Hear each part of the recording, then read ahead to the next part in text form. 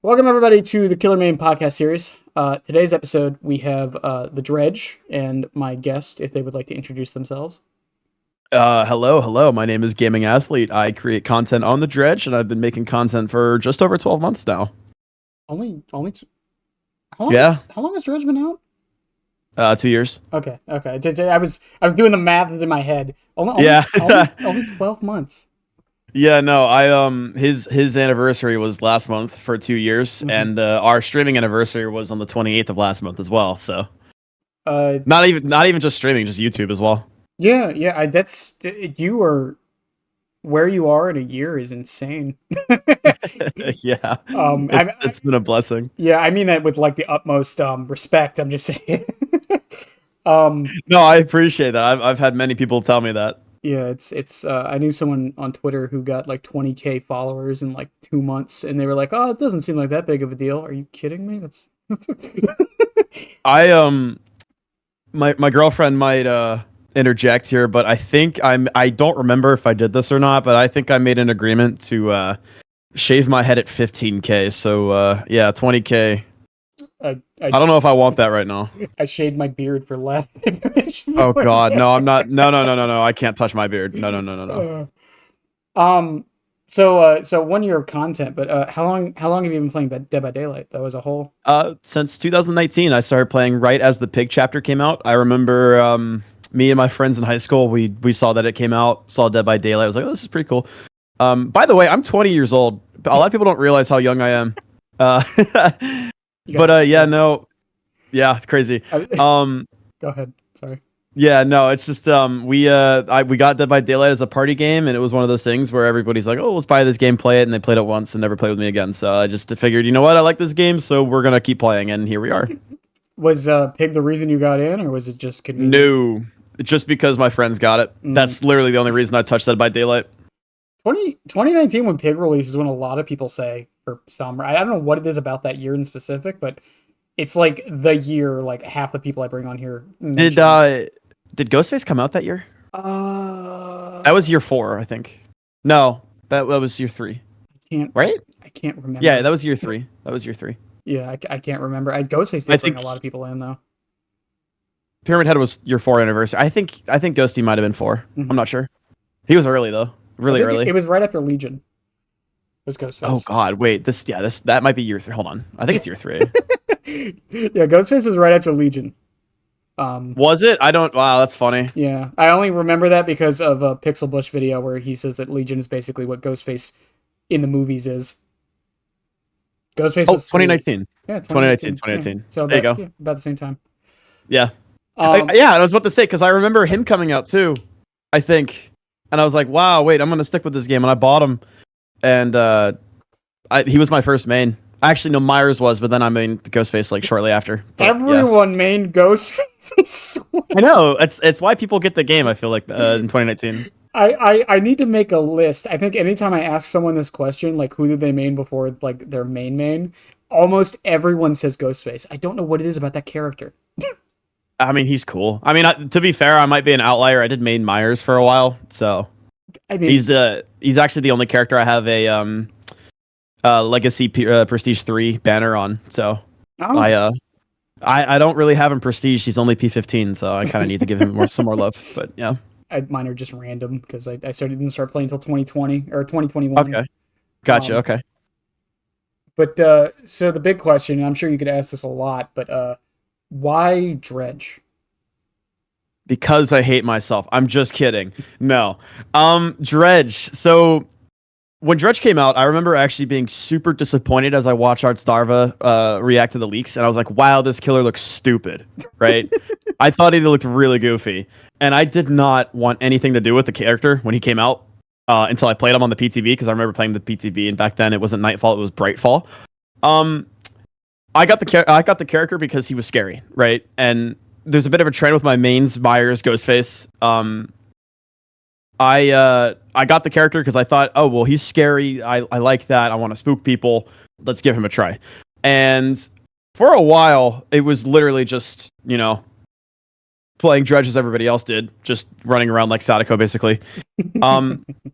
It wasn't until I got about 500 hours on the character that I really realized what the Remnant can do. And if you ask me now, why do I still play this character? It's literally just because of the remnant. Just that's the only thing. That's it. I love it. We'll probably get into this later because you already mentioned it, but community's not the biggest fan of Dredge right now. Well, unfortunately, the community doesn't understand the character, and I wow, I hate to say that. It's something it's that a big statement. It's a big statement, but unfortunately, it's a statement that needs to be said. It's a statement, and that's not meant with any disrespect. No, but it's a statement that needs to be said about a lot of characters in this game, to be honest. Yep, I agree.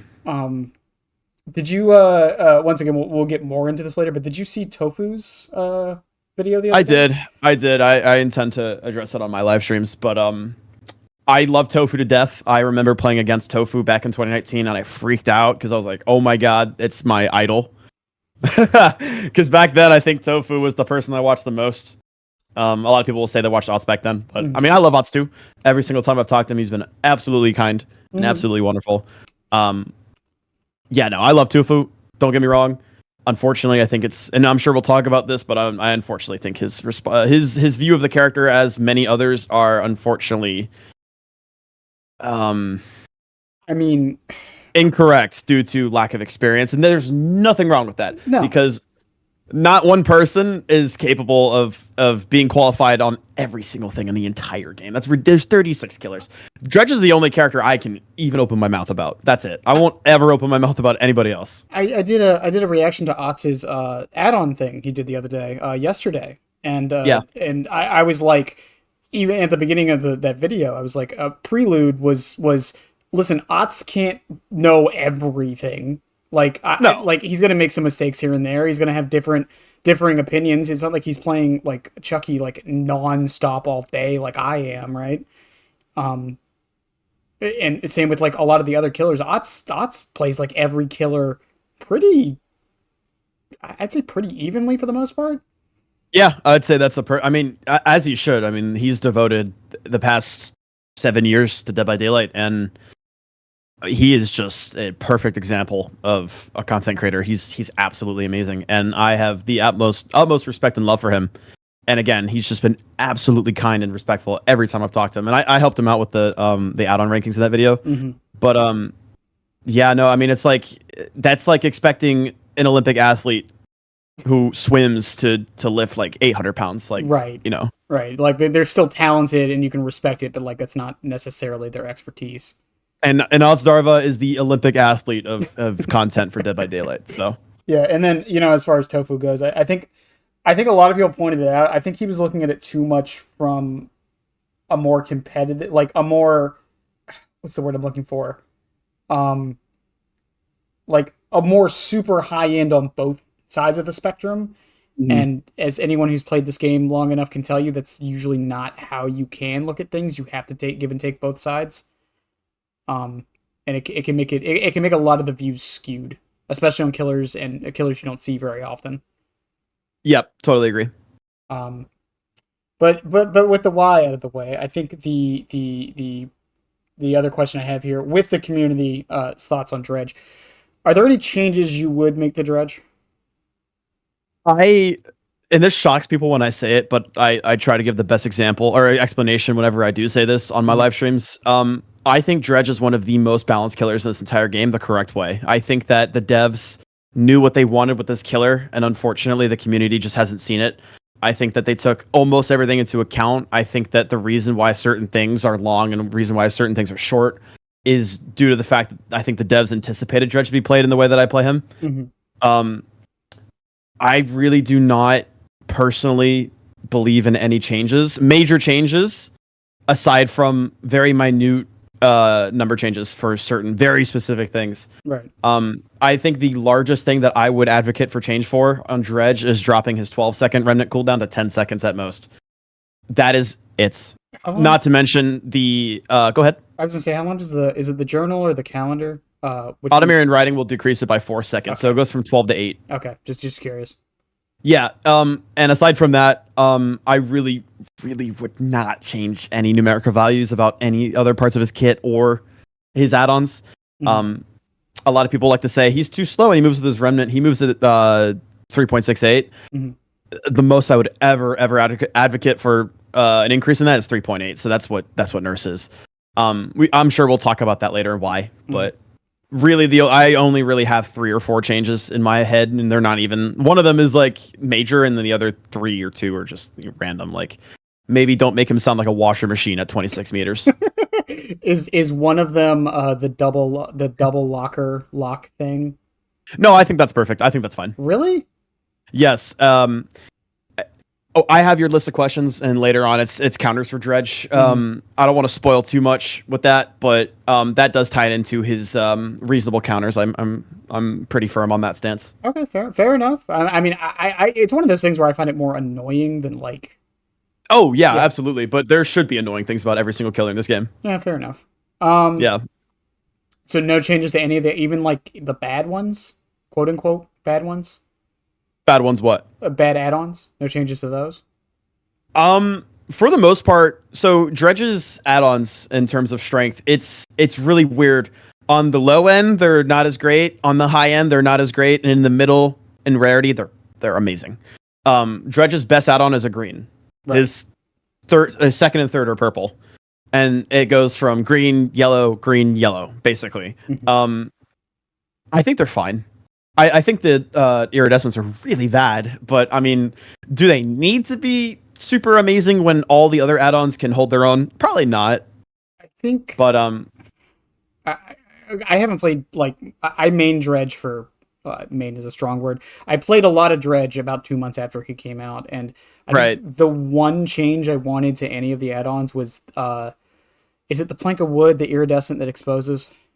Yes, final 12 seconds of Nightfall. Well, the only change I want to it wasn't even a number tweak. I just wanted, like, when the 12 seconds happen, there's like a sound effect, or like the survivors like icons like blink. Oh yeah, just that something. would be really nice. Yeah, because a lot of times like I would be like, oh, it's the 12 seconds, I can do it now, and then I just miscalculated or misread, because 12 seconds is such a weird. How long is Nightfall? Do you know? It's 60. 60, so 12 would be the last fourth, right? Under maybe like a sixth. Yeah. I can't do math. Less than a sixth, that's fine. Yeah. Which it can be very, very hard to read on a circle, I feel. Oh yeah, absolutely. It's and it's like it's just my issue with that add-on specifically is it's such a small amount of time in such a, just like you have to be next to a survivor in arm's reach at the perfect time. Like it's very, very, very specific. I mean, it's just unfortunate that they went that route with that, but I mean, I don't know. I mean, it's one of those add-ons where like I've gotten use out of it before, right? Like, yeah, like it's worked. It's just like I never like feel like if I bring it, I know I'm going to get use out of it. If that makes any sense. Absolutely, yeah. I just and sacrificial knife is like a little bit better. I think it's 5 seconds for the hang on, I'm supposed to know this, bro. I'm sorry. It's 10:16. Yeah, okay, I was right. It's 5 seconds so that windows are blocked when you teleport to a locker. That's a cool idea. And I think that's fine. It's just like for an iridescent, I would expect something a bit better, but I mean, it's all good because I never use them. Someone in chat was asking about calendar base kit. Calendar base kit. So this is going to tie it in the stuff later when it comes to counters. So Dredge will exit a locker at 2.5 seconds. Haddie's is going to drop that down to 1, so 1.5. The Dredge, I'm going to spoil everybody. Close your ears, right? The Dredge's counter is distance.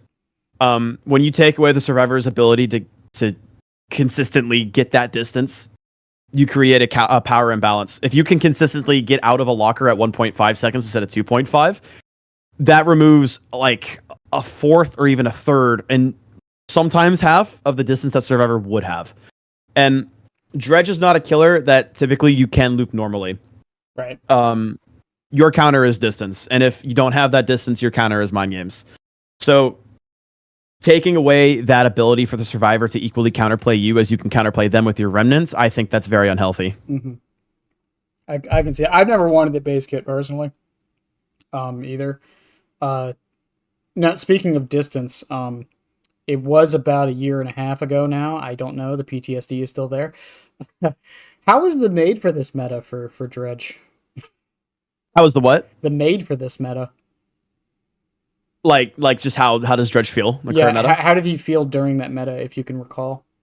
Which meta was that? The made for this meta. I'm so sorry. My brain is so out of the place right now. You're good. About as well as any other M1 killer.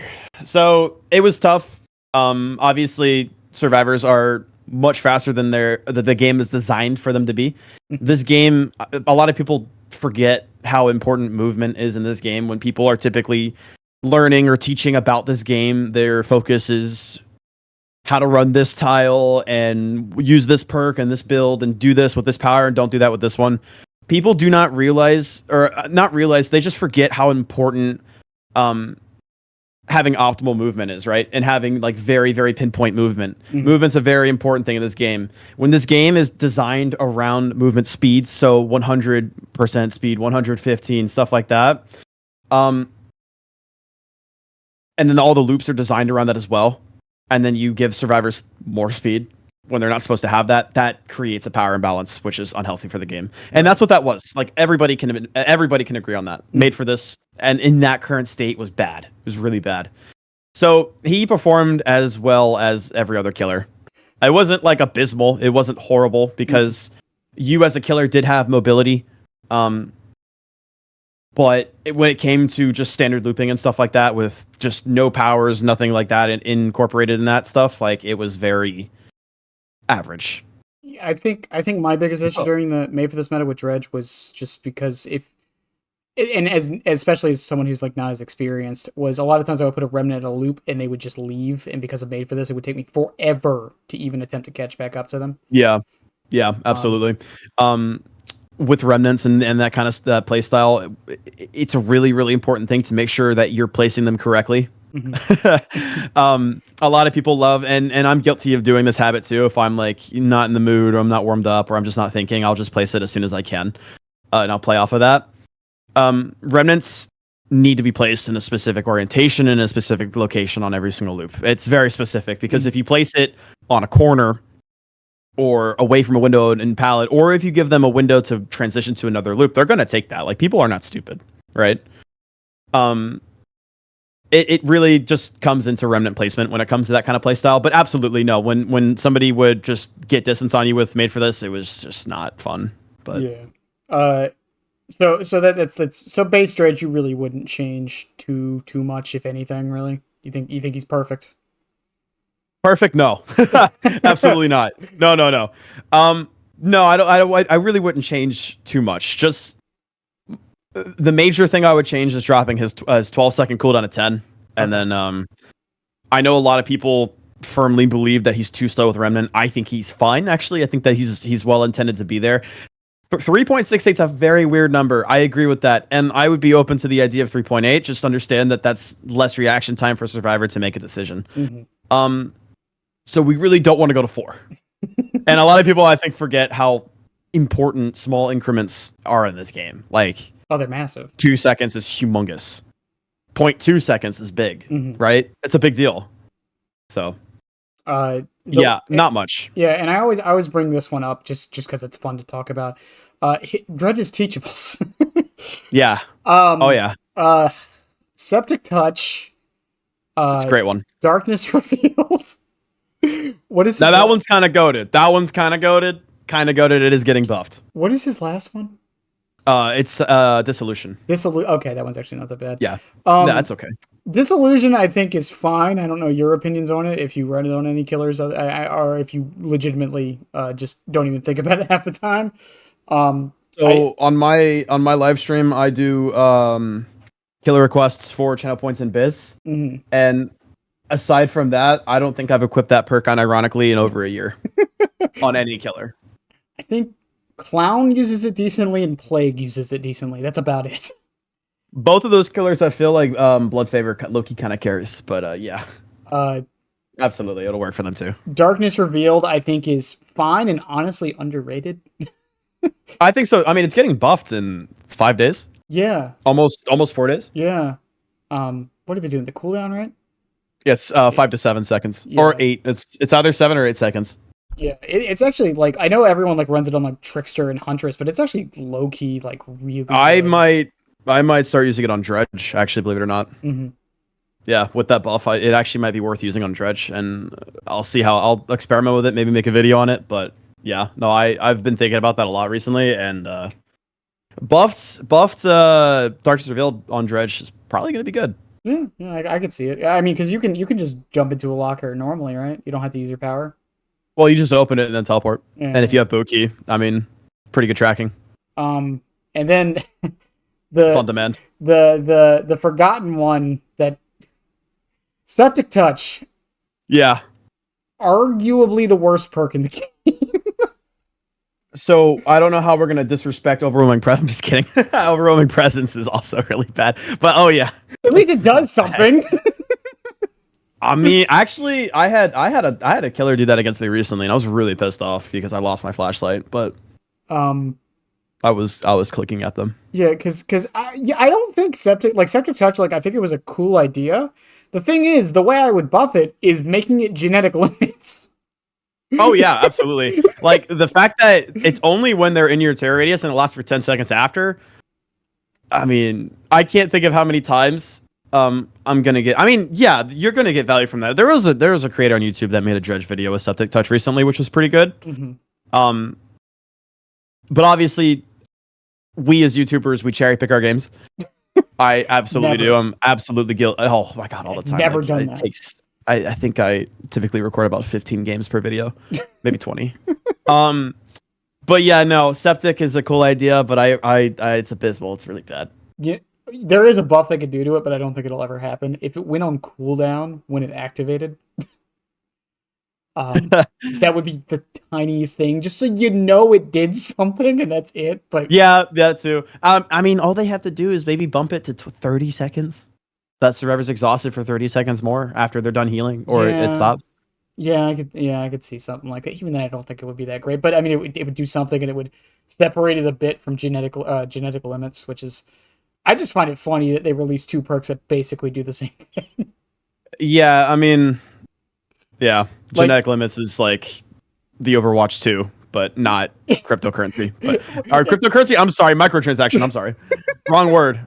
I apologize. It's basically Overwatch 2. It's just because it was within a year of each other. It was both on Anniversary Killers, and yeah, actually, and they both have claw hands. Like it. Yes. Dead by Daylight Conspiracy. Why do I see? Will Noob 3 come back? Well, no, he'll never come back. What do you mean? Maybe. Give it 5 more years. I miss him. Noob will come back when the game is actually dead. Just to spite all of us. Yeah. All right, so another thing here is and while we're talking about perks, builds. So you do a lot of YouTube videos, obviously. Absolutely, yeah. However, is there any particular build you would say is like when you're on stream or when you're just like chilling out and not recording videos, you kind of just primarily run? Yeah, so on my 97 win streak, I ran Barbecue, Coup de Grace, Pain Resonance, and Pop Goes the Weasel. And I loved it. It was great. Mm-hmm. Now, 2 of those perks are awkwardly nerfed. So the build that my kind of build that I'm just cruising all the time right now is again Barbecue and Chili, Coup de Grace, Pain Resonance, and Surge. That 4th slot, I do cycle out a lot. If I'm doing a win streak like I'm currently doing right now on my stream, and by the way, I was out of the country for 2 weeks. I got back on Monday, and I've been streaming since yesterday. We're at 17 right now. I've been using Ruin actually instead of Surge, and Ruin's been pretty fun. Cycling back and forth. Add-ons typically, if I'm doing so I'll restart here. The build I would absolutely recommend for everybody is Barbecue and Chili, Coup de Grace, Pain Resonance, Surge, Boat Key, and Automir Writing. When I'm in a more competitive setting and I'm a bit more in a competitive mood, I will actually cycle out Boat Key for Field Recorder. So for those that don't know, Boat Key increases your daytime teleport speed by 25%. So it goes from 12 meters per second to 17 meters per second. Technically, it's 18. It's 17.9. But then they added Xenomorph, which is 18. So I guess we're not allowed to have 18. Anyways, really, really good overall perk. It's amazing. However, when I'm in a more of a competitive setting, I typically go for Field Recorder. Dredge is a killer that absolutely is phenomenal for early game pressure. I think Corrupt Intervention is the worst possible perk you could ever run on this killer. Anybody that's using it currently, I am so sorry for you. Please come by my stream. Field Recorder is amazing. When you use this build, and you could cycle one of these out for lethal if you want to be absolutely mean. You can run Field Recorder, Automir, and Riding Lethal. That gives you everybody's location. You can teleport faster to the person than their auras run out. Down that person, get pain res, use the barbecue, go to the next gen, pop goes a weasel, blah blah blah blah blah. Mm-hmm.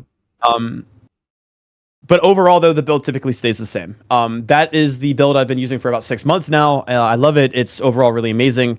Coup de Grace is, in my opinion, one of Dredge's best perks. I love it. It's great. Yeah, and I mean, I think Coup also opens up a lot of different options at a lot of loops that normally wouldn't be possible, I would assume.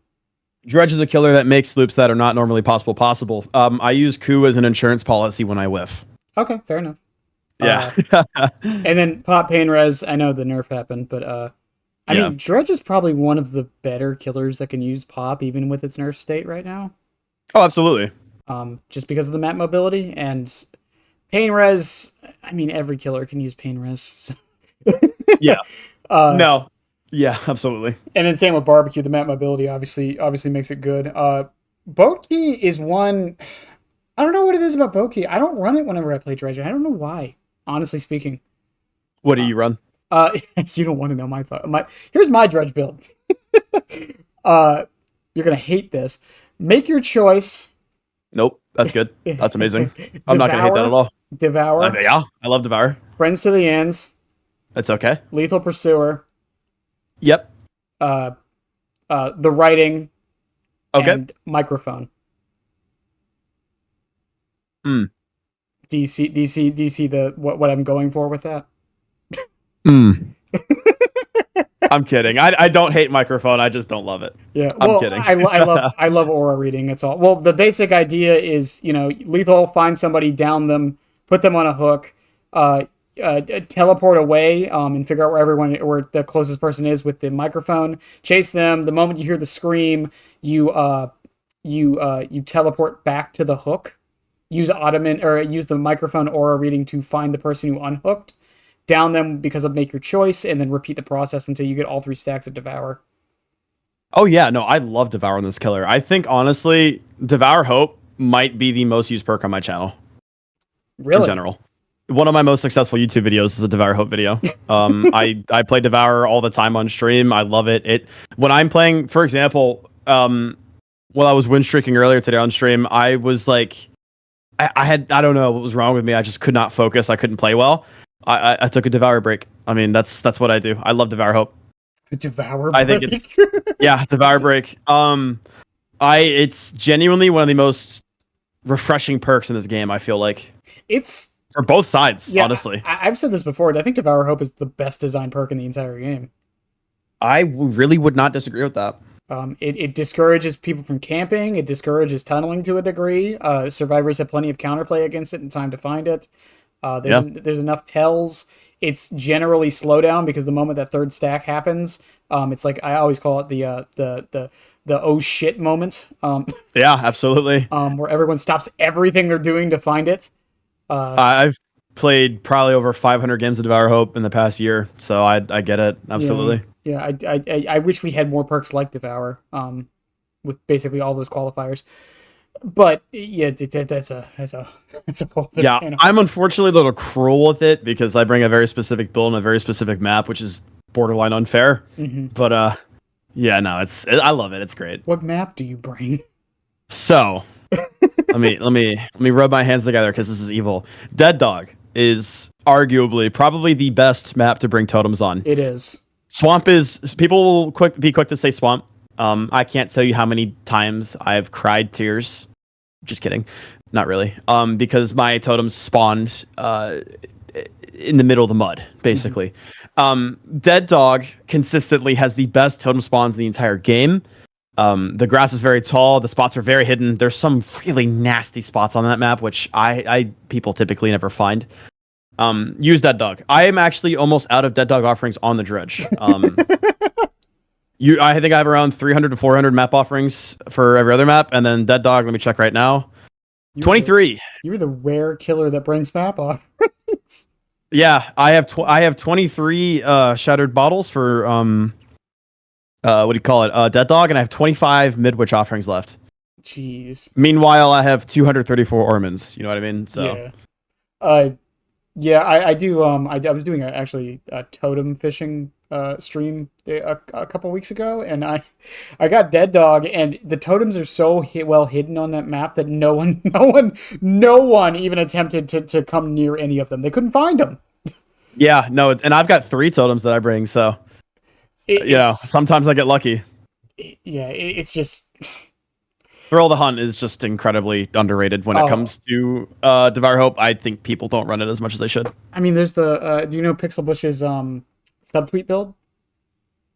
Which build? The subtweet build. I haven't seen it yet. No, He made it. I do love Pixel Bush though. He made it for Pinhead years ago, but it's Devour Hope, Thrill of the Hunt, Pentimento, and then either Devour or Ruin. Yeah, And the basic idea is once they get rid of one of them, you just put Pentimento back up, and now they have to do it again. yeah, it's toxic. Yeah. Giving them 10 fucking totems that cleanse, it's insane. Pentimento is so good. Uh, Yeah. but yeah, I mean, is that basically what you cycle through though, for the most part, other than like specific ones for videos and such? Yeah, well, okay. So my formula for YouTube, in the past maybe 7 months or so is, and unfortunately, it's not a very sustainable form of content. Is making very very specific builds for very specific things. So I have, I'll give you an example. This is the best Aura build for Dredge. This is the best Make Your Choice build for Dredge. This is the best Alien Instinct build for Dredge. Mm-hmm. Now I'm starting to explore unedited raw footage, and people love it. I pretty well known for edits and funny stuff like that on my videos. Mm-hmm. And it's been fun doing that. It's a very very very time consuming way of editing videos. It is.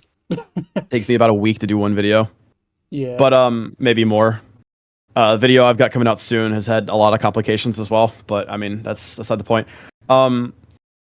But I'm starting to move into the realm of more just raw showcase of skill. Mm-hmm. Coco and I have been talking pretty closely about that kind of stuff, and he's been giving me pointers and stuff. So It is, and I'm sure it's just really really cool that you and Coco.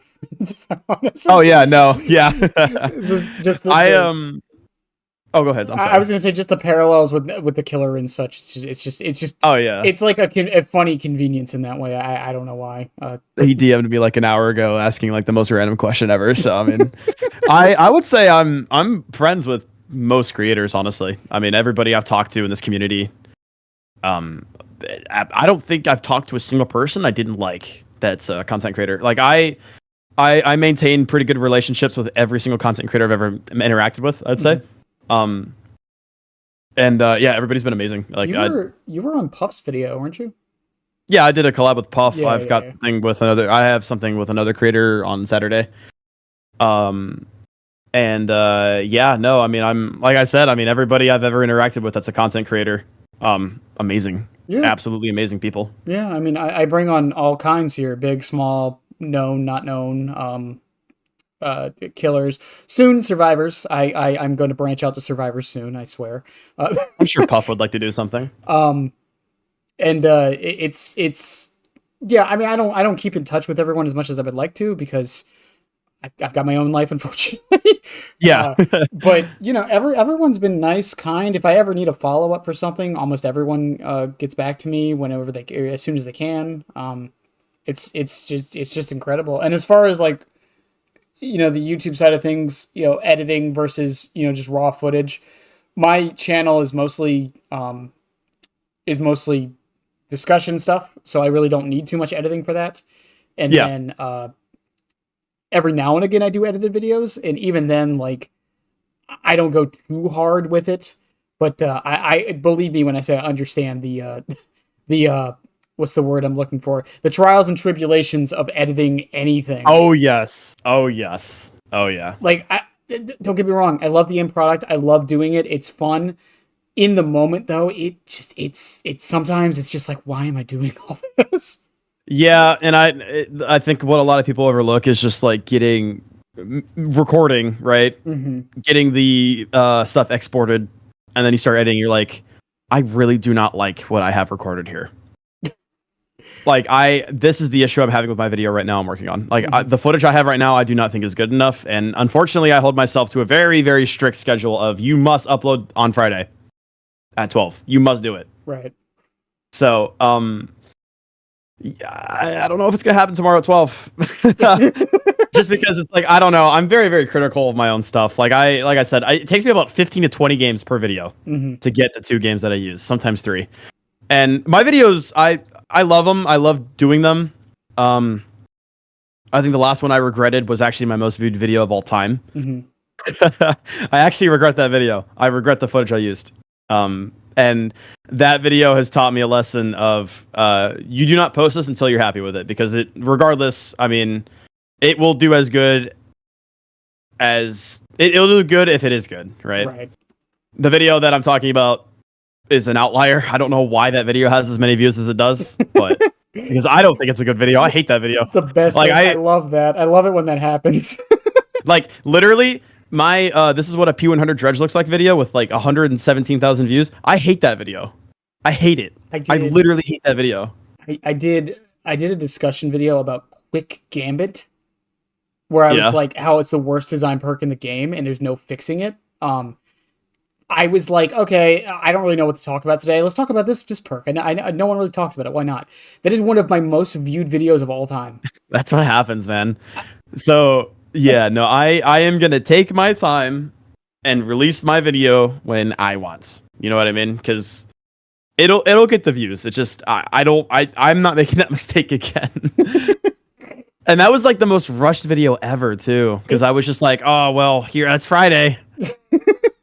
You'd be surprised how much the rushed ones. I mean, but like the rushed ones usually. Yeah.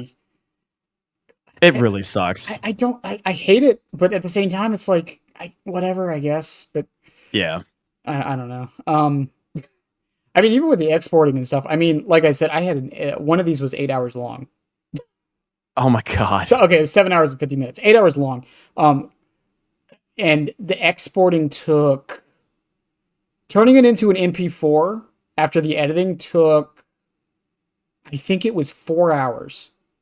Yep, that'll do it. And then after it was done and I had to upload it to YouTube, it took another 4 hours. That'll do it. That'll do it. And people wonder why I try to plan these like weeks in advance. That's part of the reason why. Because I was just going to say, if one thing goes wrong with it, then I have to redo the whole thing, and then I'm behind by like 3 days, and then it... Yeah. I think a lot of us creators, we really get caught up in schedules. Like we think, I need to upload on this day at this time or the views will be worse. I have found that it really is not that deep, because I typically upload on Friday, Saturday, sometimes Sunday, right? Very rarely on Sunday. My target time is like 12, like noon. Most of the time it's like 3 p.m. The reason I do that is because I try to follow the YouTube audience analytics. Those are the biggest liars of all time. Do not listen to them. Just what matters is consistency. As long as you are like not gone for 2 weeks or something like that, or three or 4 weeks, I think is when YouTube really starts to not like you. As long as you're like uploading, it doesn't matter what day or what time. It really does not. Yeah. And I think a lot of us creators, we really get caught up in that, because this is such an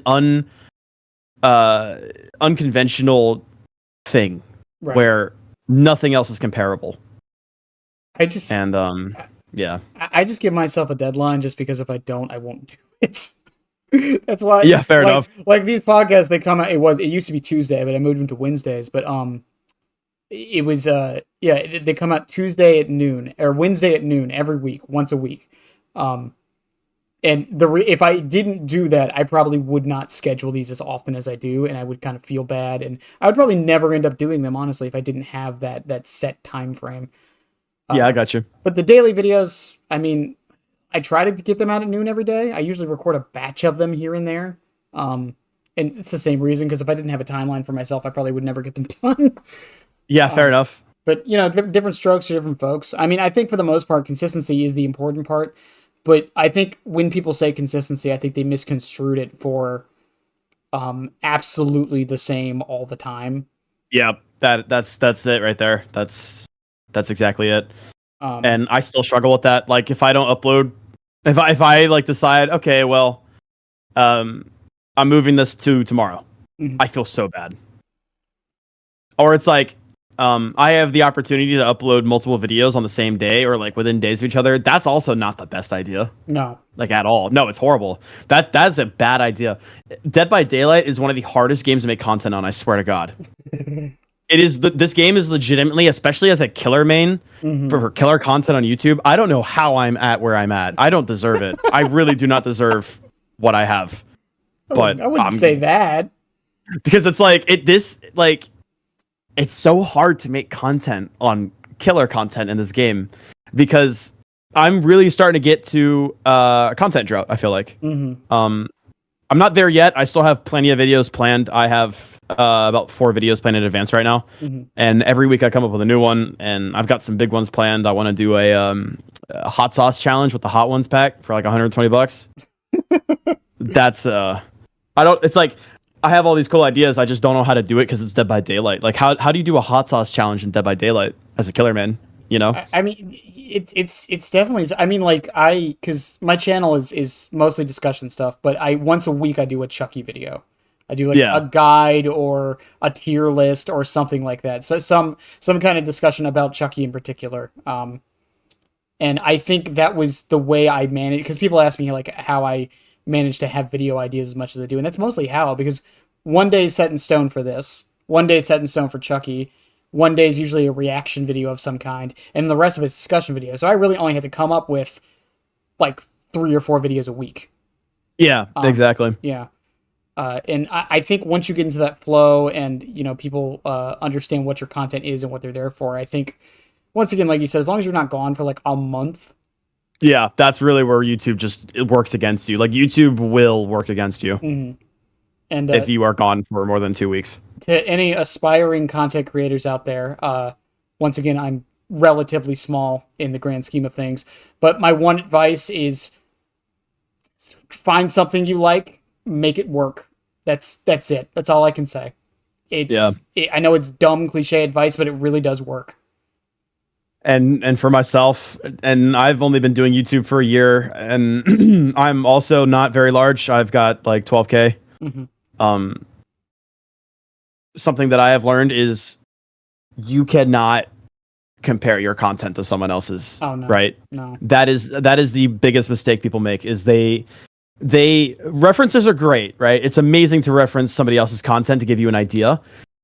That's what creativity is. It's just like, your content is your content. It needs to be your content at all times. And I feel like once you start to severely mirror other people's content, that's where failure happens. That's where things start to fall apart. But as long as you keep in touch with who you are and what your content is and what you want to do, you're destined to succeed. Right. And that's not just limited to this. It's limited to life. Like, as long as you apply yourself and have accountability for yourself and believe in yourself, you will succeed. Patience is a very, very valuable thing that a lot of people can't afford, unfortunately. But when you really start to have that self-esteem to where you are confident in yourself and your ability to do things, and you are accountable for your actions and your thoughts, that's where people really get successful, I think. Yeah. And as far as getting into the whole thing with that, as well as your videos are going to suck at first. Oh, yeah. It's really awkward because my first ever video was the guide on Dredge. That was the big one that everybody saw that really propelled me.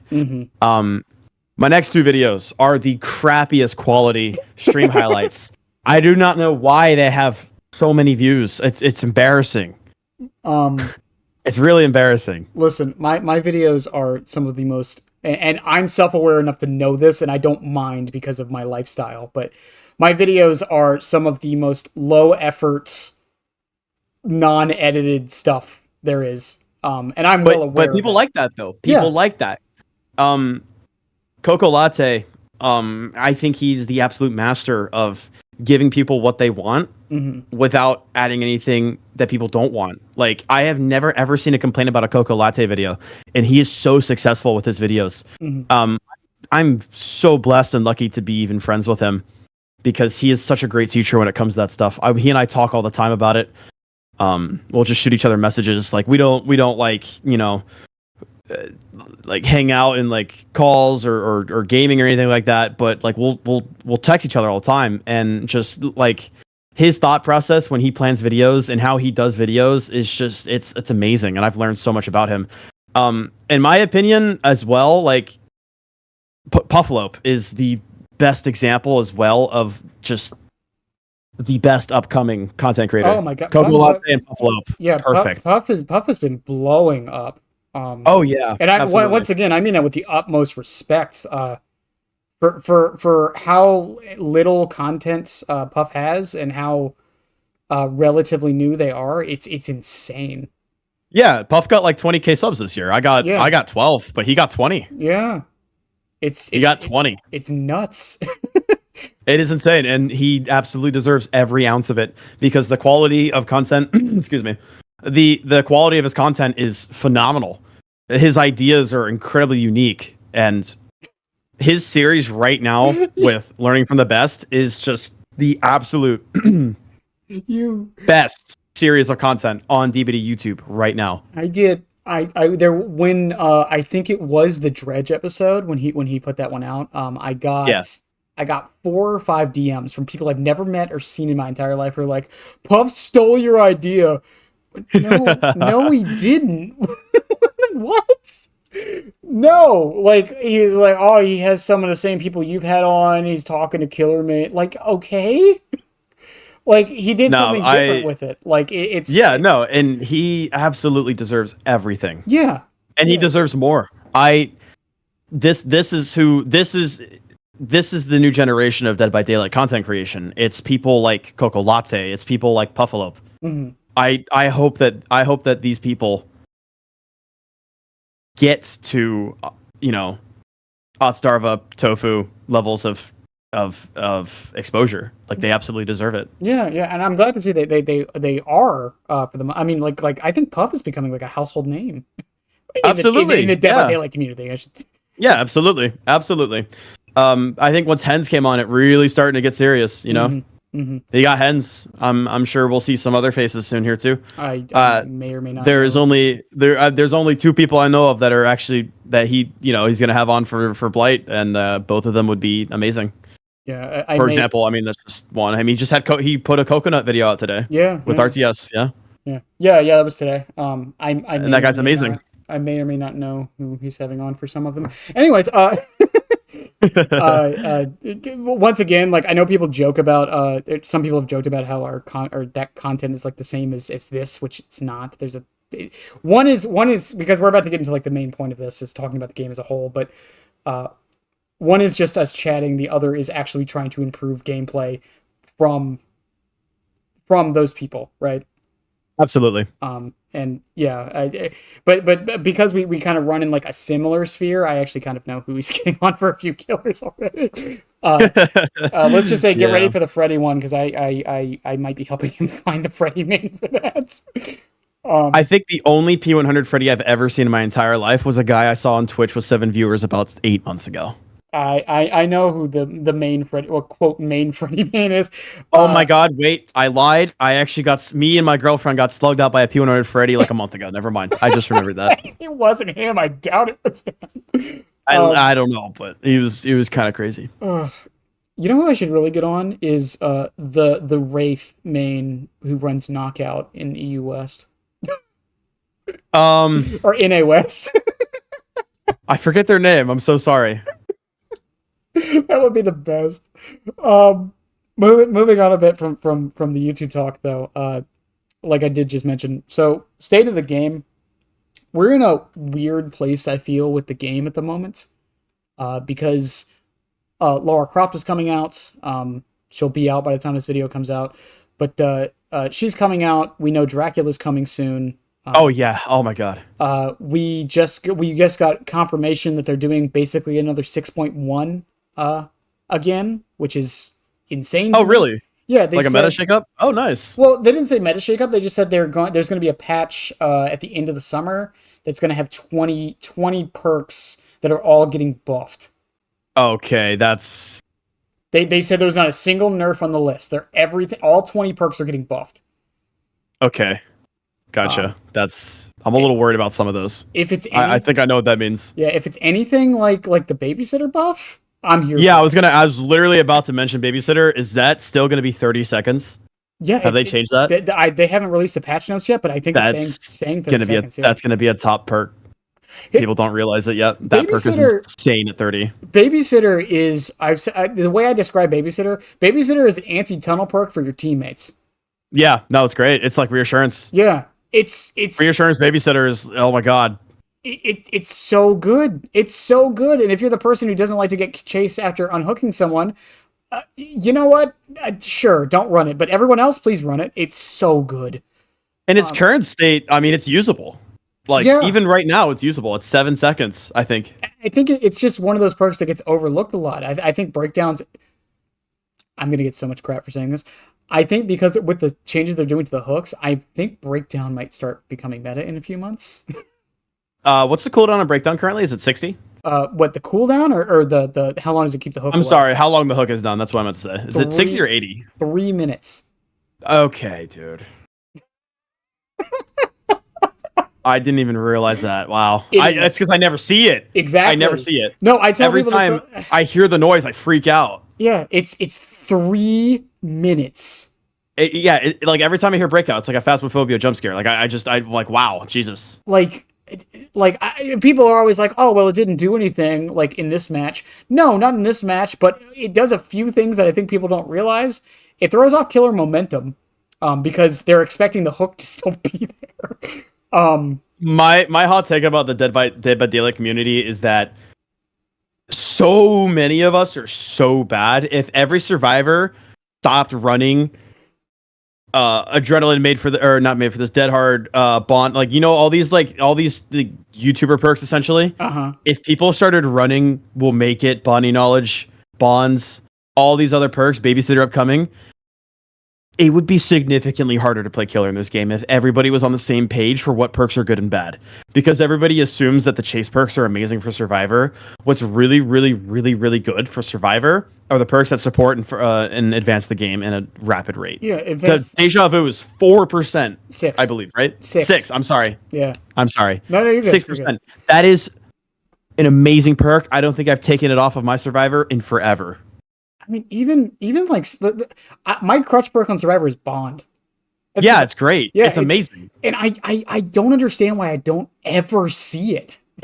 Because I feel like people are so focused on Dead Hard, Distortion, all these other perks and stuff. Body knowledge is good. Like, it's actually good. It's actually good. Desperate Measures is good. Desperate Measures. I love Desperate Measures. Yeah, you never see it ever. Yeah, but it's like I mean, you're on DBD Twitter at least. I'm assuming sometimes. I'd like to say retired. Not even retired because I never even got a footing on Twitter. I don't want to involve myself there anymore. Well, regardless, you know, I see a lot of people complain about solo queue, and it's like almost all of the problems people have with solo queue. If you brought Bond and Kindred, I promise you, 90% of your problems would be solved. Yeah, absolutely. Like if people actually ran all of these team perks, it would be significantly harder to play killer in this game. And also if people just brought more variety, because I mean, you know, a lot of people in the comp scene will say, well, it's not the same as comp because, you know, not everyone's running the same thing. So the killer has to think more often about, what does this person have? With the way the meta is now, it's like, okay, well, this person probably has sprint burst because everyone's running sprint burst. You know what I mean? Absolutely. I've been seeing so much balance landing recently. Oh, same. I don't know why. I'm using it. I have been using balance landing for weeks now. Is there a reason why? Did someone make a video or did it just click for a lot of people? It's just good. Yeah, fair enough. I haven't touched Dead Hard in months. I was using Lithe before that, but I got Lithe brain, so I stopped using it. As someone who plays a killer that gets absolutely destroyed by Dead Hard, I am happy for that. Yeah. Like balanced is, I think balanced is, I don't know. I don't want to say it. I really don't want to say it. So, well, I did a video a couple months ago talking about how I think the exhaustion perks are all too similar, and I think that we should adjust cooldowns on them. And when I brought up balanced landing have a lower cooldown, people were telling me that no, balanced landing shouldn't because I mentioned like it doesn't work on every map. And someone brought it up to me. There's only like 2 maps in the game it doesn't work on. Oh, and which are those? I think it's I'm trying Rotten Fields. No, you have harvesters. yeah. You can make it work pretty much everywhere. Yeah. It is such an amazing perk. I love it. It's amazing. I hate it as well. I hate it when people run it. I love it when I run it. I mean, like Deja Vu, Breakdown, Desperate Measures. I mean, I'm trying to think of even things like Reassurance that they're buff, or is it Reassurance? What's the Jill Valentine perk they just buffed?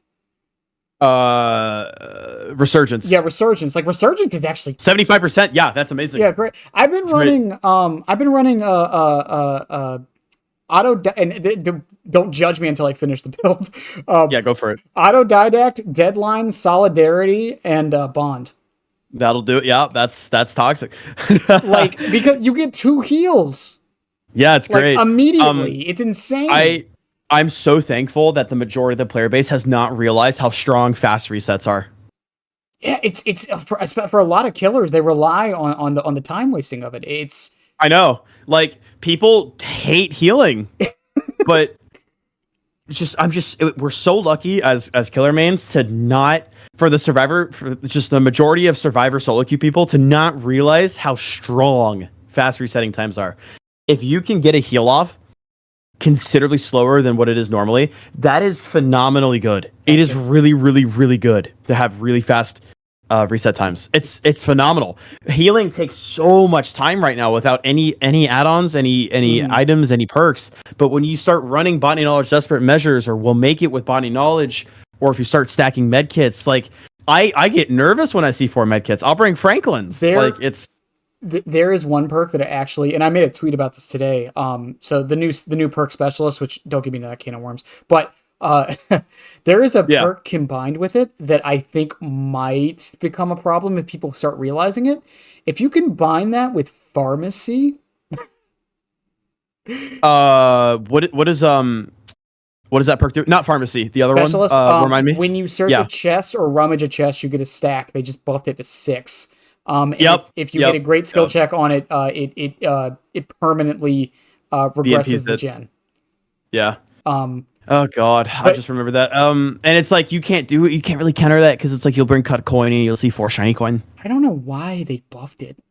And it's so funny because shiny coin actually counters dredge like significantly if you bring 4.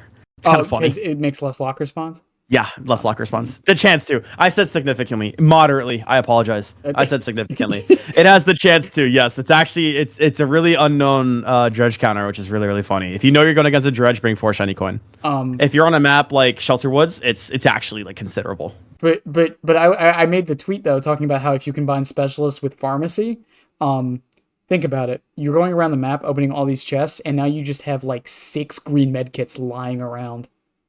Yeah, it's crazy. Like, I think a lot of people actually might start using that combo, like genuinely, like unironically. Like that's on top of like all the gen progress you're getting. Like, and you can, if you bring appraisal, you can rummage through it and get another guaranteed green med kit. Like that's and what was the killer gonna do? Bring Franklin's, I guess. Oh god, I have seen so many Franklin's users recently. Franklin's weave. Franklin's weave is crazy. I tried getting footage last night. I couldn't get any. Yeah. Every survivor either gave up or knew how to play against it. Yep. I mean, even now at the start of the match, I'm burning my items. I'm dropping them in the corner. I'm just doing that by habit now. Oh my god, it was just so insane. I was like, you know what? I need Franklin's footage for a video, and I guess I just picked the wrong time to play the game because no one wanted to go against it, and everyone else was like, okay, we'll put everything in the corner now so you don't get any value. Yeah. But you know, with the meta change that they're talking about doing, I assume it's a meta change. I actually think it's a good thing. I think so too. I think so too. I think it's boring having the same. This is my issue. So I think it's boring having the same metas over and over and over again. However, I have an issue with the way that behavior's been approaching it for the past year and a half to 2 years, where every 6 months they take the same 6 perks and they buff them and nerf them, buff them and nerf them. Mm-hmm. Pop Goes the Weasel and Pain Resonance are the best examples of that. Right. Every 6 months or something like that, they're getting changed. It's either a buff or a nerf. I would love to see. Just other variety, honestly.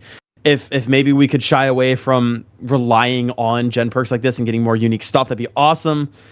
But I don't know. I think for me, I'm a big fan of and I know people hate it when I talk about it this way.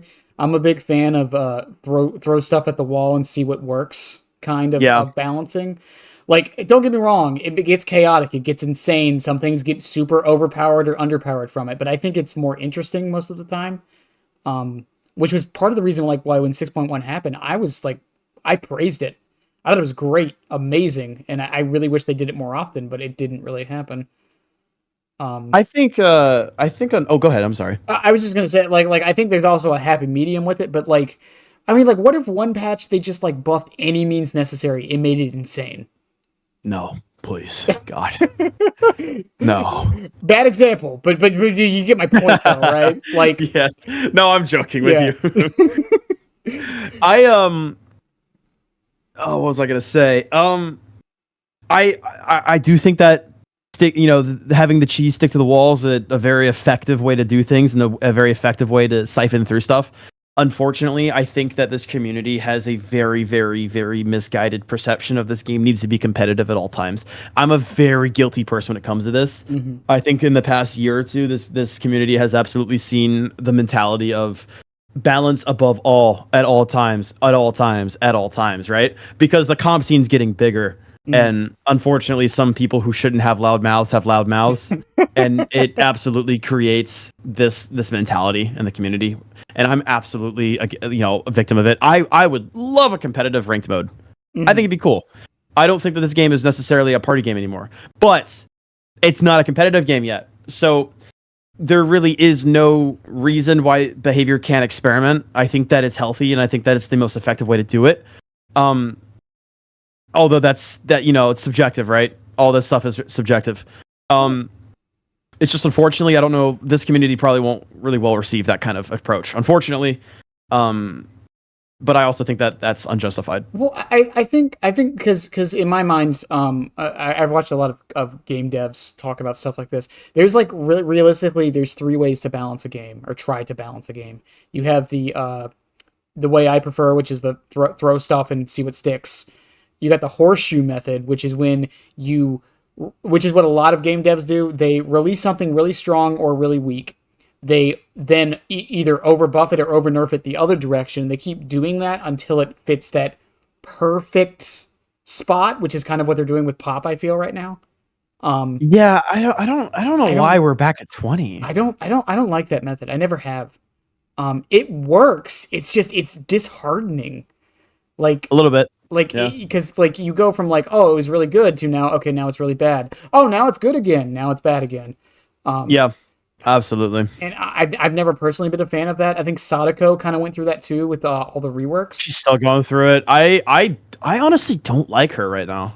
I don't like playing her. I think most Sadako mains are happy with her, so I'm happy with her. Yeah, maybe that's just because I just suck.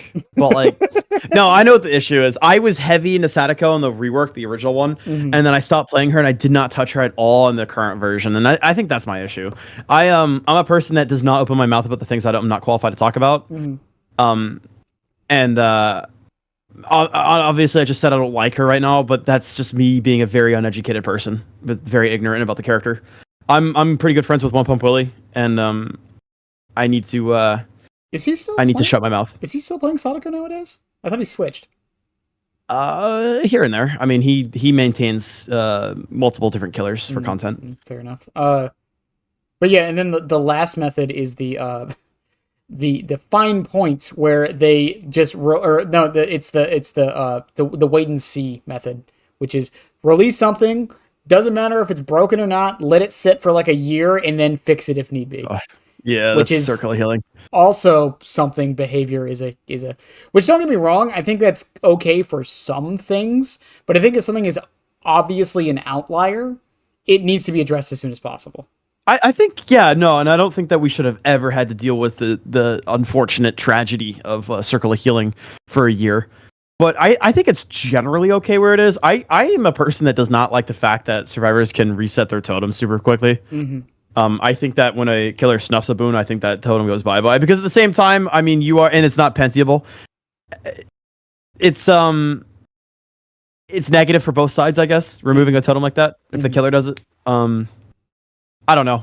That's not actually something I put a lot of thought into. I absolutely have my own ideas when it comes to hex reworks, but probably not amazing. But I'm not the biggest fan of how boons are removed at the moment. I think that it's a little unfair that you have to run a perk to compete with boons.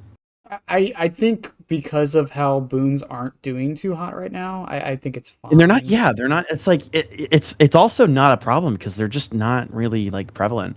Yeah. Don't get me wrong. Good teams who know what they're doing, I'll see boons. Yeah. Right? Yeah. And a coordinated team, boons are phenomenal. They're amazing. Having a reset point like that, having Dark Theory Shadow Step is disgusting. Shadow Step in general is good. I think Shadow Step is one of the most really good. It's one of the most slept on perks in the game, I feel. It's amazing. And if it only takes you 12 seconds, like I think people don't run boons because it's like, oh my god, it's 12 seconds. But you're gonna have people doing dull totems anyways. So it's like, well, on top of that, most of the totem perks have been changed, so booning activates them too. So why not get more use out of those perks? Yeah, I know. Yeah, boons are in a weird spot because on top of, we haven't really gotten any new ones. The newest one we got was Alan Wake's, which was absolute. Just, I still think it's bad. But you know what's funny? Coco Latte loves that perk. I would love it if it showed totems. Say that again. I'm sorry. If it showed totems, I would love it. Oh yeah, that'd be insane. Imagine popping that against like any Devour setup. Well, GG. Well, no, the thing is, like, people told me how it kills hexes. I'm like, bro, hexes existing kills hexes. Yeah, no, they exist to be murdered. I mean, if that killed hexes, maps kill hexes. Detective's Hunch would be brought every game. You know what I mean? Like, I do. Yeah, I absolutely agree. Well, the only reason I say that is because it has that secondary effect where you boon faster. Does it do that? Yeah, if a boon is up, you relight a boon 10% faster if you have that perk equipped. What? Yeah. Yeah. Oh my god. Yeah, I think they did that because they knew the information wasn't that good. Fair enough. I do think, however, like map design is actually a big problem in this game, which I don't think is really talked about enough. Yeah. I think it's talked about plenty. Really? I have not heard a discussion about Larry's in a long time. Oh, did you come by my stream for 10 minutes? Fair enough. Larry's is I rant about it all the time. Larry's is probably the map I hate the most. Yeah. Once again, I mean, Shelter Woods is mine. I mean, I play a killer who does very, very poorly on Larry's, but still, I hate Larry's in general. I just think that Larry's doesn't need so many windows. Nope. Maybe they could add I don't know if they should add a floor. Has somebody on my stream said today that Behavior said they would never do a full interior map? Is that true? Do you know? Not that because I absolutely think that we need more indoor maps in this game. Oh, you mean again? Oh. Yeah, like more. I think they said that they don't like doing them because the community reception is usually bad. Because they made Larry's Memorial Institute. Of course it's bad. And RPD. That's original RPD was horrible. I love Eastwing though. I love Eastwing. Eastwing RPD is one of my favorite maps. I'm the weirdo who liked the old RPD. God, I have memories of Baby Dredge getting bullied in the library there. I have memories of that. Well, I mean, to be fair, the reason I liked old RPD is because I would just do what the game does now, where it cuts it in half. I would just do that myself. Yeah, fair enough. I don't know. There's something about a map that's consistent that I really love.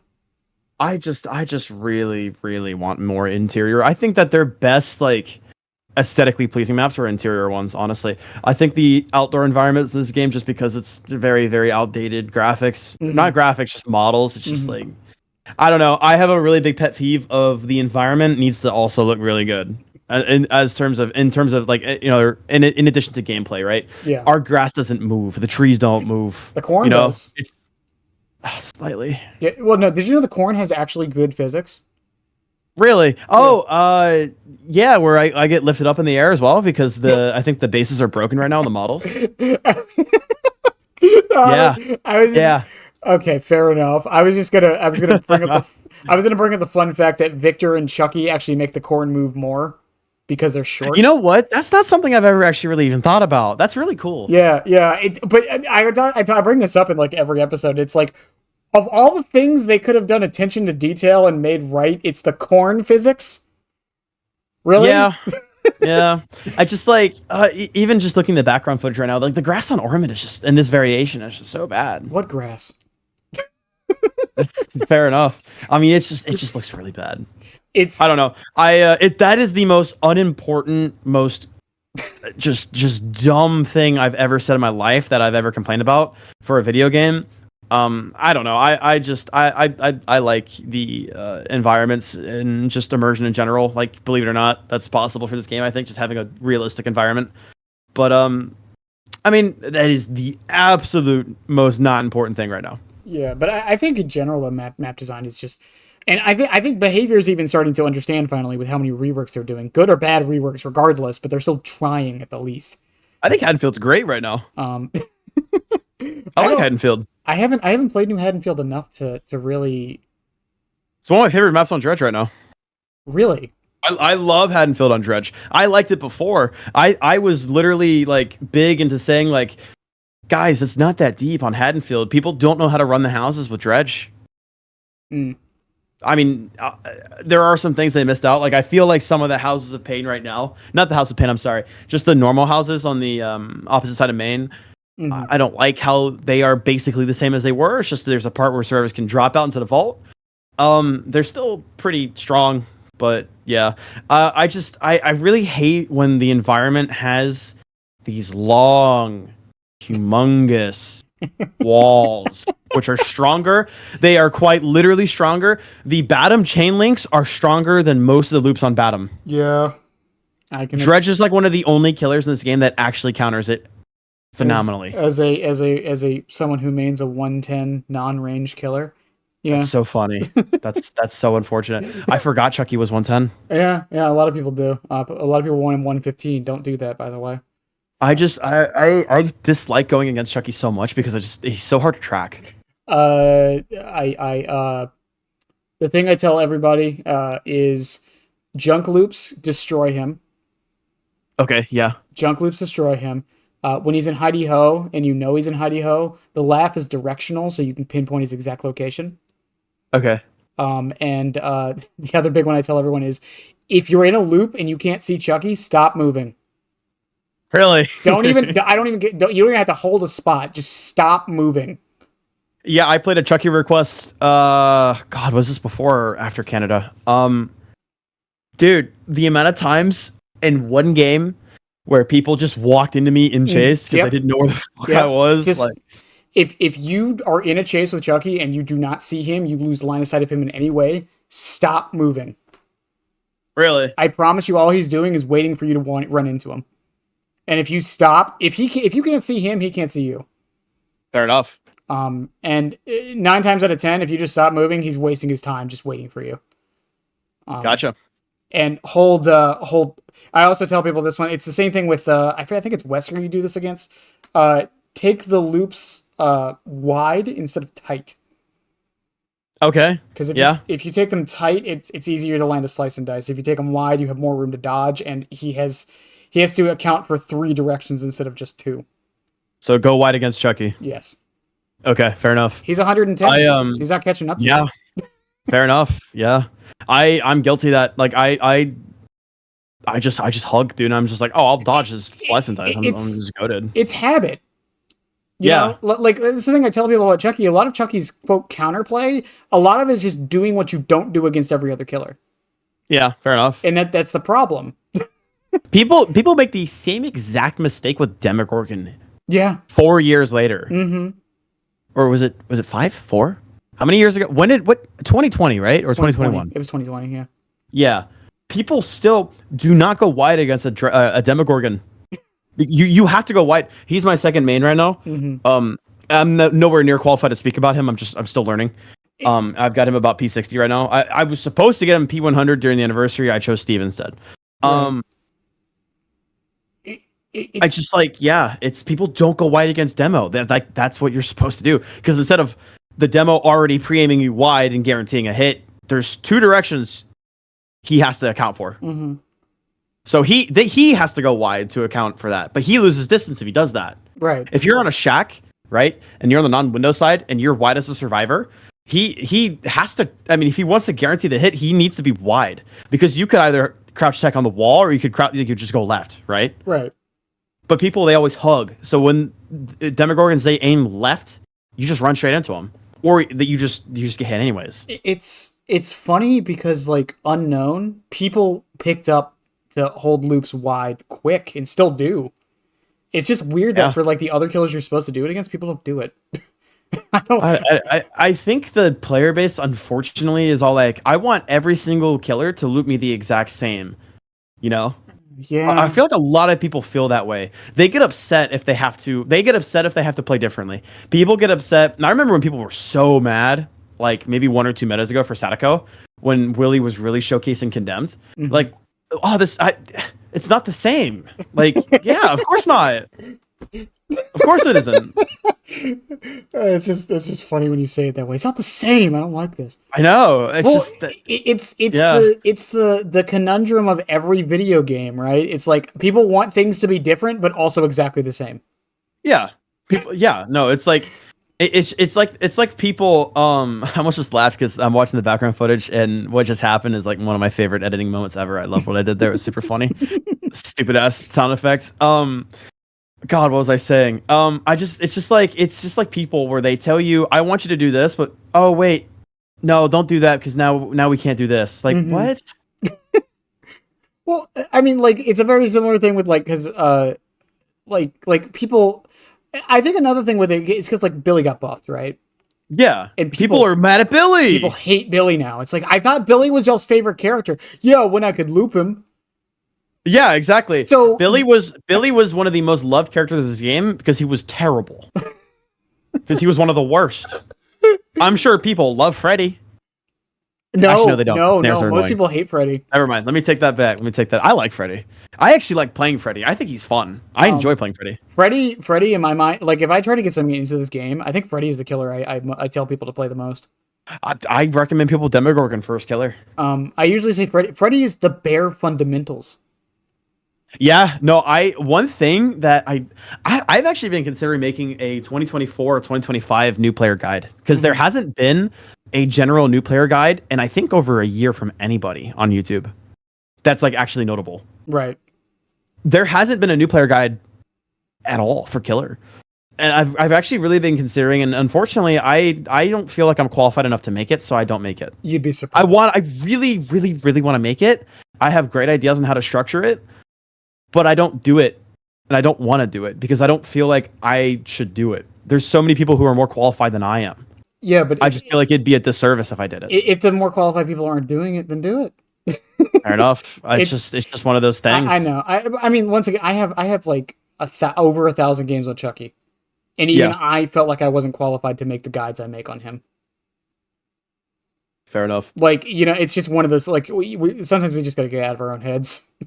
Yeah, my point was saying that is because people, I do not ever see this stressed as importantly as it is. People are not teaching others how to optimally M1 chase. No, I don't think that that's like a very prevalent thing, but that is one of the most important things that you can teach somebody. Movement, speed, and optimal movement in this game is one of the most important fundamentals that is not talked about at all. Yeah. I can't remember the last time I heard somebody talk about this is how you optimally loop. This is how you optimally move. It's like, yeah, it's crazy. It's that in macro, especially on Survivor side. I forget who does it. I think it's Mish. I'm unfamiliar with most of Mish's content. Yeah, but Mish does a lot of content, basically teaching Survivor. But I actually, yeah. but she does it in a way where she's teaching the stuff that no one ever talks about. The macro gameplay sense, which gens to do, when to do them, how to look for loops you need to go to. Not necessarily how to loop them, but which loops are the most optimal. Which how do you plan ahead? Things like that. It's stuff that like no one ever talks about. Yeah, and now that I'm unfamiliar with most of Misha's content. That is absolutely nothing against her and her community. There's so much content to keep up with. I just remember my girlfriend was showing me one of her TikToks, and the way that she structured it and she explained what she was doing as Survivor, that's never really been done.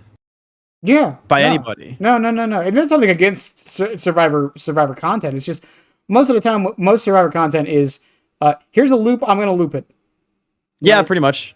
And, like, there's usually, like, a little bit of explanation here and there, but, like, you don't see any of the setup, you don't see any of the aftermath, you don't see any of the decision-making isn't really talked about too much. Like, it's just, it's stuff that's, like, super important to the game, and, like, I just don't understand why it's not talked about at all.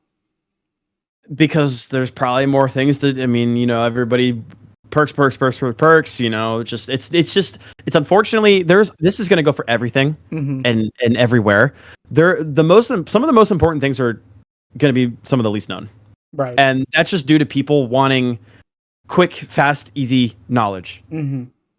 But the most effective knowledge transfer is the knowledge transfer that is in depth, which is thoughtful.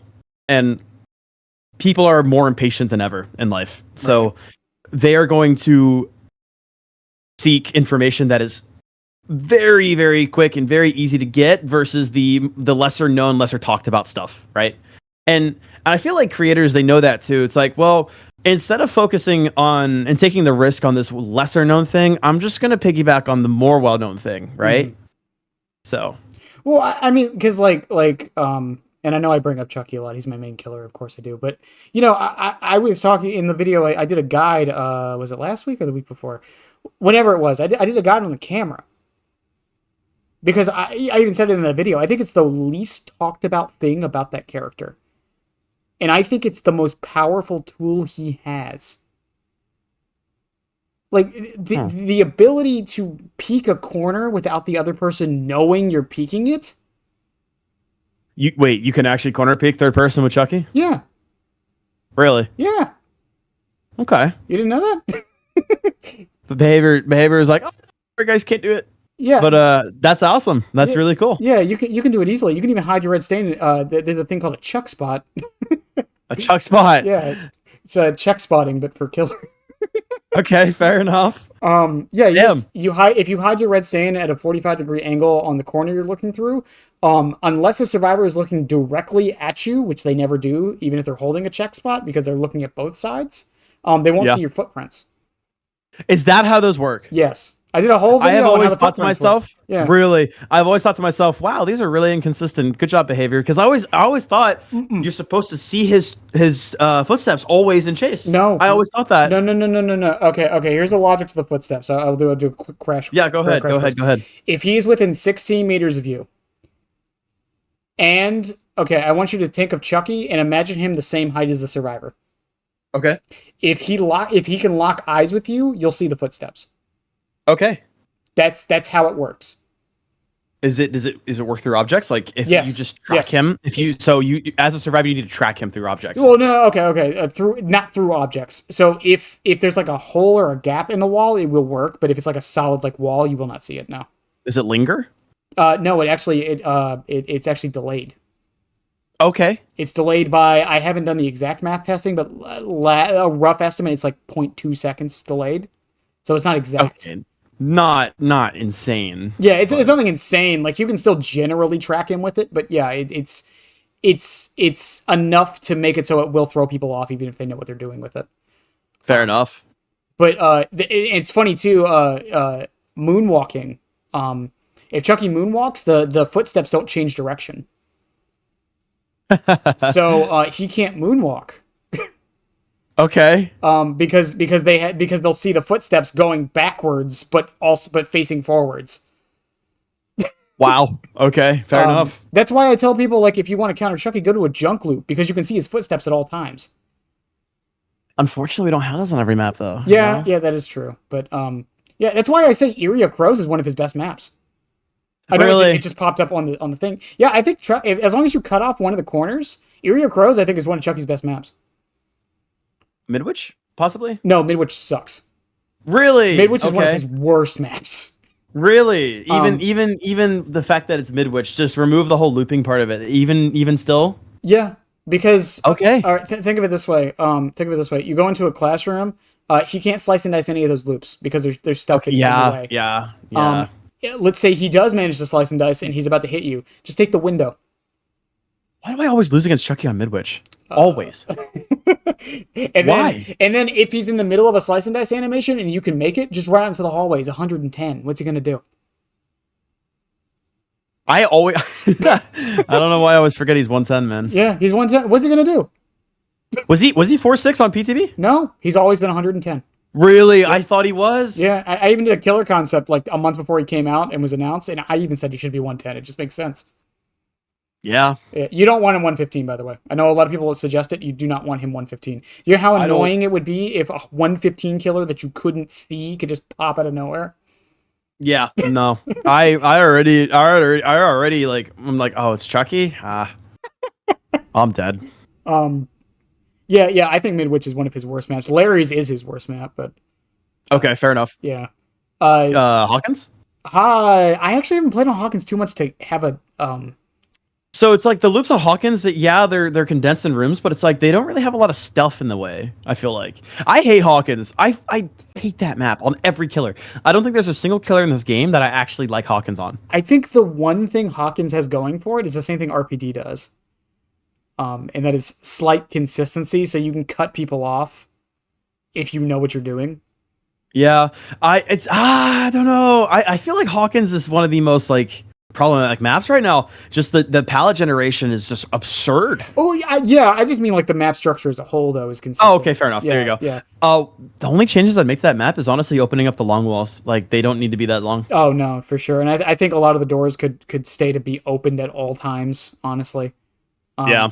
I think that I've said this before. That's one of my biggest problems with Larry is that if the door RNG wasn't as bad as it was, or as what's the word I'm looking for, determinant as it was, because there are some loops on that map that if a door doesn't spawn correctly, you just lose. Oh yeah, no triple window palette. I'm doing a win streak earlier today. I had a triple window palette. Yeah, it's insane. I was playing a couple days ago on Larry's, and that happened. It was a god palette on the corner, not a god palette, but it was a palette. It was a corner palette into a window, into a god palette, into another window. And if one of those doors was open, I would have been able to play it, but nope. Yeah, no, it's honestly, I think a lot of people also lose on that map because it's really hard to identify those loops too, like just from sight. Yeah, like you'll walk into the area and you won't even realize it, but they have windows, so they already know. Yeah, exactly. That map goes light. So if you're playing like Singularity, like dude, what? Like you can't, like if you have a killer power which isn't blinking or a remnant or gun, like what do you do? Slinger's not too bad on that map, right? I don't think so. Yeah, no, because you can zone a lot on that map too. Yeah, I mean, you can shoot through windows. Yeah. Also, I think zoning is something. I will say, I have a really bad relationship with Pyramid Head on that map because part of me really likes that map, and part of me is like, oh, I'm Pyramid Head, I suck. I don't have mobility. Pyramid Head doesn't suck, by the way. He's really fun. Yeah, yeah, you can just animation cancel them. Fair enough, and you could also just like not ever leave your 3-gen on that map. It's like I love Pyramid Head. I just hate how it always feels like no matter how well I'm hitting my shots and my chases are, he's just so not able to compete with large maps. Yeah. So you have to tunnel. Yeah, and I mean he's got a kit for it. He does. He's the best tunneler. I don't even see Pyramid Head mains like tunnel that much. No, I can't remember the last time I saw Fury do it. I think we were talking about it when he was on. He doesn't really tunnel that much at all. No. No. He doesn't camp. He doesn't tunnel. He just goes for his shots. Really, that's about all it does. Yeah, he's like number one for M2s or something like that. Yeah, I think Pyramid Head could use I don't think Pyramid Head is a full on rework. I do think he could use a pass though. Maybe some add-ons. Just like not even the thing that I'm so scared about behavior just in general is their obsession with number changes. I I still think the Skull Merchant rework is bad. I think that she's not so great right now either. Like in terms of health, like having a killer which slows you down and gets faster is ridiculous. I hate looping her. I don't mind going against a Skull Merchant, at least as much as what a lot of people do. But She's still really bad. Like I still agree. I mean, I've said this before. It's like the worst design killer in the game to me is Legion. Really? Legion is the worst design killer in the game. Yeah, I'll not deny that. I have talked to Tad about this, and Legion is the worst design killer in the game. It doesn't have anything to do with strength. That has nothing to do with any of that. I think Legion is. What were Tat's thoughts? I haven't talked to Tat in like a month. Something like basically all I said was they're too simplistic. Their power doesn't have a lot of what's it called, like expression really. There's no real counter. Huh?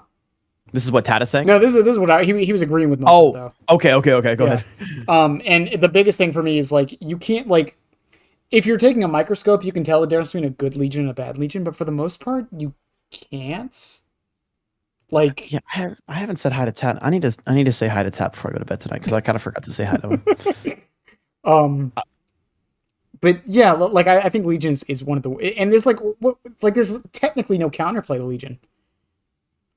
Like their power, really? Anyways. Yeah. I mean, like, they're gonna hit you. They're not gonna down you with it, but they're gonna hit you. Resilience is a hell of a drug. That's actually something I kind of like with this moves on to a bit to one of the new perks, Finesse. I don't know if it's the only, but it's I'm glad I hope they start adding more perks that encourage survivors to want to be healthy. Yeah. I just like, I never run Resilience. I don't like it though. Like to go against, like, it's not awesome. It's just like, I feel like there's too many perks in this game that like encourage survivors to stay injured. Yeah, and it's not even the vault speed. It's the gen speed. Exactly. And it's there's no reason. This is one of my biggest pet peeves in this game is perks that give you value for free. Mm-hmm. Like intense value. I think the 9% on Resilience is nuts. Is it 9? It's 9.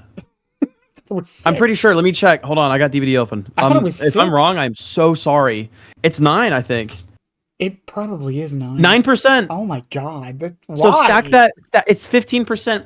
If you bring Deja, and I don't really see this, which is just mind-boggling to me. I don't ever really even go against this. But Resilience stacked with Prove Thyself, stacked with Deja Vu, with 2 people, Bardic, is just the most disgusting thing ever. Oh, and the new perk. Don't forget about the new perk. Oh, yeah. I don't remember the name of that one. I'm sorry. Specialist. Specialist, yes. Specialist. Yeah. It's a weird name. Yeah. And it's like, like I said, my biggest pet peeve in Dead by Daylight is the perks that give you free value from both sides for absolutely nothing. You don't work for it. That's why I like Devour. That's why I like perks where you have to do something to get the reward. I've said it before. One of my biggest changes to like distortion before anyone freaks the fuck out. I don't think. Oh yeah, no, I agree. I hate distortion. Well, no. Here's one of my. If they don't change anything about distortion, but one thing, I think it would actually be better. Make it so they don't start with the stacks. Yeah. Boom. Yeah, that's a great idea. Boom. I think distortion's hella annoying, honestly. I think it's really good. Yeah, I think it's annoying. I don't think it's like as OP as some people claim it to be, but I think it's annoying. But I feel absolutely annoying. I feel like if it didn't start with the stacks and it made it so the survivor had to earn the stacks first. And am I crazy for wanting it to be in chase? Instead of just tear radius? You know what's funny? I actually think in chase would cause the inverse effect. Okay. Fair enough. Well, no, because I've heard people suggest in chase, and the more I think about it, I'm like, that would kind of cause the inverse, because they'd get in chase, they'd get their stacks, and then you would never find them again. Yeah, this isn't something that I've really put too much thought into, so that's just kind of me spitballing. I don't know. My thought process was like, yeah, I got you gotta earn it by going in a chase, and there you go. I've heard a lot of suggestions. I've heard some people say it should be like Blast Mine, where you earn it from doing gens. I've heard some people suggest you get it from unhooking people. I've heard my suggestion has always been you start off with 4 stacks. They're gone forever until you get unhooked, and then you get all 4 back. You said 4? Yeah. Okay. Listen, the number could be tweaked. I'm just saying. Am I wrong for wanting 2? 2, and then what? With my idea, or just in general? No, just in general. Because it's like distortion. I'm not qualified for competitive. Don't get me wrong. I've said many times I have not contacted a team myself, and I've talked to Coco and a couple other creators about this. I would love to play in a controlled competitive environment. I have 0 experience in DVD comp, so I do not talk about it because I don't have opinions about it. I mean, I have opinions, but I don't share my opinions because I'm not qualified to speak about it. So I don't open my mouth. But to my understanding, I'm pretty sure distortion is used heavily in comp for just information, right? Yeah, it's like it's main use there. Yeah. Is it? Because I think the last time I'd watched it, I don't know. The last time I watched comp and somebody was like heavily using it was like a year ago. I don't know if it's still like being severely used as it was like a while ago. Mm-hmm. Is it still high pick rate? I couldn't tell. I don't watch comp that often. Me either. I'd imagine it is. I don't like how you can just get insta info like that. I don't know. I don't know. This source is a weird one, and I understand why people get like really defensive when it's brought up. But like at the same time, I really wish people would understand. Like I've said this before, I don't think distortion is overpowered. I do not think it's overpowered. Me either. Absolutely. I just think it's annoying. And I did a video. I want to say it was like 2 or 3 months ago, where I brought up distortion and Lightborn in the same video. Because I think they both run into the same issue. They are perks that deny gameplay. Yeah, I hate Lightborn. I think it's horrible. I think it's one of the most unhealthiest things right now. Yeah, and my suggestion for Lightborn was give it a token system that you get from hooking people. Thank God people don't really use Lightborn a lot, though. Oh, yeah, I use it when I'm offline, when I'm just listening to podcasts or something. Lightborn could easily be one of the most problematic perks in the game, but it's not because people don't use it. Yeah, and people don't use it because people tell people not to use it. There's like a stigma around it. Yeah, it's an honor system. Now, people are really starting to get angry. I've been seeing a lot of discussion about Franklins right now because it's we Franklins, whatever. Mm-hmm.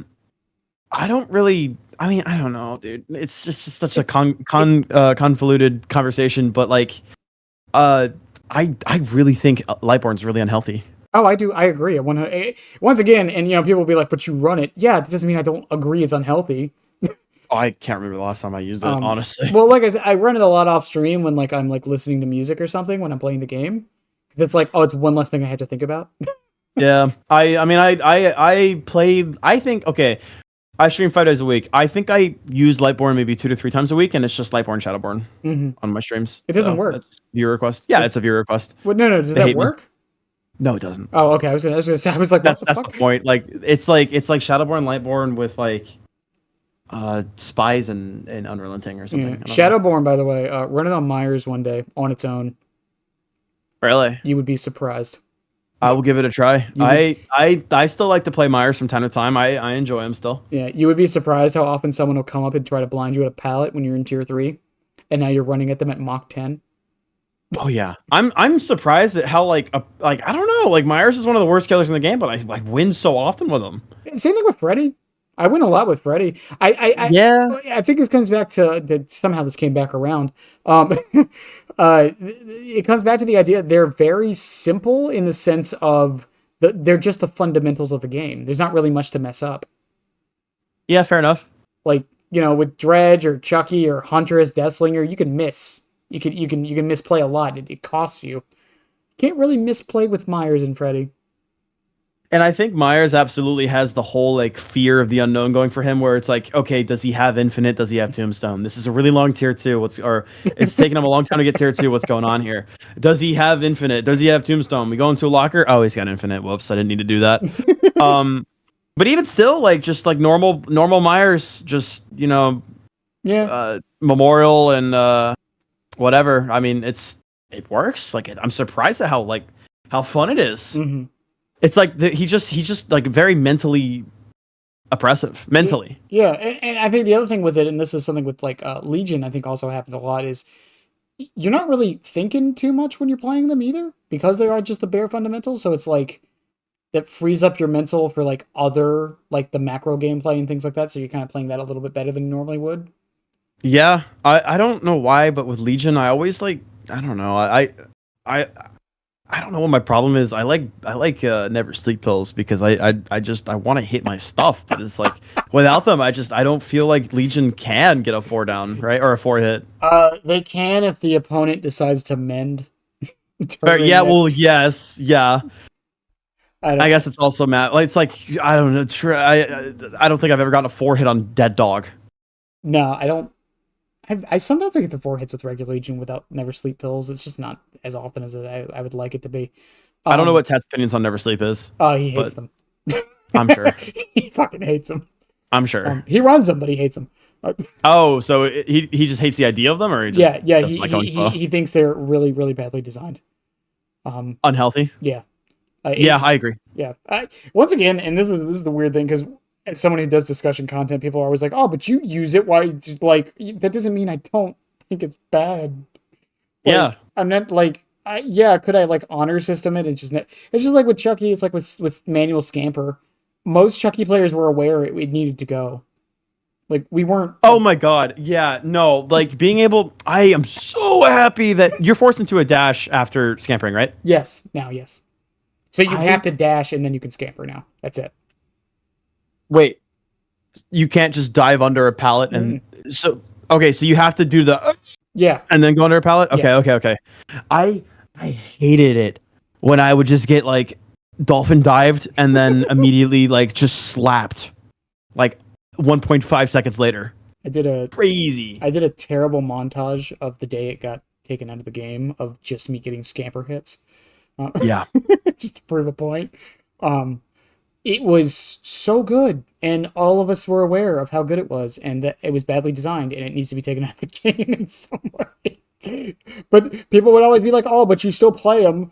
Yeah, because I like the character. Like, I mean, I think Chucky's one of my least played killers. Him and Artist. Yeah, I don't touch Artist. Artist is another kill. Like Artist is like really good, and I don't see her enough, which is weird. I don't like her. I don't have fun with her. I don't think I've ever really had fun with her. Do you know Karn? Who? Carnivorous? Yeah. Yeah. I mean, have you seen her play her? Yeah. Yeah, she makes her look like a whole different killer. I know. And then I go do it and I suck. Yeah, no, they're a really nice person. I've never really interacted with them, but they're nice. They were on here for the artist meeting episode. Oh, nice. Yeah, I've known them for a couple years now. I love Karn. Yeah, I need to hang out more in their streams. I know who they are. I've seen very briefly them play Artist, and I'm just like, oh my god, what the fuck? But I it's not really. I just like there's so I maintain relationships with so many content creators. Yeah, I know. Trust me. It's a daunting task sometimes, and it's like, man, I feel like I'm never talking to these people enough, and like they're gonna forget me or hate me or think I only brought them or I only talked to them just for like the clout of it, and it's like, no, I'm busy. I'm sorry. I don't know what my reputation, if I even have a reputation in this community, even is, but like, I try to be like, I legitimately treat everybody like a friend. Like I will people like random viewers DM me and we'll just have conversations. Like I just talk to people. I just like to talk. I don't know if I have a reputation in this community at all. I don't know if people even know who I am. But... Yes. Oh, is that bad? No. I'm just saying people know who you are. Don't get that twisted. People know who you are. I'm in a lot of streams. People know who you are. The moment I said I was doing a Dredge video, people knew exactly who I was getting on. There was no questions. There was no questions asked. I've been a little worried about this recently. Is it like a positive reputation? Yeah. I've never heard anyone speak a single bad word about you. No. I had one mean person on Twitter. Two mean people who ganged up on me on Twitter. That was it. That's all I've really experienced. Yeah. No, I haven't heard a single person say anything bad about you. I try to be as genuine as possible. So I don't know. I genuinely, I'm sure a lot of people are annoyed with me just by how often I check in with them.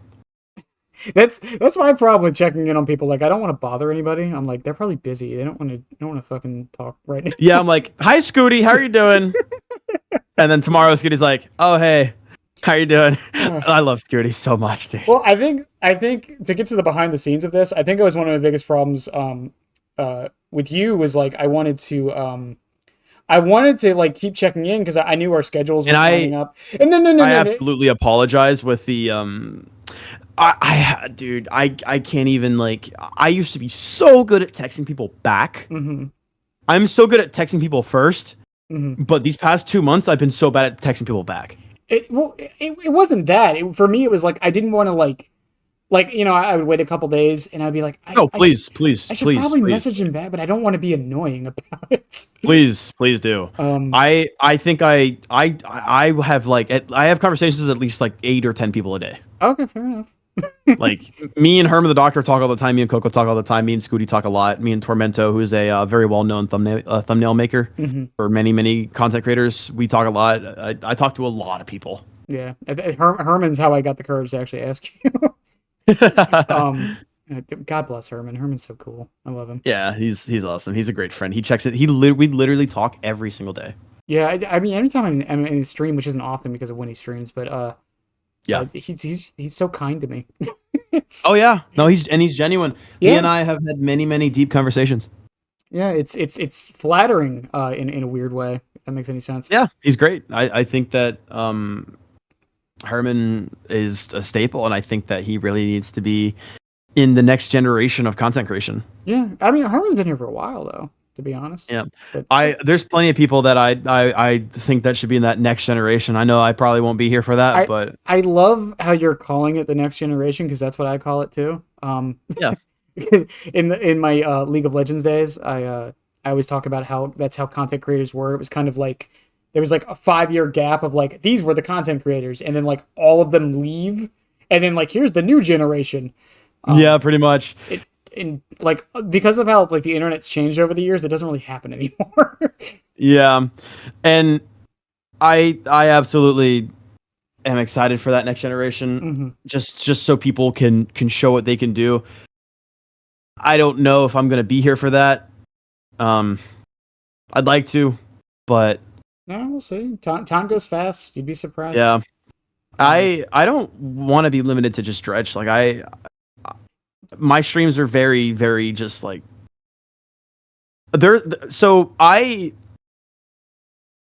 before Dead by Daylight Twitch, I was very involved in Escape from Tarkov Twitch, and the creators that I have been sub to for years and I watch, they talk. It's just discussions. It's just talking. Yeah, that's what I like, and I think that's why I've had success. It's just like I'm not here just to play this killer. Right. And don't get me wrong, I would absolutely love to be a part of that next generation. It's just I don't know. I mean, there's no way to know if it's going to happen to me or not. It's probably not. Yeah, but it's you never know. It's really how it is. I mean, I talk about this all the time. Like I didn't think this podcast thing would get anywhere, and it kind of did. It's been kind of nice. It's nothing massive, but I appreciate it.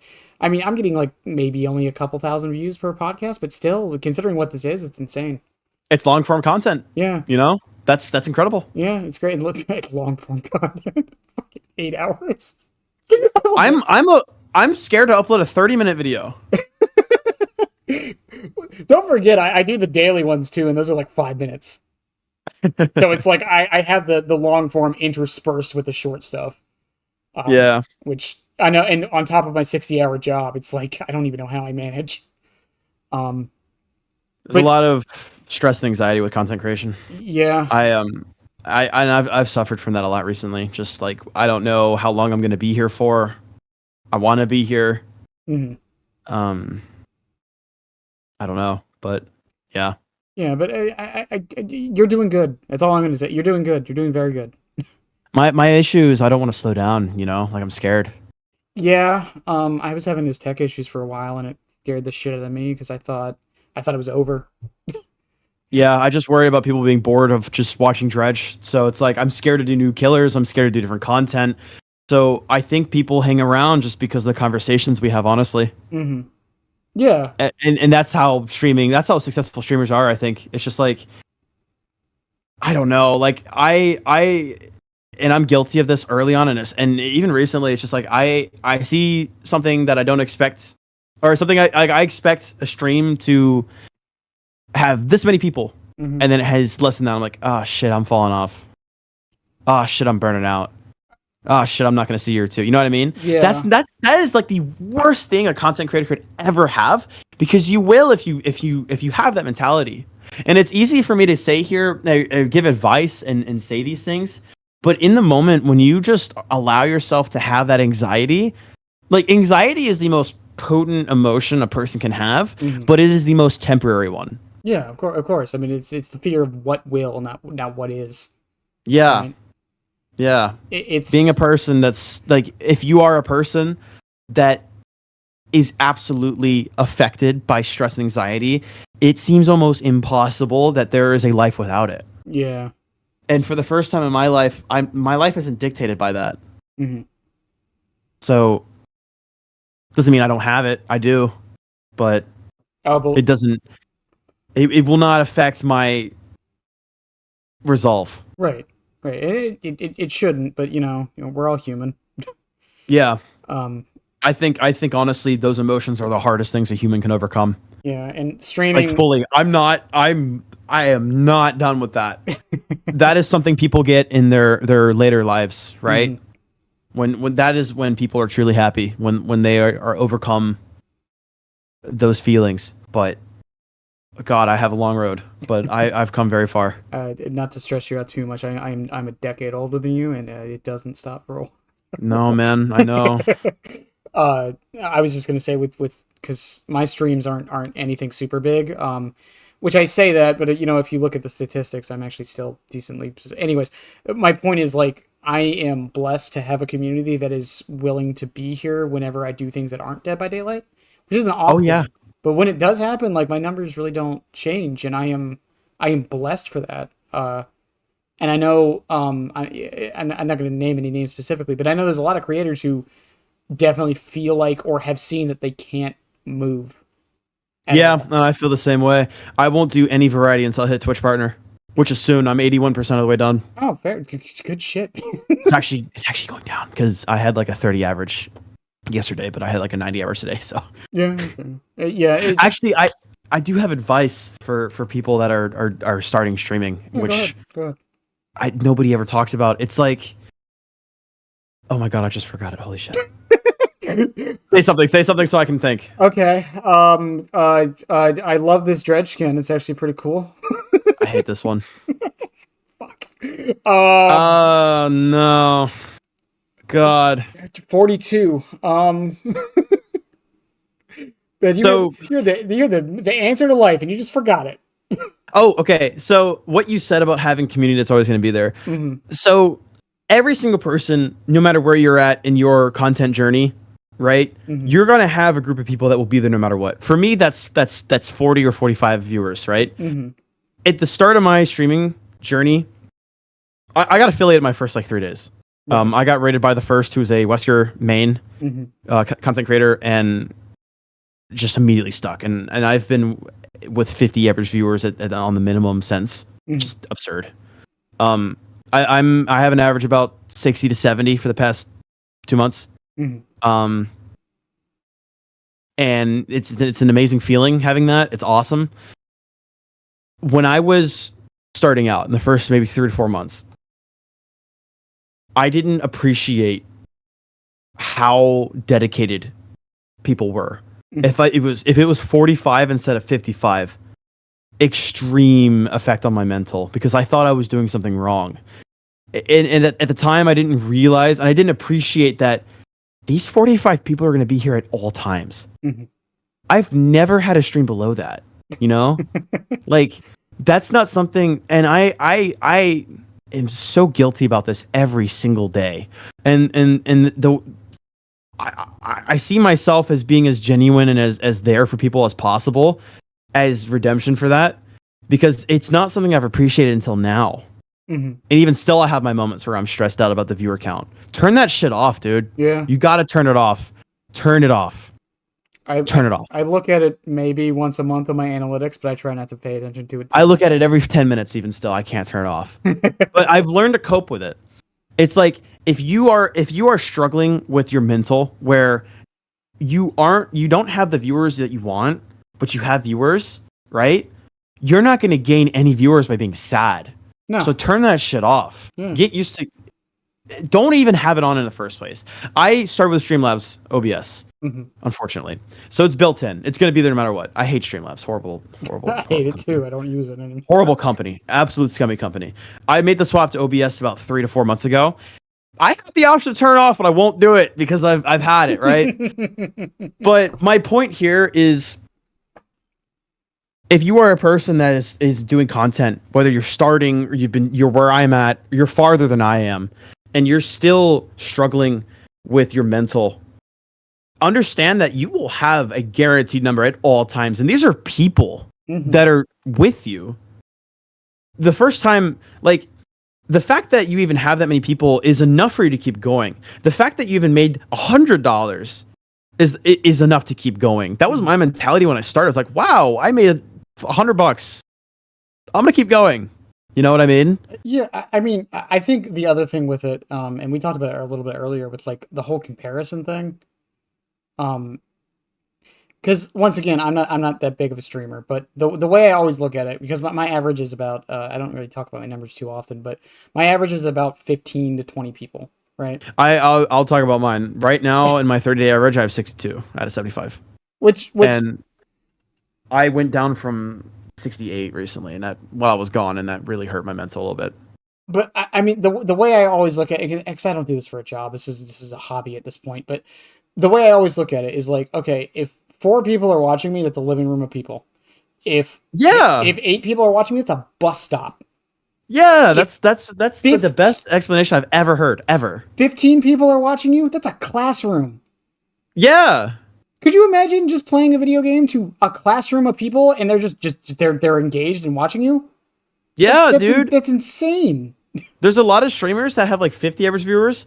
Like, I can only imagine what their mental is like when they don't have what they like, because it's like you want more, you know, and that's not a bad thing. No, it's like when you don't get what you want as a streamer, as an entertainer, your mood's gonna go down, which is going to affect your education.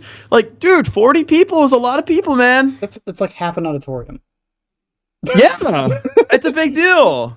Like, every single day.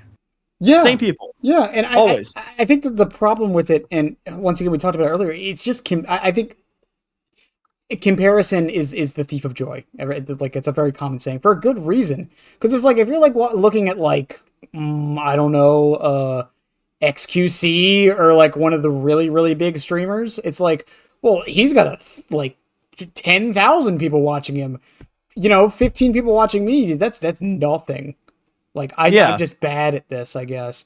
But he's the exception. He's like the minority of the minority. You know what I mean? Like, yeah, absolutely. Like, it's yeah. I don't know why he is, but I don't know why he is, but it's a great question. I'm not gonna say anything about XQC, but he'll never watch this. He might do a react to it. I don't know. It's one of those things. It's like, whenever views and stuff drop, it feels like, I don't want to say a personal attack, but it feels like failure. Yeah, it just feels like, oh, I'm doing something wrong, but I don't know what I'm doing wrong. I'll be 100% honest. I don't know. I haven't really seen streamers get as detailed and as organic as I do on my streams. I talk about feelings and failure a lot, and I'm gonna say right now, my girlfriend is absolutely, and I met my girlfriend through Twitch, and we see each other once a month. She lives in Canada right now. We're gonna move her down to the US. That's the plan. She's helped me a lot with my mental. I think mental health isn't really something that's talked about a lot with content creation. When people actually like get established, like it can deteriorate fast. Yeah, and mine did. And I'll be honest, it's still not amazing.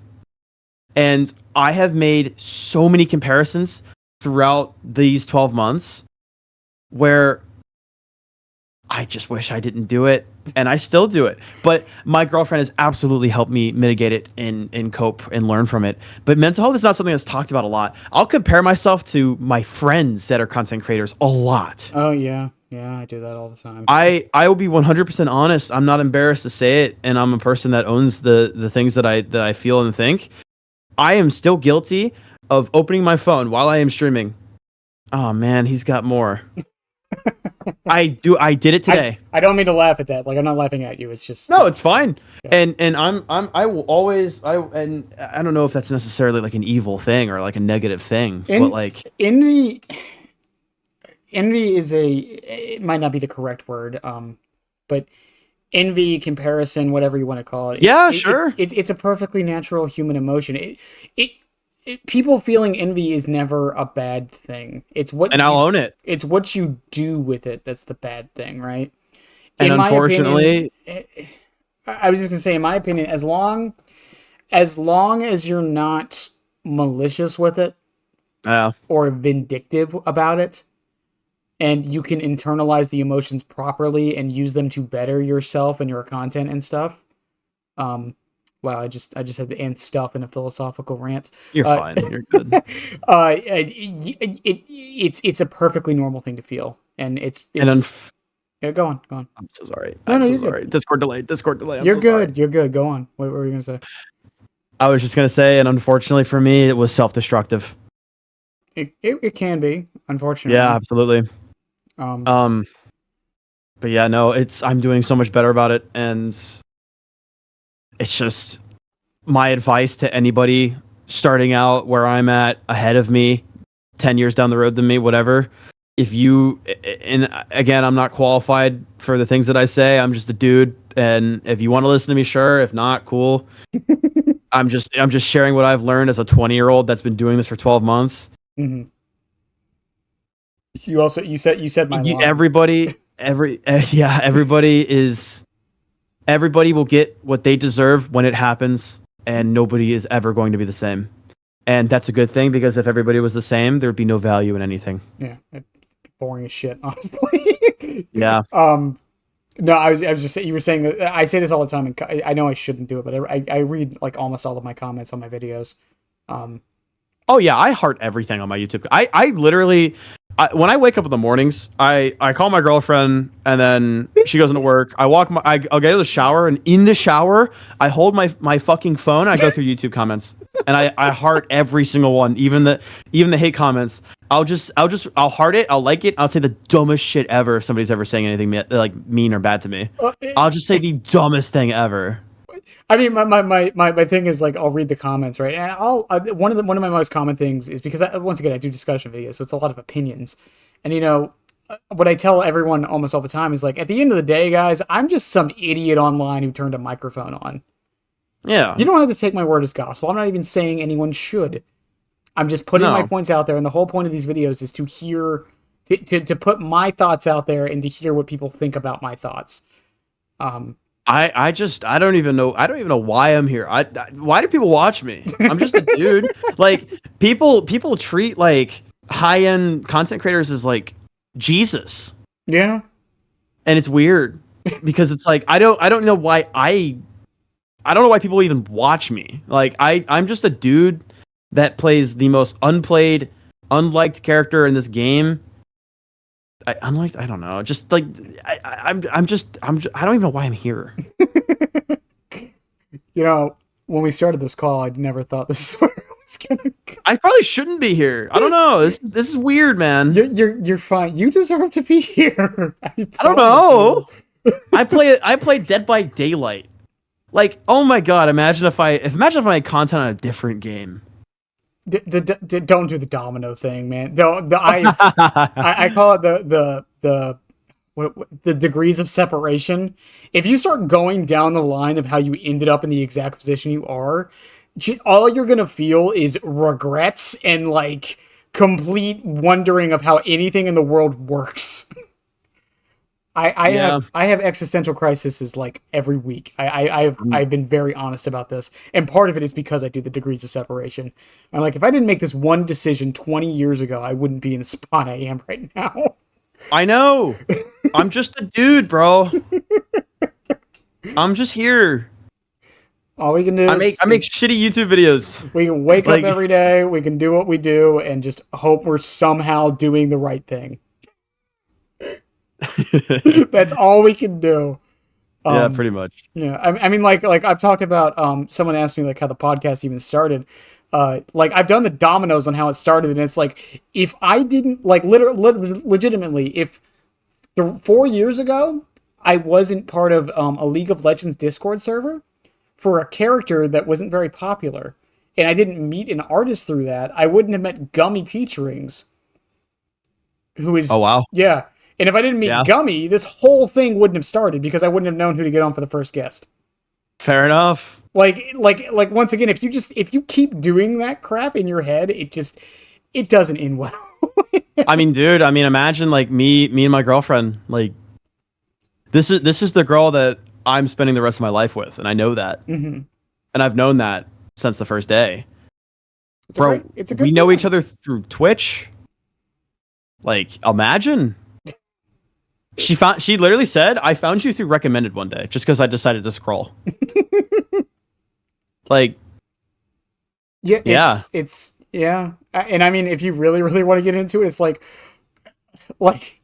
could you imagine if like the recommended like tab just like messed up and like no one with a G in their name like showed up or something like oh yeah, like, oh yeah. like Maybe she would have found me at some point. Because like you said, apparently I have a reputation, but I mean, yeah, and it let alone to even be blessed to even be in a relationship with her. Like it's crazy. Yeah. I love this girl to death, and she loves me to death, and we've been together for almost a year now, and like this is the girl I'm spending my life with. I know that. It is a good thing, and I'm happy to hear it. I really am. I love hearing stuff. If I am out of the content game next month completely, Mm-hmm.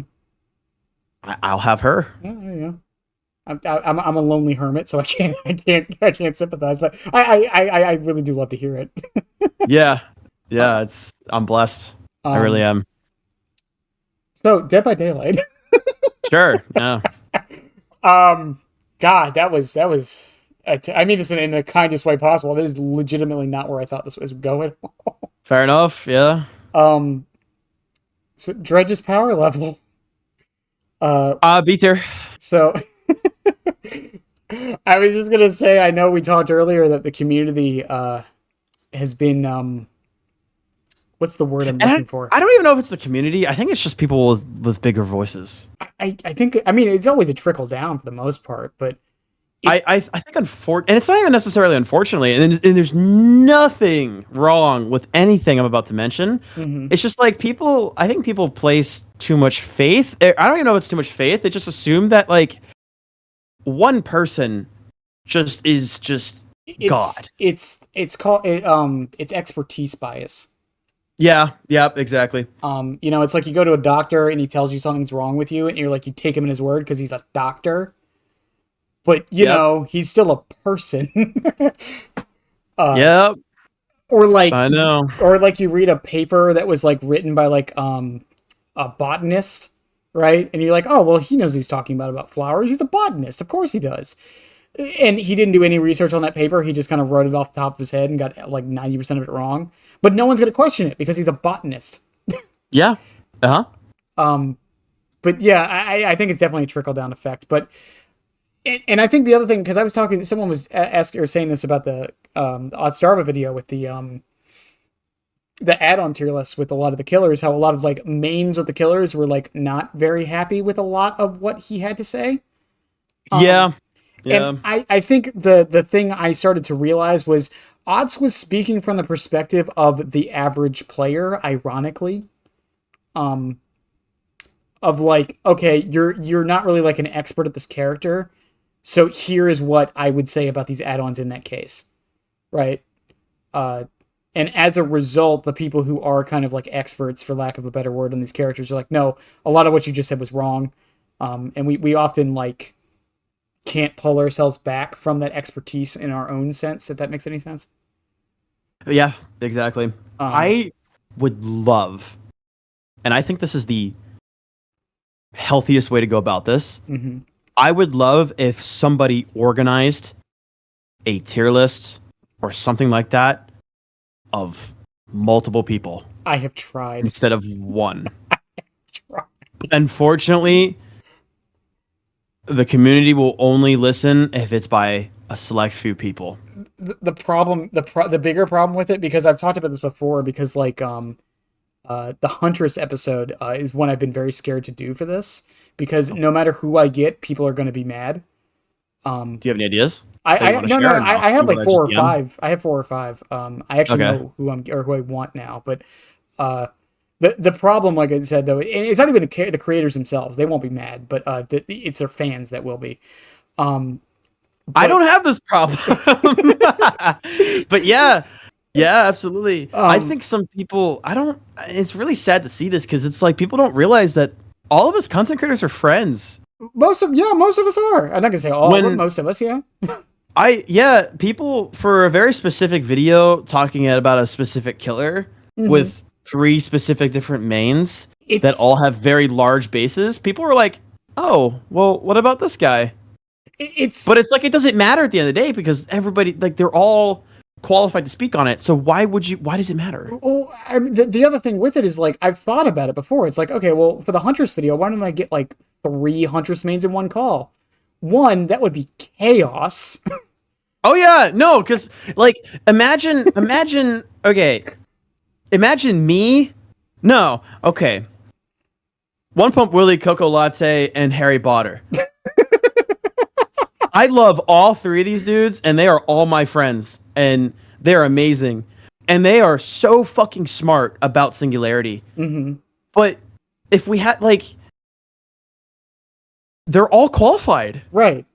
Why does it matter who is chosen, who is not? It doesn't mean that, oh, well, this content creator is more popular and better than this content creator. No, it doesn't. It was who was keen on doing an educational video for a video game. Right. All 3 of these people are the spearheads for this killer. All 3 of these people are absolutely qualified. And all 3 of these people are amazing people who, I don't know what their relationships are with each other. I assume all 3 of them are acquainted. I would assume. Right? I'm friends with all 3 of them. I mean, I love these guys. Yeah, me and the other Chucky mains, we all hang out in a bar on the weekends. But yeah, well, because like but the other problem with it, and I think people tend to forget this, and it's when people tell me like these videos are kind of lazy. There's one part of this video making process that people don't see or think about a lot, and that's the logistics side of it. Yeah, like, dude, even like getting 2 people, just me and you, to have the same time slot of day where we can line up and talk for a couple hours. It's hard, man. It's hard. Especially with me leaving the country for 2 weeks. Like, now imagine trying to get 5 people. No, it's impossible. I used to, do you know what Armor 3 is? The game? Yeah. Yeah. Okay. So I used to own a group of about 500 people, and we would do stuff every single weekend with about 150 participating, and I was the owner of it. That was ridiculous. Yeah, it's insane.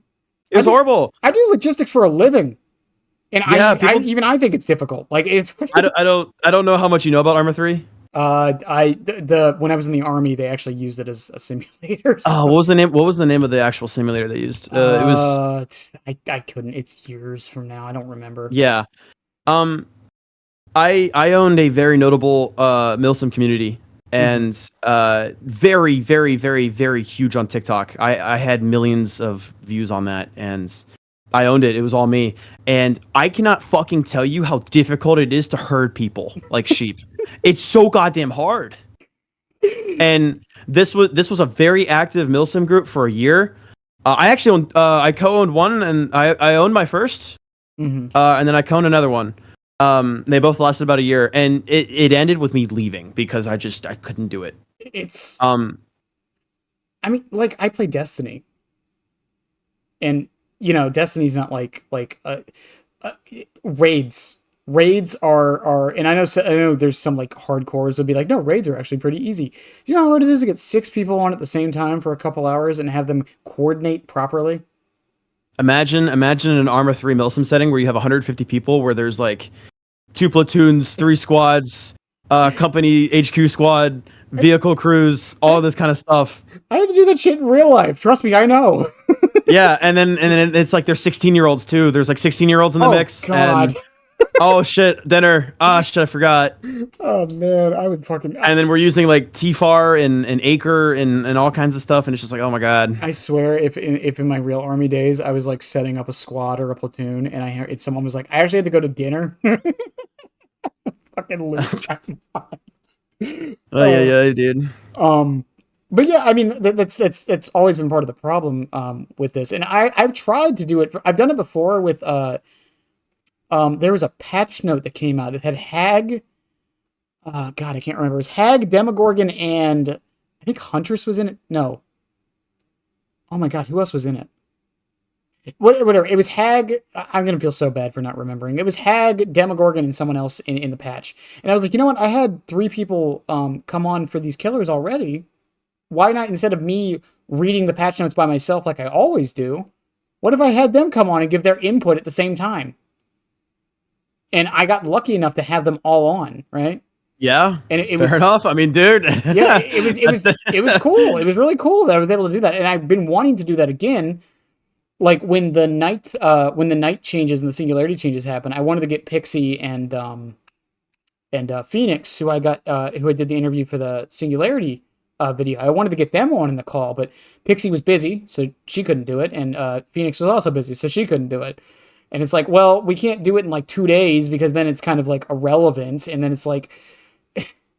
And then they're going to do their own separate videos on the patch anyway. Like, there's so many logistical hurdles. People have lives. It's just, I wish it was easier to do, and it's just not. Yeah. Hurting people is the most difficult thing in the world. Yeah. And then like, I swear to God. Yeah. And then like for this, it's like, once again, like some would argue I'm not small, but I'm still relatively small. Getting some creators to even give me a chance is not the easiest thing in the world.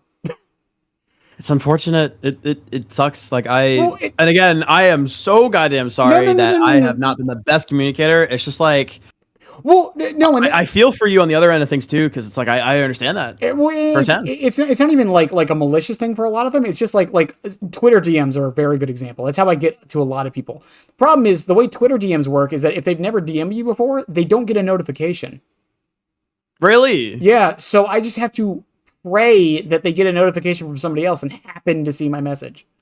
Did you ever see the project that Kaito started where he wanted like the best? Yeah, mm-hmm. that never. No, not the 100. It was the best main for every killer in a video. Yeah, that never happened. Yeah, that was how this started. Actually, was because I wanted to do that.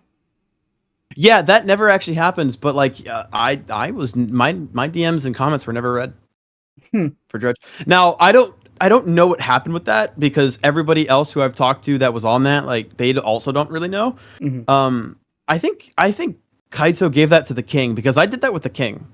Yeah. The king did that. I think he gave it to the king. I don't know, but I will never. And once again, this isn't just oh, he didn't pick me. I am so mad that he didn't get any Chucky mains on there. I am so. Wait for King's video. Yeah. There's no Chucky. Yeah. Chucky was in it. But he didn't get any Chucky mains because I guess it was too soon. He didn't know any. Who'd he do for Chucky? There's me, Ghost Anonymous, Ashlow. I'm trying to think, and we're like really the only 3. So the biggest of the 3 on YouTube would be me. Ghost and Ash is probably the biggest on. Ghost and Ash are pretty much the same on Twitch. But yeah, it would be one of us 3, I guess. Okay. Once again, that's the other problem with it. It was such a new killer that I guess like. Yeah. God, wait, how long ago was that video? I don't know, like 2 or 3 months ago. Unknown was out, but wasn't in the video. Yeah. Oh no, it would have been like 6 months. Holy God, it's been forever. Time flies. I'm curious to see what that video's at. But yeah, that was how this started. I wanted to do a video like that, and then Gummy was like, "Hey, I could talk about Hag for hours."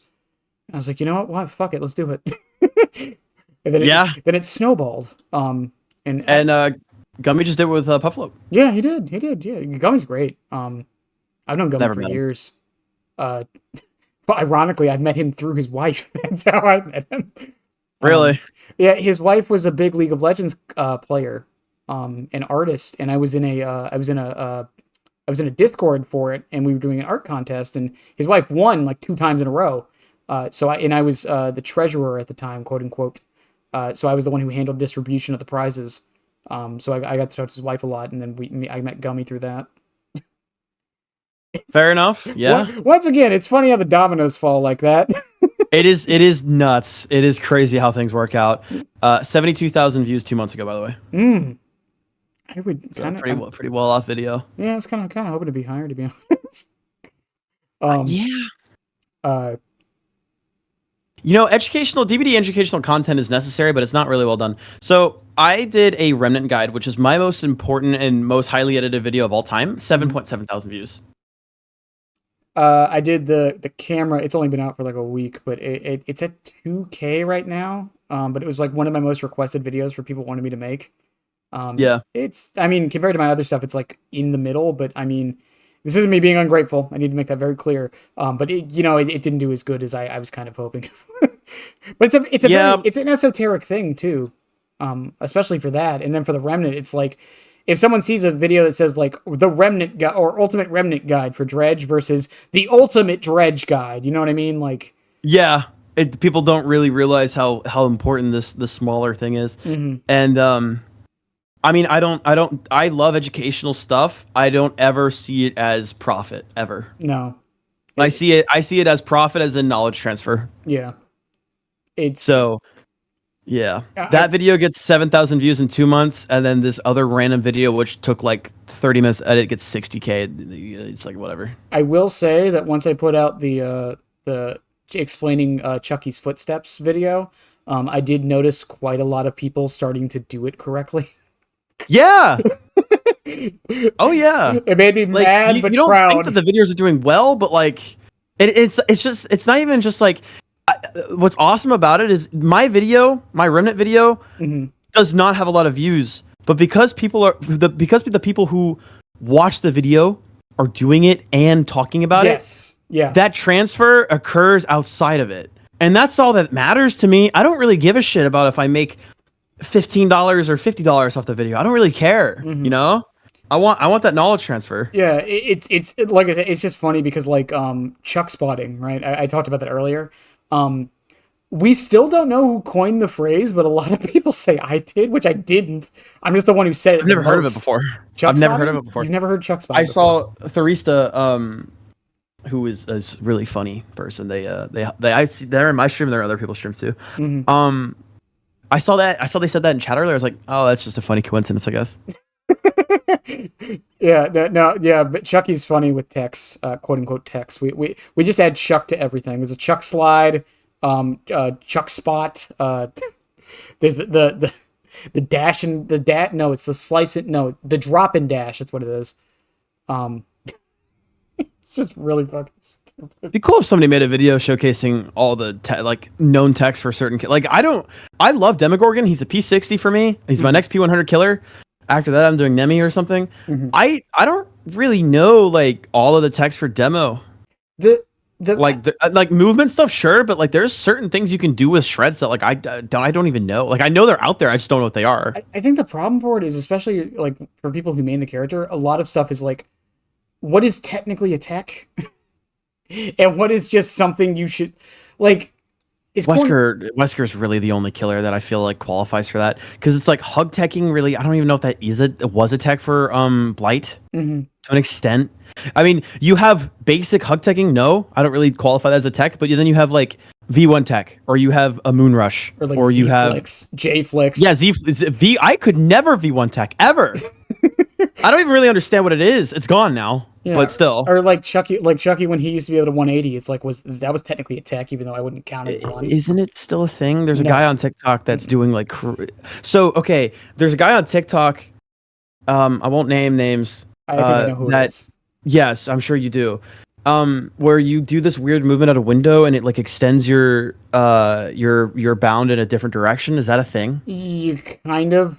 You can't really do it anymore. It's called a scancel. So these clips are old? Yes.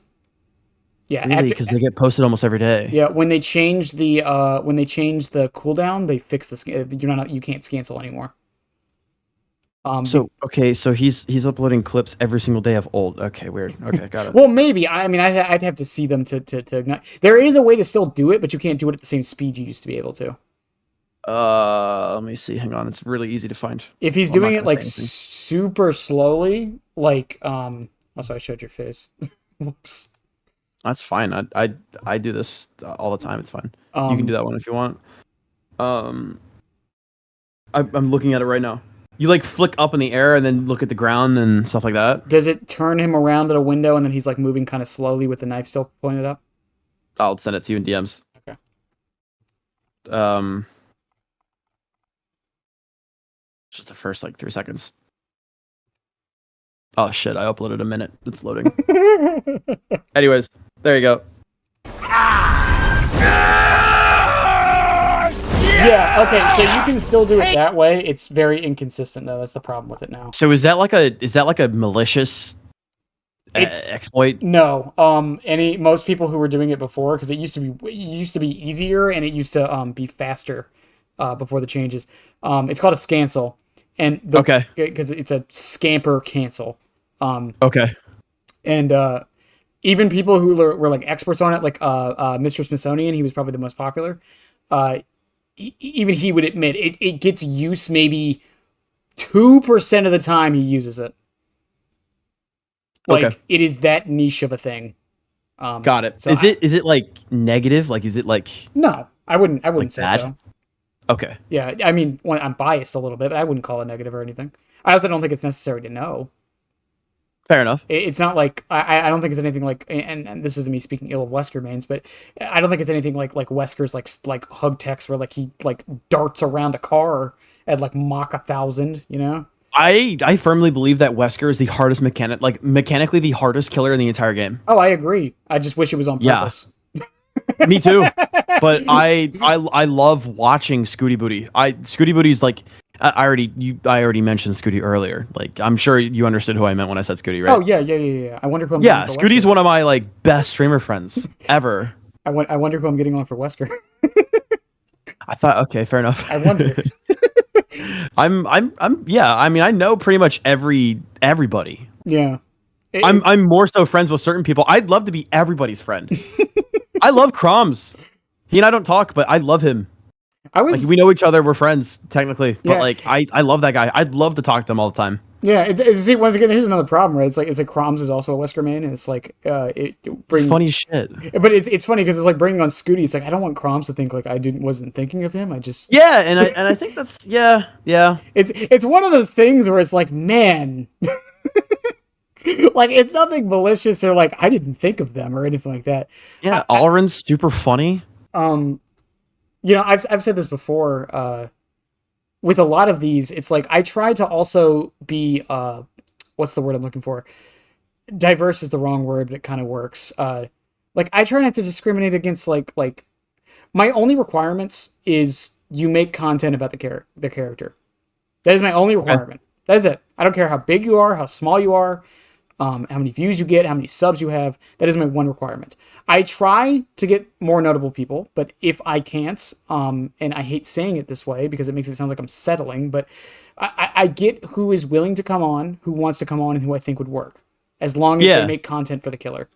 That's fair.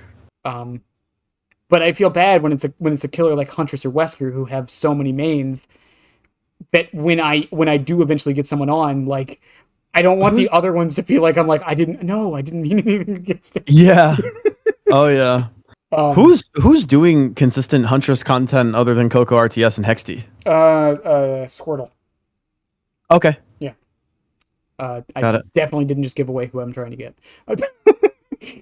Have you talked to Hexty? Hexty's really cool. I might. I know like Spirit was a hard one to find as well. For pretty much the same reasons.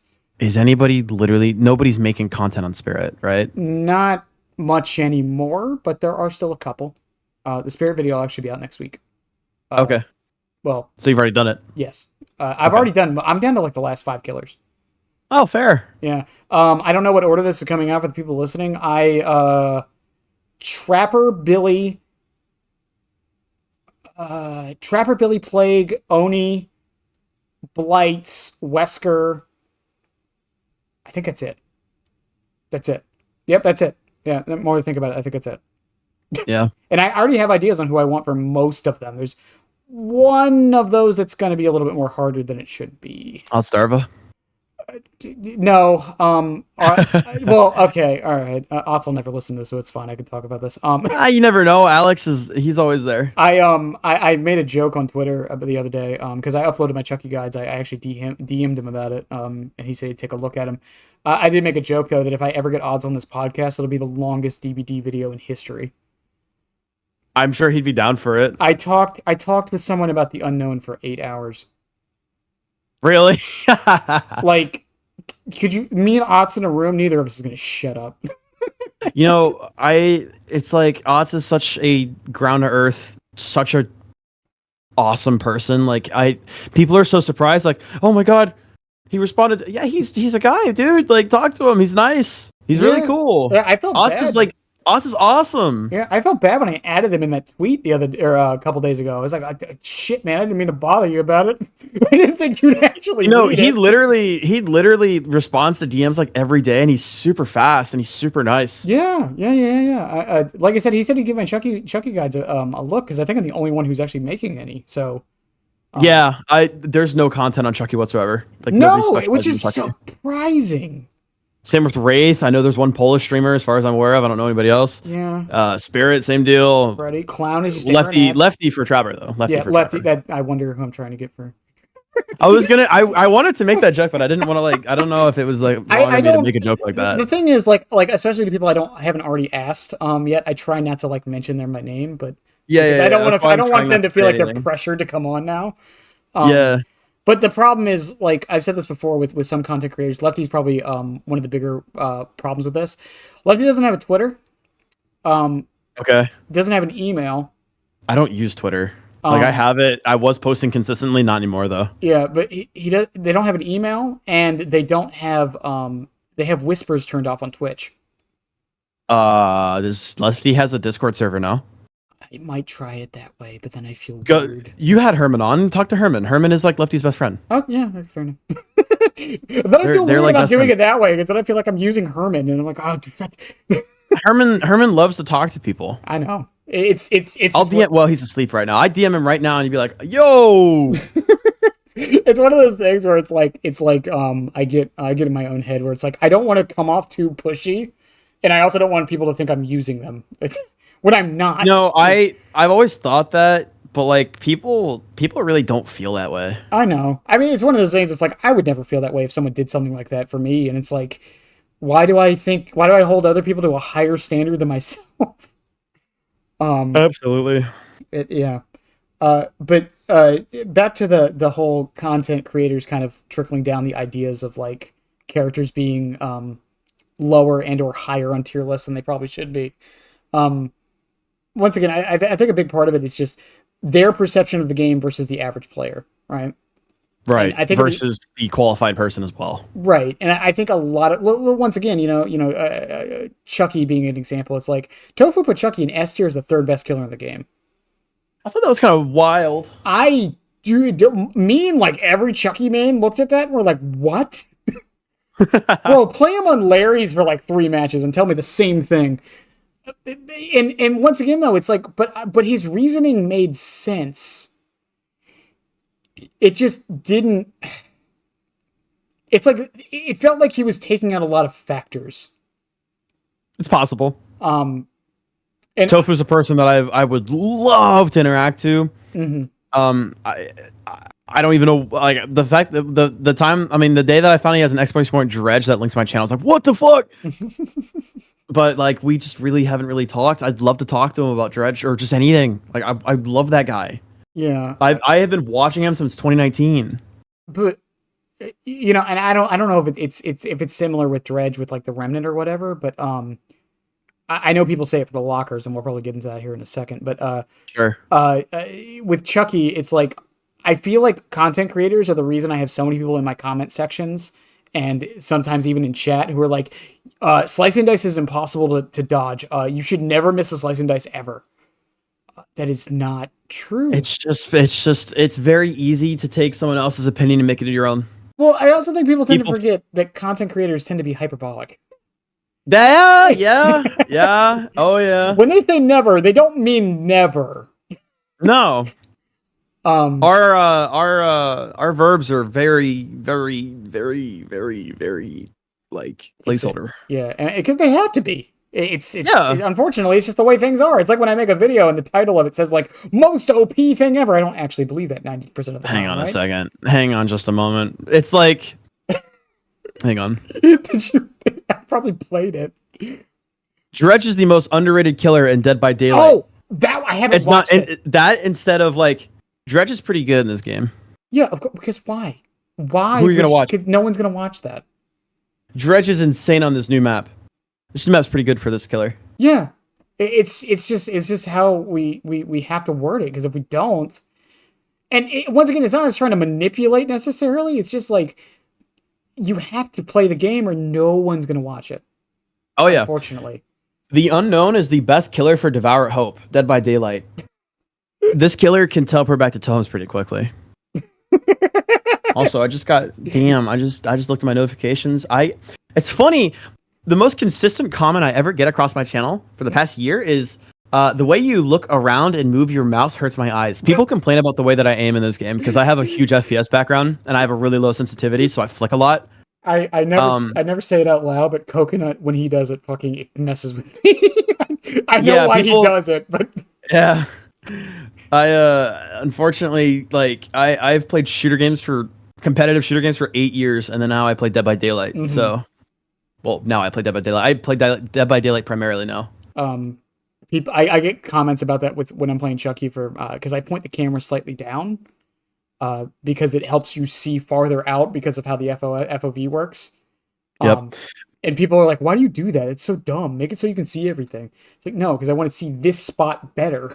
That's why I don't have peripheral vision in video games.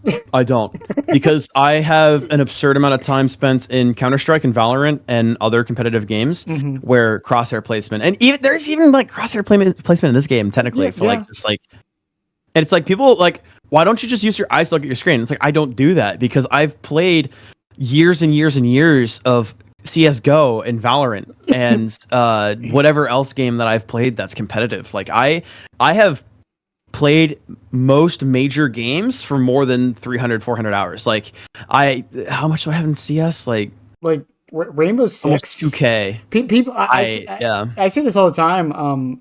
In this game, sound is something I use way more than and this isn't me like ego stroking myself, but so I feel like I use sound to track way more than most people do in this game. People don't really do that, which is weird to me. But it's to the point to where it will mess me up if the sound isn't correct. And like people ask like why I do that, and it's because I used to play Rainbow Six Siege. Yeah, I'm the same way. I had a lobby with 2 Iron Wills today, and I was like, what the fuck? Because it's like most people in this game, when they don't come from a background, and most people don't come from a background like this, they just stare at the floor at scratchies. Yeah. Versus me, I don't have peripheral vision, and I rely on hearing more than anything in this game, because I play a killer where you don't see the survivor 60% of the time during chase. Right. Yeah, I'm a sound demon. Yeah, same. Yeah, it's once again, I think it's also something that doesn't get talked about except for Spirit. I think Spirit's the one exception where people talk about it. Because it's her power basically. But dude, the first ever game I ever played on PC was DayZ. Mm-hmm. I have 1,700 hours in DayZ. I have 3,000 hours in Escape from Tarkov. Yeah, Tarkov sounds so important in Tarkov. Yeah, it's like I will never play Tarkov again, but I will argue this is the most important thing in Tarkov, actually. Yeah, it is. But yeah, it's like, once again, we went back to like the educational stuff. It's like I feel like sound, like most people care about the micro gameplay, right? It's like you can win a loop, you can do this, you can do that. No one ever talks about tracking, really. I don't think I've ever seen a video go over tracking in Dead by Daylight. I would be amazing if somebody did it. It's just like for us who come from games where hearing is like as prevalent, we have an edge. Now, I've played games where hearing doesn't really matter, like Squad, where you can't really hear anything, or Arma, or whatever it is. But you know, have you did you play VHS at all? No, you didn't. VHS didn't have scratch marks or anything equivalent, really. Hearing was like the only way to track people. That's so insane. It wasn't the only. They also left footsteps, but only when they were injured. Yeah. I never watched, played, or participated in VHS ever. Yeah, I streamed. Did it. I streamed it 6 months before it died. And that was how many years ago? Last year. 2 years ago. Something. I think it was last year. It was not last year, was it? I think it was last June it died. Well, when was it big? Where Oz was playing about a year before that. So 2 years ago. Yeah. Maybe 3. Mm-hmm. Okay. Yeah. But yeah, sound was like the only way to track in that game, really. So after playing that for 6 months and then coming back to Dead by Daylight, it's like sound is like the main focus for when I'm playing, and a lot of people just don't get it or get very like I talk about Chucky has an add-on called Mirror Shards that makes it so he sees the footsteps, but he also hears them. Is that good? No. Oh, I need to take that off. Yeah. Because once again, he also hears them. Okay. So you don't hear those by default. Okay. No. So he's hearing his own footsteps, the survivor's footsteps, and 2 other sets of footsteps. Gotcha. Cool. Yeah. Do you know how hard it is to track somebody when you're hearing 4 footsteps going off? I didn't run them all the time because I don't play Chucky all the time. I think I have my game open. Let me go to my viewer build section. Hang on. Fuck, I clicked on archives. Yeah. Don't run Mirror Shards. It's probably one of the most detrimental add-ons in the entire game. Yeah. I'm not trying to take us away from the questions, but which we'll hop on right now, I guess. But what do I have? Mirror Shards and carving knife. I would take both of those off, but that's just me. Fair enough. Carving knife's not bad if you can't land slice and dices. Okay. But yeah, Mirror Shards I would highly recommend taking off. It is not worth it. Run Rat Poison. Rat Poison? Is that a brown? It's a green. It's his best add-on. Okay. Yeah. But yeah, what were we even originally talking? Oh yeah. The community sentiment on Dredge. Why, other than content creators though, do you think there's a general reason people don't like? I don't want to say respect. I don't think it's the right word, but like ratings. Lack of skill or understanding. Is that really all you think it is? I don't think that. So, I think that people have not seen Dredge's potential, so they don't understand the remnant. So that's where that comes from. If it isn't from somebody like saying, I hate playing this killer, and they have a humongous audience. And no offense whatsoever, but that was obviously bias filled. No offense whatsoever. I absolutely love that person. I just think that it was just probably not the best approach to explain it in an educational sense. And it's fine. It wasn't really the point of the video, I don't think. No. But just people don't understand what you can do, because it's not. I firmly believe this is what the developers intended, but they never said anything about it. They never taught anybody. They never showed it. So it's been up to the people to figure it out. And I don't know why I'm the only person doing it. I think, and it kind of segues off of that. I think another problem with it, I think people focus on the lockers way too much. They really do. People tell me that, Dredge is fun, but when I get on Coldwind, it's just a bad experience. I'm like, dude, you have a whole other half of your power. I have 100 wins in a row, bro. What are you talking about? I literally like Abattoir. I like current Abattoir. I didn't even think about it. Dredge is probably one of the few killers who can play that map really well, isn't he? You play any map really well except for Shelter Woods. Yeah, because a lot of those loops... Dredge can perform amazingly on every map other than fucking Shelter Woods, and that is the worst kill. That is the worst map for both killer and survivor in the entire game. Shelter Woods, without a doubt. Really? Yeah, I think so. Yeah, I think so. So, survivors have an intensely strong main building, and then they have a lot of really weak rock loops outside of it. Killers have a very, very unfun main building. But they also have like, there's okay, let me rephrase. So the killers struggle in the main building, they thrive outside of it. The survivors thrive inside the main building, they fail outside of it. The hitboxes on the map are garbage, they're terrible. Blight suffers on that. I hate Blight on that map so much, especially old Blight. Especially old Blight. Huntress has a hard time on that map too. Any ranged killer really. Singularity is rough on that map.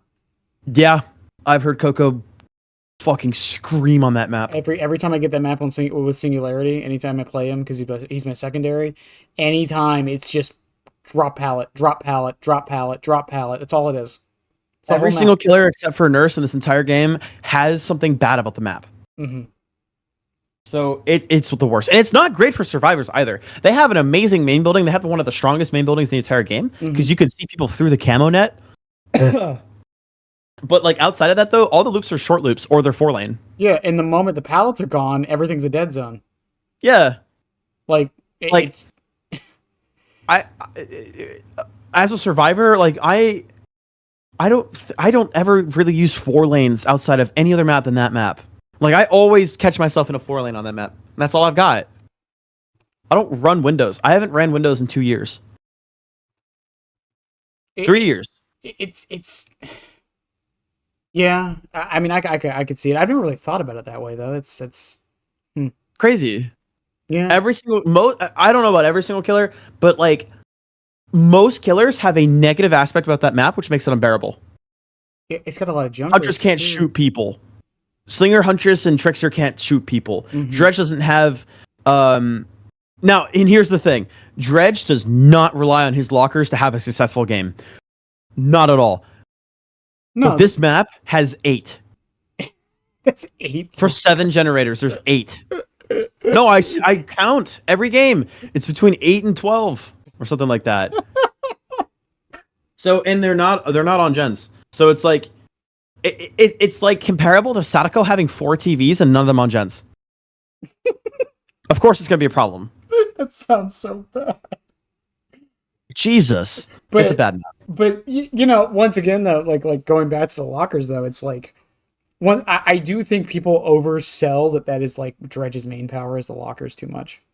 But it's just due to unfortunately just due to the lack of knowledge, and that's fine because that's what I'm trying to change. I mean, the Remnant is the way I've always described it. It's like twins, but it's not 2 people. Yeah, like that's a good explanation. And like, do you understand how insane it is to technically be in 2 places at once at the same time? That's why the Remnant's so fucking good. It's and if you learn how to use it correctly, like once again, you're in 2 places at once at the same time. You can guarantee a hit on 85% of the loops in the game on every single map, and that final small margin, you literally have like a 50-50 chance to get it no matter what. Mm-hmm. It's this killer. You cannot loop this killer normally. This killer is based on patience and mind games, and that is it. That is what makes him competitive. Because a really good Dredge who really knows how to use the remnants against a survivor that does not leave loops and will stay in a loop and loop you like every other killer in the game other than Nurse, they're gonna die. They're gonna die. Mm-hmm. You know what I mean? Yeah. You just can't do it. So how you counter Dredge is through distance and it's through mind games. Right. And it's a unit, and even though people don't understand how to play against him properly on the large scale, it's still universally understood that, oh, I need to double back here. You know what I mean? Mm-hmm. Where normally you wouldn't. It's universally understood. Babies do it all the time. It's just people don't understand how. And once again, I think another problem with it, and I've talked to a friend of the channel, Kaiser, did a bunch of tier lists one week, and one of the things they said was they don't take into account the best players of a character to determine their strength in a tier list because it's the outlier and not fair. And I absolutely agree. And when I talk about stuff and I talk about like ranking, I go off of base kit, no perks, no add-ons. Mm-hmm. And if the remnant was common knowledge, this killer would be B tier base kit. Fair enough. The absolute highest B tier killer, and I firmly believe that. I mean, I put Dredge in mid B tier right now. I put him above all. what in like top of like the catalyst to A. Pretty much. I mean, I could see it. I can see the argument for. I think it's the other problem with tier lists, and I say this all the time. The middle of the tier list, I think, is the one that gets discussed the most, and is the one that's like the least important. Yeah, fair enough. It's like you're just picking hairs at that point, you know. It's like, Yeah. oh, I put Xenomorph above Dredge. But you're wrong because of this. Dude, it's one spot in the middle. Xenomorph is very much not above Dredge. Oh my god. People are like, oh well, lockers versus okay, your locker's 12 meters a second, but my tunnel's 18. Well, first of all, boat key. Second of all, I can enter a locker from anywhere. You gotta walk, bro. You also can't be taken out of your power. Yeah, that too. Technically speaking.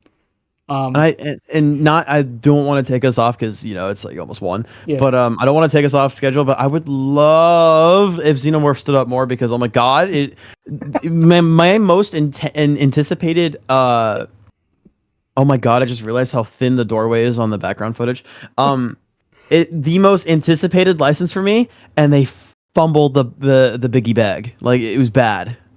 I think Mr. Headache, the resident Xeno main, would disagree, but really, yeah, he always. I think that the killer's kind of boring, bro. He loves Xenomorph, and I like Xenomorph too, and I really want to love him. It's just like, dude. As far as the stand up, bro, you look so cool when you stand up. The crouching thing though, it's funny because I've never really talked to him about it. I don't know how. I don't like it. That. He doesn't like the FOP changing. I know that. Wait, it changes? Yeah. With what? When you go into runner mode, your FOV, your camera goes lower to the ground. Oh, I think my like actual like field of view like degrees. Oh no, nothing like that. No. Yeah, I hate it. I hate it. Yeah, because me and him have a shared hatred of swamp because we can't see over the fucking grass. Yeah, you too. I would imagine. Oh, but Chucky's camera's in third person. Yeah, the fucking grass covers the whole thing. Are we gonna forget about Victor out here though? Like, imagine. God. Oh, Chucky should be first person. No. The devs thought about that too when they made him. Oh no, that would be a headache and a motion sickness problem too. Anyways, I mean that's why I ran Shadowborn for until the FOV slider. Yeah. I always ran Shadowborn. FOV slider doesn't affect Chucky, by the way. The third person carry. Yep. When you have the survivor in your hands. Yeah. Yeah, it doesn't affect him at all. I get a headache when that happens. What was I gonna say? I mean, I guess this kind of moves into the next topic of if you could pick one, and I'm gonna make this very clear, non-generic tip for a Dredge player, a brand new Dredge player, what would it be? Is remnant prioritization generic? I would assume so. I wouldn't consider. Well, yeah, go ahead. I think it works. I'll give you multiple. Yeah, go ahead. So first of all, remnant prioritization. People again. I put this information out there, nobody takes it. Maybe in a year, people will actually start getting better at this killer. This killer without its remnant is no better than Sadako without condemned. Mm-hmm. The remnant is what separates Dredge and makes Dredge competitive. You have such a volatile anti-loop, which is absolutely underutilized in the entirety of the player base. So your goal going into a match is to use your remnant as much as you possibly can, because if you don't use it, you have no advantage, right? You are a killer that teleports. Great. Welcome to the roster. You have a killer that has a remnant that is going to shut down most loops in the entire game completely, or give you a very, very good chance of hitting people at the most insane loops in the entire game. Okay. You know what I mean? Mm-hmm. So your goal in a match is to use your remnant at every single moment possible. So that's in chase, that's scouting, that's out of chase. You can leave remnants on hooks with make your choice, get instant downs. You can leave remnants on gens with the new Dragon's Grip, or even just surveillance, or just in general. If you have a survivor that's downed and you have a survivor with a flashlight or flashbang that's like lurking, if you chase them away, put it behind a tree and walk back and teleport like 3 seconds later, you're going to slap him in the face. It literally works on every single person I have ever gone against. If they don't know that the remnant's there, they don't see it, it works on them because they don't expect it, right? Mm-hmm. Your remnant is the most versatile tool, and the fact that people don't use it is just absurd. So your goal is to use it as much as possible, but the usage of it also matters. A lot of people complain, oh, well, what do I do if they just W key? Your placement of the remnant is fundamental. Mhm. If your goal with placing remnants, right? You have two objectives, right? It's one, either guarantee the hit or ensure that the survivor is zoned into a dead zone, or two, deny the survivor the ability to transition to a stronger loop, right? And there are more intricate things with remnants. I call something I have something I call a temporary remnant, where we approach a loop and I can place a remnant for immediate mental pressure, right? Because the second a survivor sees a remnant, they're gonna stop. They're gonna think, "What the fuck do I do?" Right? After about 1 or 2 seconds, they make their decision, right? Do I rotate? Do I stay? Do I mind game? Do I juke? Do I run? Right? So temporary remnants are incredible tools for mental pressure, and people don't realize how important mental pressure is in this game, right? I have to get some water. I was going to ask you about that earlier. I was like, do you have water with you? Not anymore. So when I approach a loop and I have the ability to place a remnant for temporary mental pressure, but it's not where I want it because let's say I have a loop I don't want them to go to, or an area I don't want them to go to, or just to make the remnant much better. Like let's say it's not directly on a pallet on a standard short long loop, like the ones on Macmillan where the pallet's in the side, and you have one really long side and one really short side. If I don't have it where I want to, I can place that there to control their exit, so that way they can't squirt off of the oh my god. They can't squirt off of the loop. That's gonna make them stop, think, and analyze what they need to do. In the meantime, that gives me time to reposition, place a new remnant, and then reposition once again. It's a little bit lengthy. Like remnants can take a little bit longer than, like, I don't know, nurse, right? But it's the guarantee. It's the fact that you can ensure a hit, which is what I love about the killer. So, prioritization. Understanding what you can and cannot do with it, the minute details of using it, the placement of them is also very, very important as well. But most importantly is patience. So many people can take what I tell them and they can place their remnants perfectly and they can know what to do with them. But if they teleport the second that a survivor does a weird movement because they're scared, it doesn't matter. Because good survivors, there's a totem pole of how to counter a dredge. Number one, get distance. If you can't get distance, try to mind game. If you can't mind game, you're dead, basically, right? Or if you can't mind game, take hit, reposition once again. So when a survivor can't make the distance, they're forced to stay, and they know what they're doing, and they're good, and they're stuck on a loop with you, they're going to act the most erratically as possible as they can, because that is what's going to confuse the dredge player, right? Sporadic movements, running into you, juking back, going wide, doing weird stuff is how your goal when you're stuck on a loop is to confuse the dredge. So that way it gives you a few extra seconds to reposition. Because repositioning is everything with this killer. If you can control their ability to reposition, you control the tempo of the chase. And it just boggles my mind that people talk so much shit about the character, but I'm just having fun. I'm getting 90 set. Like, dude, it's so easy for me.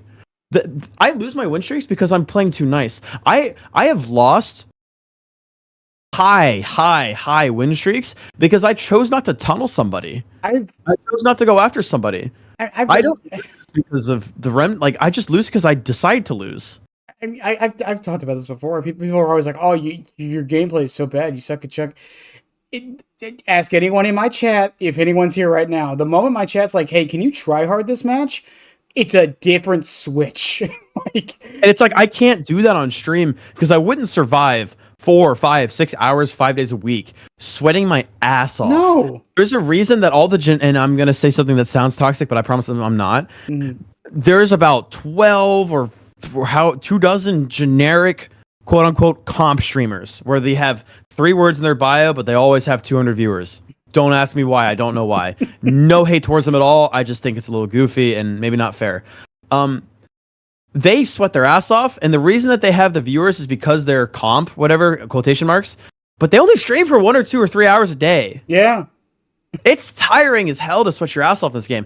I play super casually, and I win 95% of the time. But, oh my god, when I'm literally in the zone, and I'm tryharding on this killer, it is like... out, like, inside looking inside, right?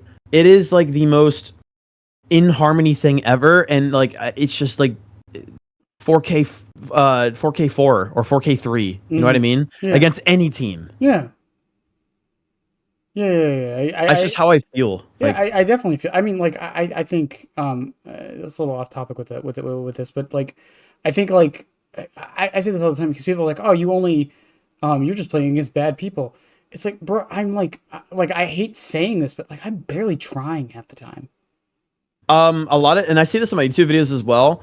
Like, people are like, oh, well, I mean, this wasn't like the best team in the world. Why is this on YouTube? Because this player base sucks, man. I'm sorry to say it. I'm not being mean at all. I have never, ever been mean in this space, right? Like, intentionally. But like, this player base is not a very skilled player base. I'd say about 80% of the people that play this game are not very good. I can probably attest to that. like, dude, I play in we play in the maximum MMR, and we still get Prestige 2 Dwight with 30 hours. Like I said, it takes me 15 to 20 games to get 2 for a YouTube video, typically. Or it might take 2. I mean, you never know. But generally, like, it's just like the player base is just not able to compete until you get that one pub stomper lobby, right? But still, I was playing a match last night. It was a P400 lobby. All these people. I have been trying so hard to get a P500 lobby. It's not even funny. But anyway, so I was doing that. It was at Haddonfield. One of them had a flashlight and background player. Do you want me to tell you how many flashlights he missed? Probably all of them. Every single one. Yeah. That's how it goes, typically. Yeah, and then he came in the chat and said some homophobic things. I haven't had that in a while. Of course he did. Apparently I have the laugh of the gays, whatever the hell that means. But yeah, I don't want to be mean about it either. It's just sometimes you got to be honest. It's like, you know, I do get those people who know what they're doing, and it's partly frustrating, but also exciting, you know? Oh, yeah, no, I'm not scared to tell somebody they're fucking stupid or, like, they need to shut up, but I'm not going to be, like, overly mean about it. Like, I had someone come in, like, just randomly talking shit. I'm like, who are you? Like, I like, dude, the thing that you don't understand is, like, I don't care. I have 4,000 hours in this game. I do not give a shit. It's just a weird mentality. And honestly, I've said this before about MMR. I don't get too deep into MMR. I don't think Behavior should have ever told us they put MMR in the game. Yeah. I think if they'd never I don't know why I want a competitive mode, but I do. Like, once again, ranked mode. The thing with MMR is, like, I don't even care about it, but, like, the amount of people who use it as a weapon on, like, both sides is so tiring. I just wish they never said they added it, and they just added it anyways. I think comp is used as a weapon a lot too. Yeah, that too. Yeah. I had some Twitter drama recently where these two goobers basically just started multiple threads about me and demotivated me from having a conversation on Twitter ever again because I shared my opinion on Dredge and like, oh, fuck you, basically. The amount of times that people are like, oh, playing comp before you talk, or, you know, you're not comp. Like, this is the last game where that is actually a talking point. You know what I mean? Yeah. This is the last game. If we were still playing Counter-Strike, sure, bro. Absolutely. Tell me I'm running Mirage A wrong. I got you. I've said this before. I think one of the bigger problems with Dead by Daylight is there's no real way to properly show how good you are at the game in like a concrete, objective sense. Because, yeah. I mean, we can be content creators, we can make guides, we can put out these videos of us winning all the time, and someone will come along and be like, well, your MMR is just low, you're just playing against bad players, your build is carrying you, your killer is carrying you, like, all the maps you got were lucky, the hook spawns were lucky, the gen spawns were lucky.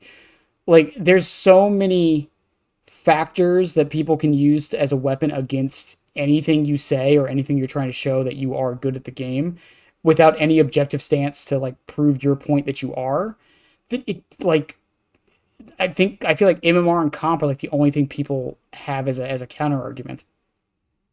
Yeah, and it sucks. It sucks because the only other thing is hours, and honestly, no offense to the 4,000 hours, it doesn't really matter most of the time.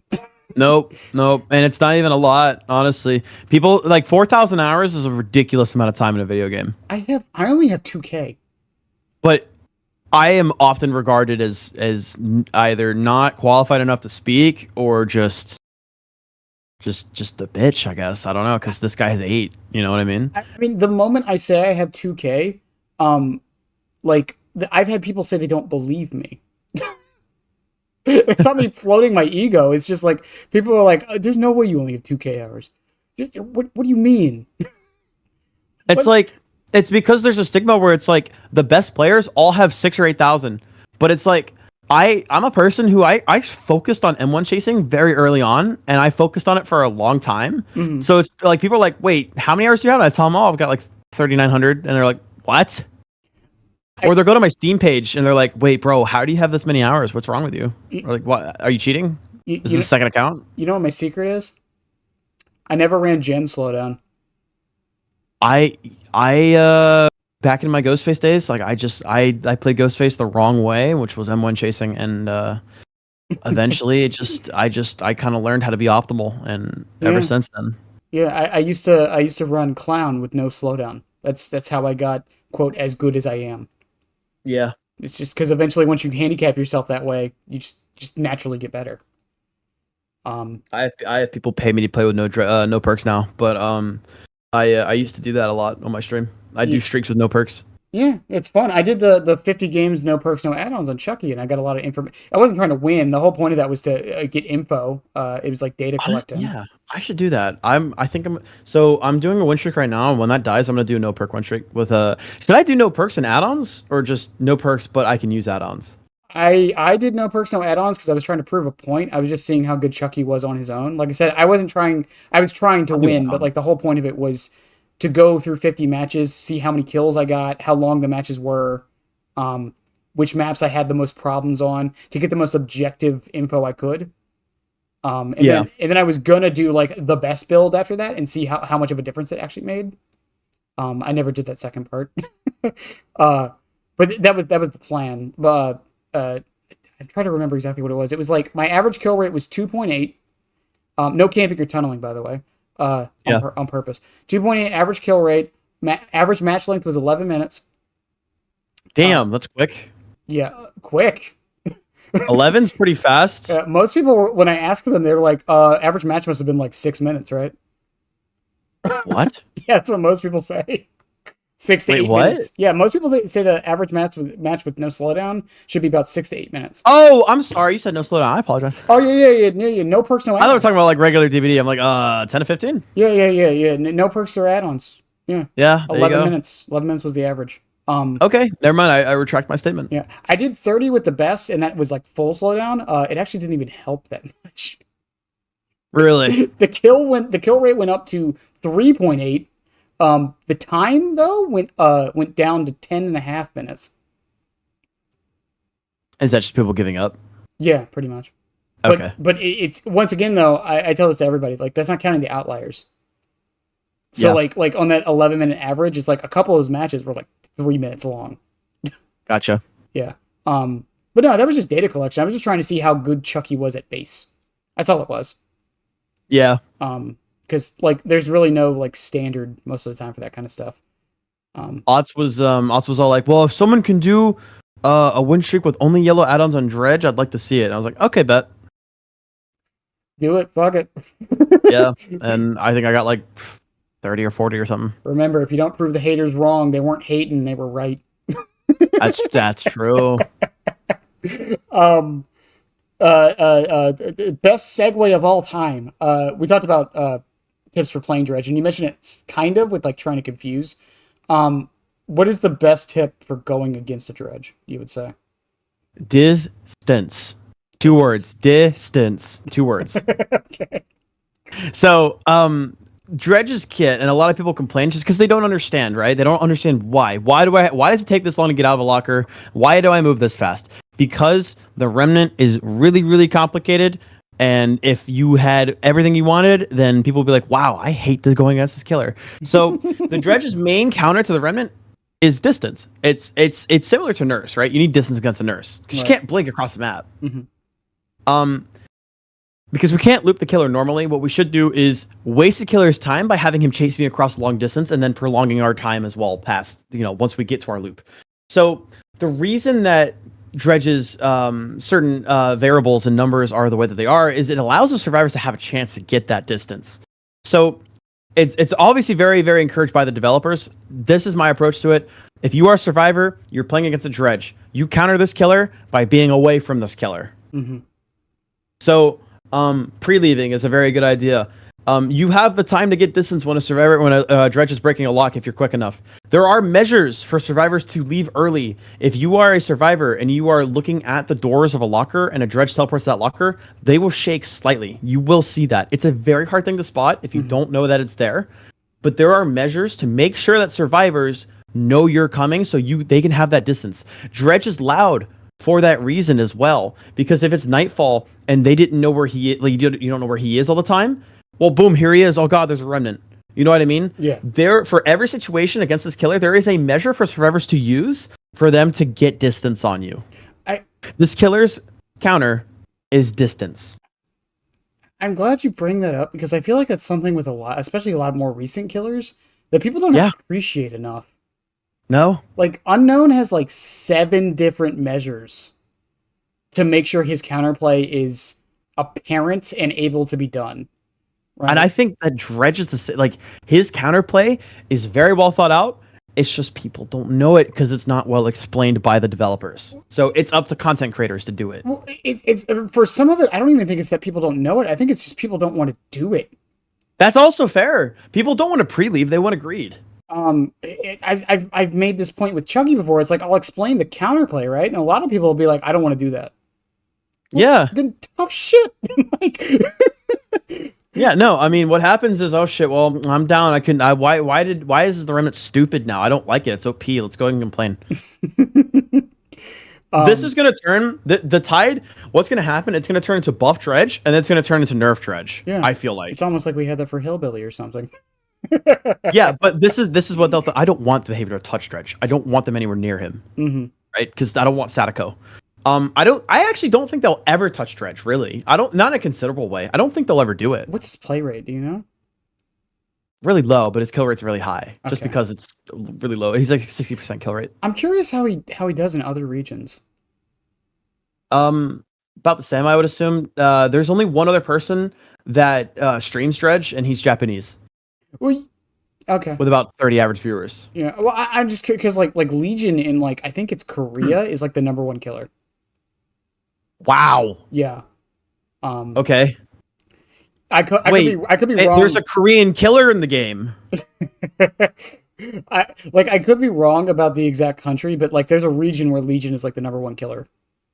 It's probably Southeast Asia or something. But no, that's the funny. I think it's something a lot of us like don't ever consider when we're talking about like stats and things, because it's like, okay, well, if they're the #1 character in this region, but not in this other region, we can't buff them because then they'll just be better in the other region they're already good in.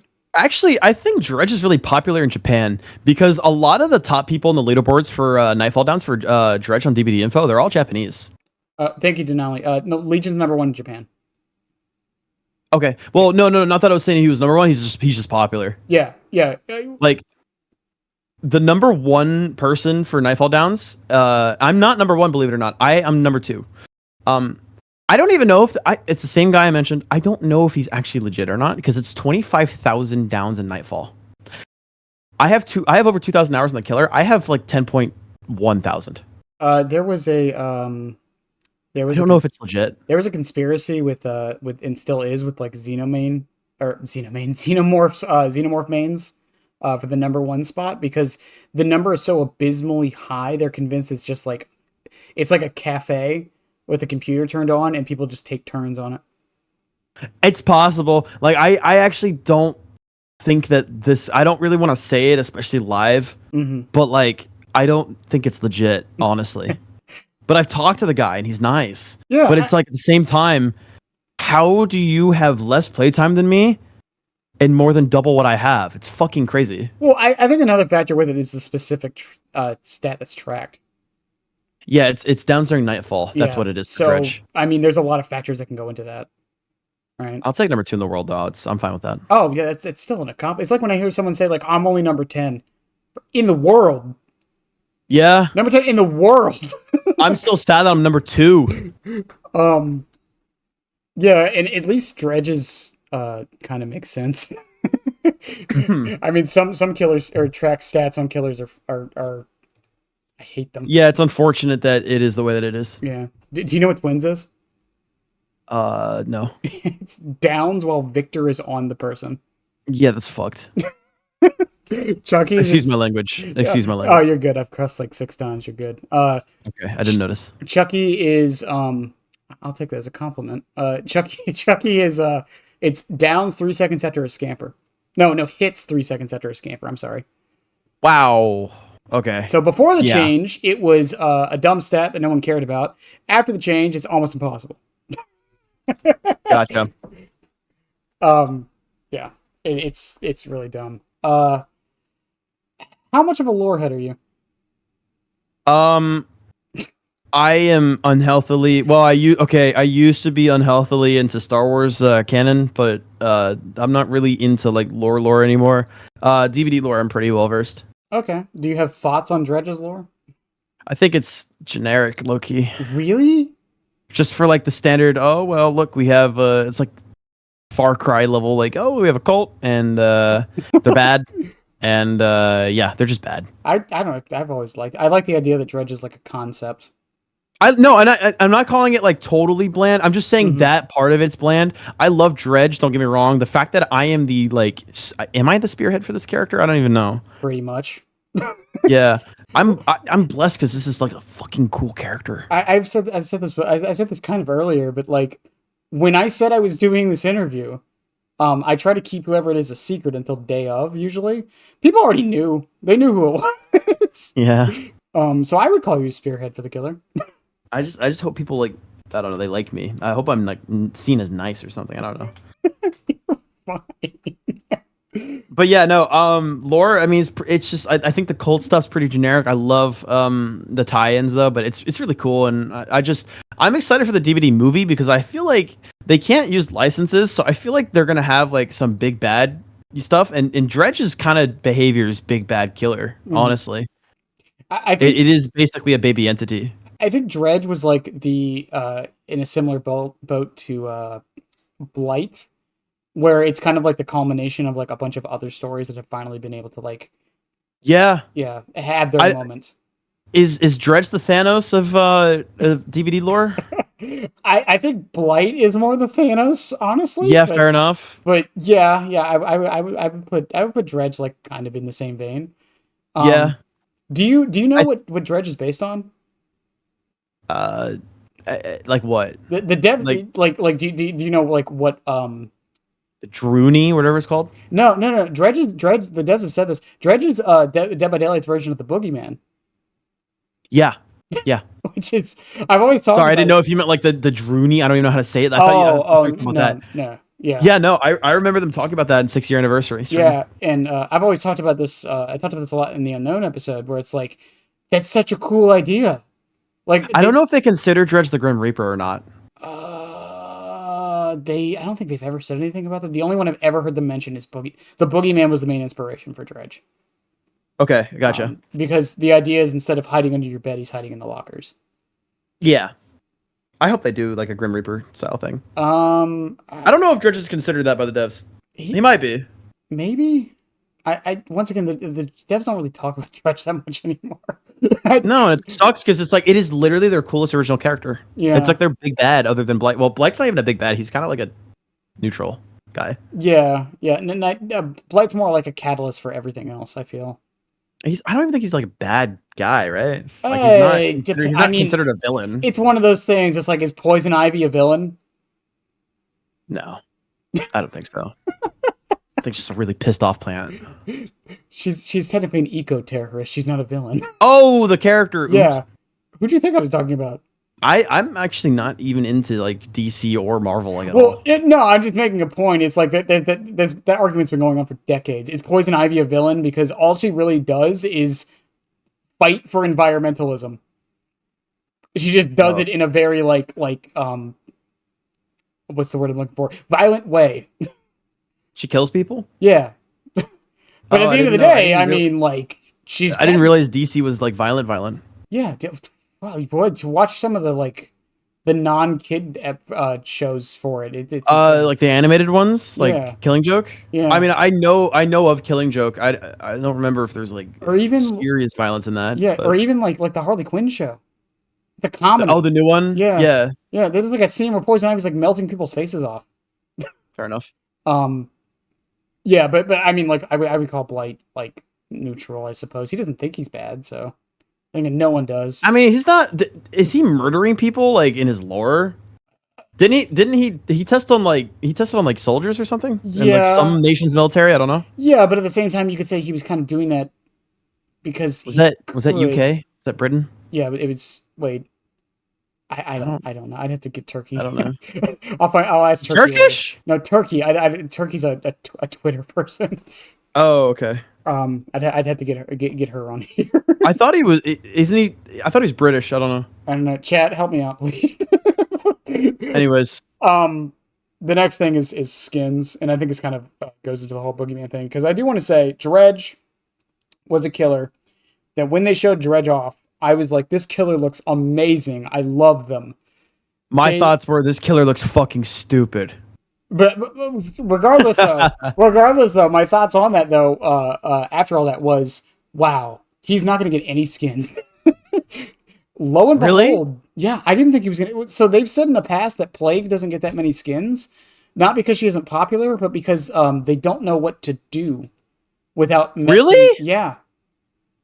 Wow. Okay. And I thought Dredge was going to be in the same boat because I was like, he's so unique. What skins do you give him? He can have anything. He can literally do anything. And I mean, they have the anniversary skin that came out with him, the doll skin that came out with him, the Iron Maiden skin, like. Yeah, like literally, Dredge can do anything with Dredge. Yeah, they have, and he doesn't have a lot of skins, but they can literally do anything with the killer. They have knocked it out of the park on every single Dredge skin to the point that I think that his somewhat low pick rate is only offset by all of his skins. Yeah, he has not like the only issues with Dredge was when Unwanted Toy came out. That's the colorful one, the orange and Deep Rift. Uh-huh. Those weapons were way too big, which God. They have mitigated. They're still pretty big. Yes. And I hate the weapon on War as Hell, but that's it. Yeah, the Maurice skin. Yeah, like, big deal. I'm curious because they haven't ever said it. I'm curious if that was planned from the start. Likely. Because that would be so cool if they planned that like 6 months in advance. I'm sure. I mean, Maurice was tied into the Dredge's release. Yeah, because Maurice was gone, and now he's back. But like that alone was just such a fucking cool idea. But do you have a favorite skin for Dredge? It changes every week. I really like Unwanted Toy right now. I love Unwanted Toy. That is the orange one with the big eyes and the smile. Mm-hmm. Yeah, that's my favorite at the moment. I think Anniversary is probably my favorite, if I'm honest with you. I don't like the arm on that one at all. I like the weapon, and I'm not the biggest fan of the torso. But what's your least favorite skin if you had to pick one? Doll. Huh? Doll? Really? Yeah, I don't like using it. I don't like the animations. I love the animations. I just hate how big it is on my screen. Oh, fair enough. Now, keep in mind though, when I win streak, I always have the doll torso on, no matter what, because the doll torso is the quietest Dredge skin in the entire game, and it is also the shortest Dredge skin in the entire game. The sound is tied to the torso. The sound is tied to the torso, yes. Interesting. Not to the weapon or arm. Don't tell the devs this, because if they hear it, they'll get rid of it. I don't think they would, because it's like, how can you tie that to the? They might add set effects for the weapons though, but no. I don't know. It's one of those like Tiffany and Chucky. Like Tiffany actually laughs quieter than Chucky. Yeah, she does. But like, I think it's like 4 decibels. I've done the testing on it, and it's like I remember someone was like, so Tiffany's pay to win. Yeah, but no, not really. Like, it doesn't really matter that much. 4 decibels. It's like, is it noticeable? Sure, but like, it doesn't really matter at the end of the day. Yeah. She does scream louder when she charges, though. I've noticed that. It's really, really, really goofy. So it actually kind of counterbalances itself a little bit. Uh, but yeah. I mean, I don't think there's a hate. I don't honestly. I really don't like hate any of Dredge's skins. Even the Snowman. Like the Snowman was great. The other thing, Dredge has a lot of free skins too. Yeah, the recolor is great. Yeah. The recolor's good. The Battle Pass ones are great. The Snowman one, like I said, it was free. The Anniversary one was free. Um, It's just people don't own them, and also I don't know why people do not know that he has a frosty eye, like at all. People don't know that. I feel like I did know that, but I didn't at the same time. Yeah, I never use it on stream, so it's like, how could people know? Yeah. People do not know he has frosty eye, and that's so. Wait a minute. Didn't they take frosty eyes away from certain killers recently? No. They gave him. I know Singularity just got his. No, but didn't they take like certain killers like Legion's frosty eyes? Do I have that? Hang on. Do I have that? I thought they took it away I don't know. on accident. Maybe. Hold on. Do I have frosty eye? I should. Oh, I do. Okay. They gave it back then. I mean, these don't ever come back, right? No. No. So I would say 90% of people don't. They will never have that for Dredge ever. Yeah. Like people, even back then, I remember like it wasn't a big deal. Like people weren't really grinding for that. Yeah. Yeah. And I mean the other I mean even with like the unwanted toy, it's like that was was that the Rift right after Dredge came out? 18. No, Unwanted Toy was recent. What? Oh yeah. Oh yeah, it was the Oni one, wasn't it? I'm sorry, are you talking about Toy Chest? That's the I'm sorry, not Toy Chest. What's it called? Twisted Plaything is the doll one, the tan one. Yeah. Yeah, no, I'm talking about the one that's like the one Goofy. with like 6 eyes on it. Yeah, no, that was Tome 18, I believe. Yeah, that was right after. Yeah. No, that was a little bit after. Never mind. Yeah, because they didn't start doing it until Skull Merchant. Never mind. No, it's recent. That's a Yeah, recent one. yeah. I mean, even that one, like, I know a lot of people who didn't really care. But now people kind of do though, because it's gone. So I mean, Unwanted Toy is going to come back in the shop next year, but Deep Rift is not. Yeah, not the recolor, which I know some people don't like FOMO. I think doing it that way with recolors is actually fine. I like the exclusivity. Also, this one glows, so you know. Yeah, and some people are like, "Oh, you just want it so it's a status symbol." I mean, yeah, kind of, but at the Yes, same time, absolutely. I just want, I just want like, like I've said this before. I don't think a paid FOMO. No, I don't like it. I don't like paid FOMO. I think it's stupid. But like earnable FOMO, I think is fine.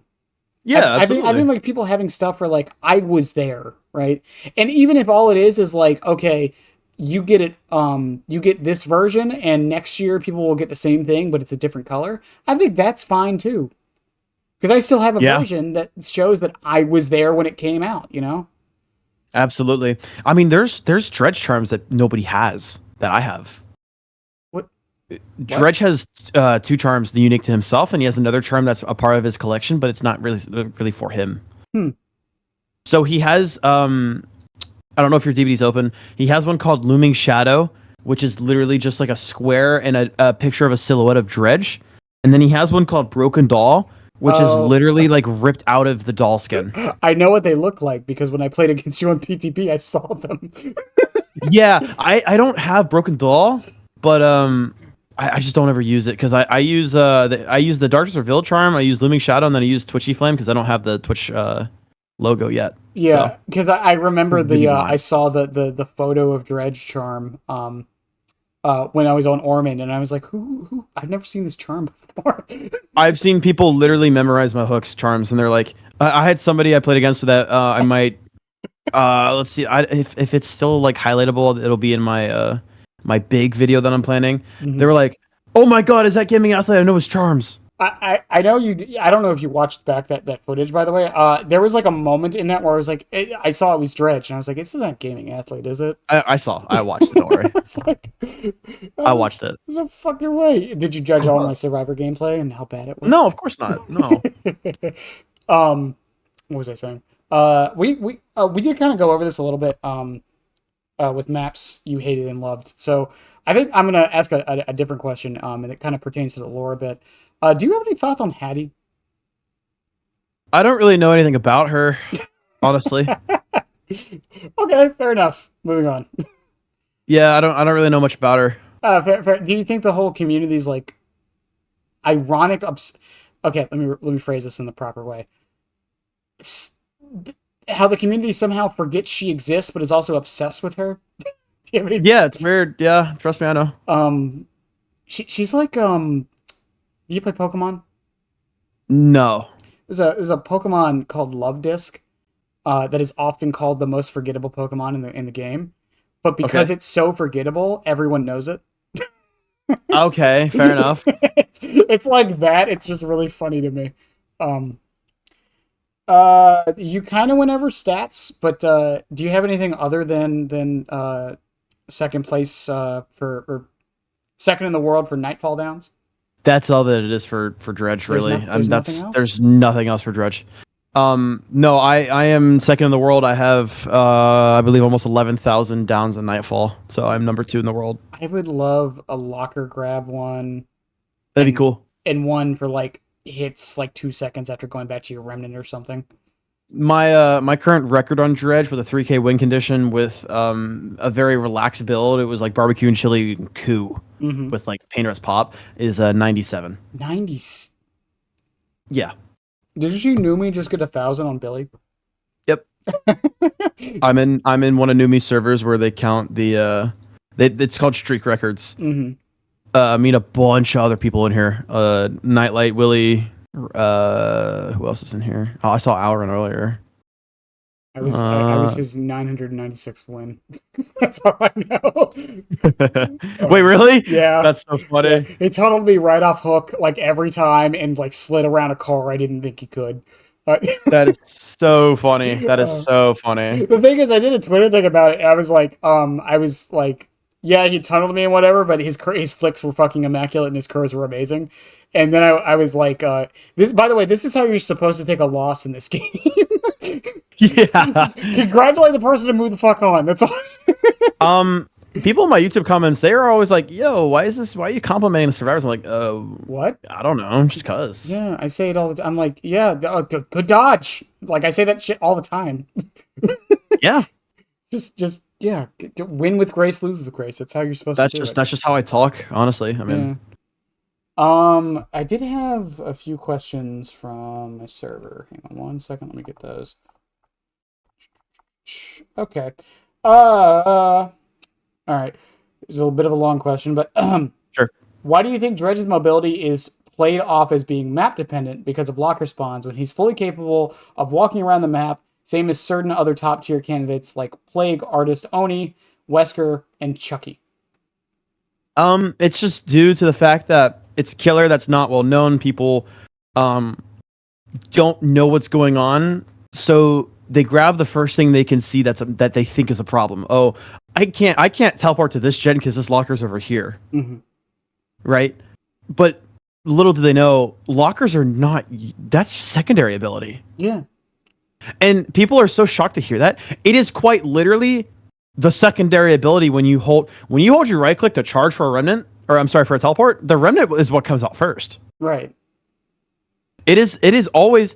And it's insane. It's like it's so crazy. It's like mastermind moment.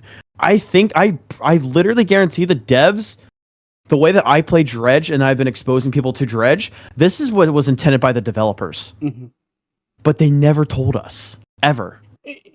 I think it's similar to Night, and that's why I kind of like the Night changes. The way the Night changes are kind of encouraging Night to play now is how I thought the devs always wanted him to play. Yeah. And people just weren't doing it. Yeah. There was not to go off topic. I mean, it's like I don't know if the devs even know who I am. There was a comment in the anniversary was like shirtless Dredge when. My community says that joke all the time. When I saw that, I was like, wait, that's not because of me, is it? So if I'm finally showcasing how the devs have always wanted Dredge to be played, I wonder if they've noticed. And if they have, oh my god. That's actually something my girlfriend started. Which is so funny. I told her, like, baby, you know that the devs took your joke and put it in their game. Like, what? Like, I swear to God, what other community is talking about shirtless Dredge? The moment the moment the devs say the words Chuck Spot, I'm gonna lose my fucking mind.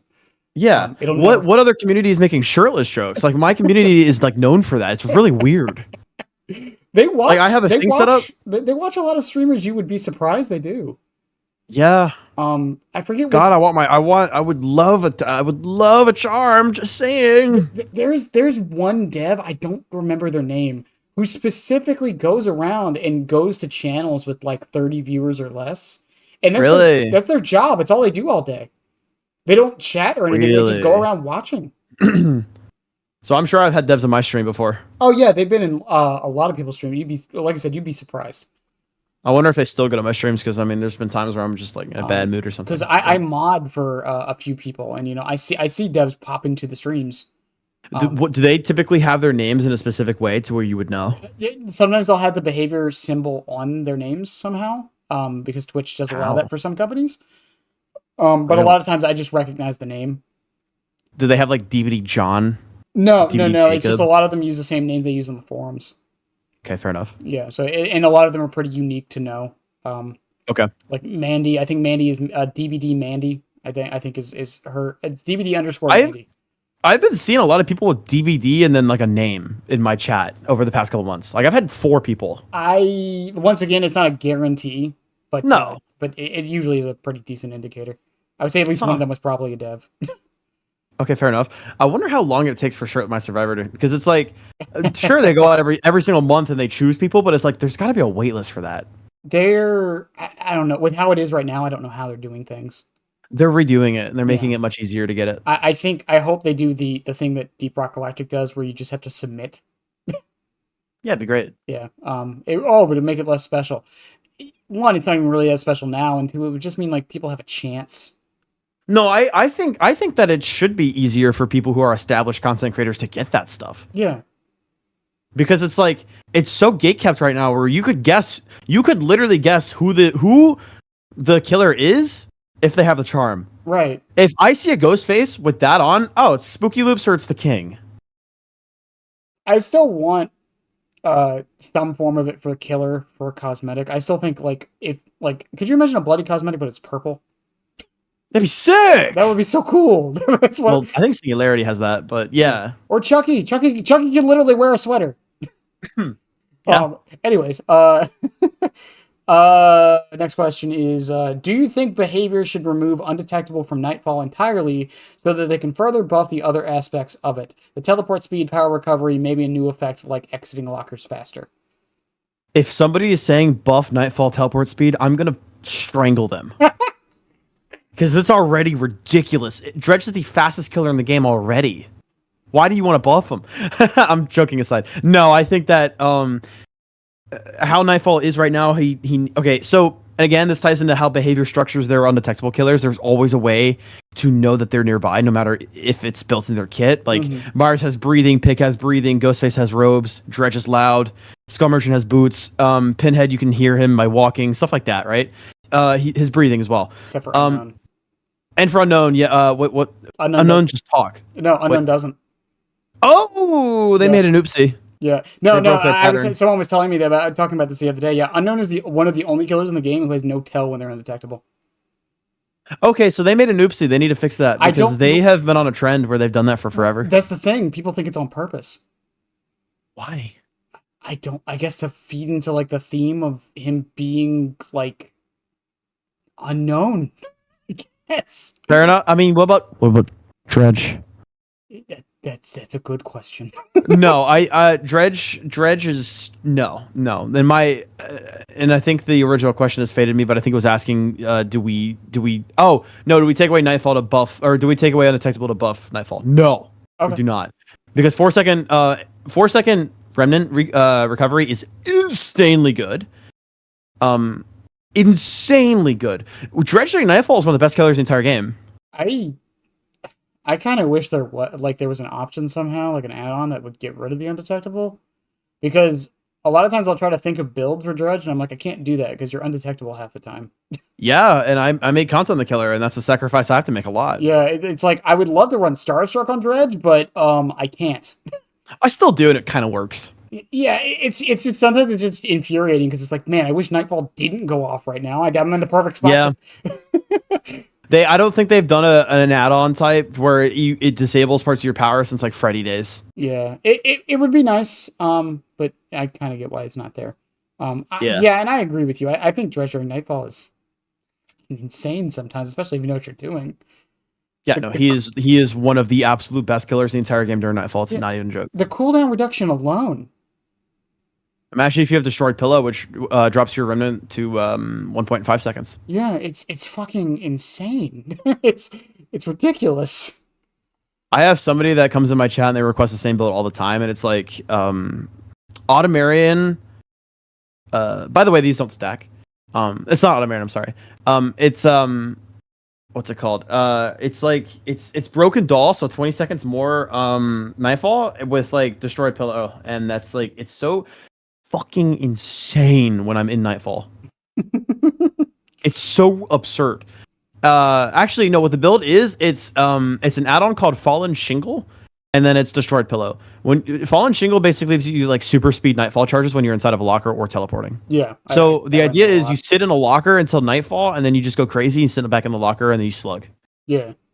Dredge is one of the Dredge. People don't realize how good at slugging Dredge is because it's like down 1 or 2 people, hook them.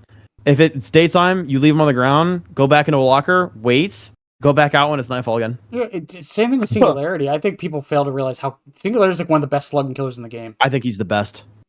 You think you think he's better than Twins? Ooh, one of the best. I wouldn't go that far, but yeah, I think Singularity. No, I think he's like the second best. Yeah, definitely number 2. I think when I was starting to learn Singularity, that was the one light bulb moment when I started seeing people like slug a lot. I think Willie is the one who started that though. It could have been Willie, it could have been Coco, it could have been a lot of people, but regardless, like I think it's something that people just tend to forget. Yeah, and I remember when Singularity came out and Willie was really showcasing that, and people were really fucking mad at him. It's not funny, but it's really funny every time it happens. It is a forbidden thing to do on the gaming athlete streaming service to request a slugging build with Dredge. It's forbidden because it's so unfair. What, knockout? It's knockout, third seal, basically everything. Knockout, third seal, you monster. Yeah, no, like I am a monster. I don't do it ever, and I will never make a video on it. And I don't do it on stream anymore. But I am a fucking monster with Dredge when it comes to slugging. It's stupid. I don't ever do it though. Remember how I said earlier I run Lightborn even though I know it's problematic? Yeah. Knockout's the exception. I know it's problematic. I actually enjoy the perk, but I refuse to run it.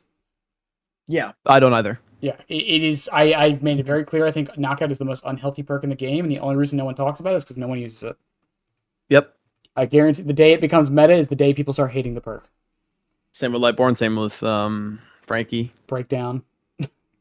Yep. All right, let's see.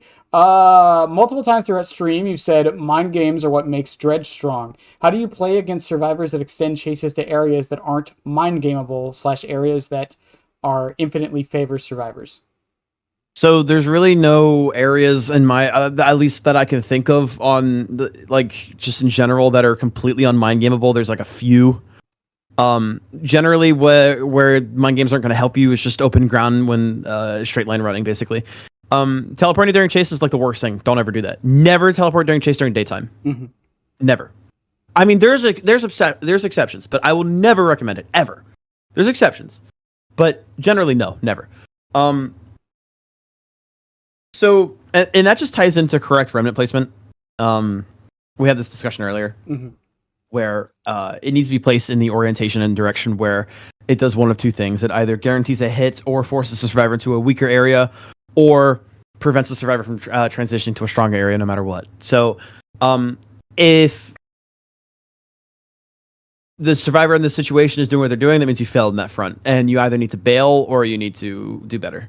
And wow, this background footage is incredibly old because that's my old camera I'm just clicking a recommended at this point. I have no lighting in that I can see your monitor glaring through your forehead.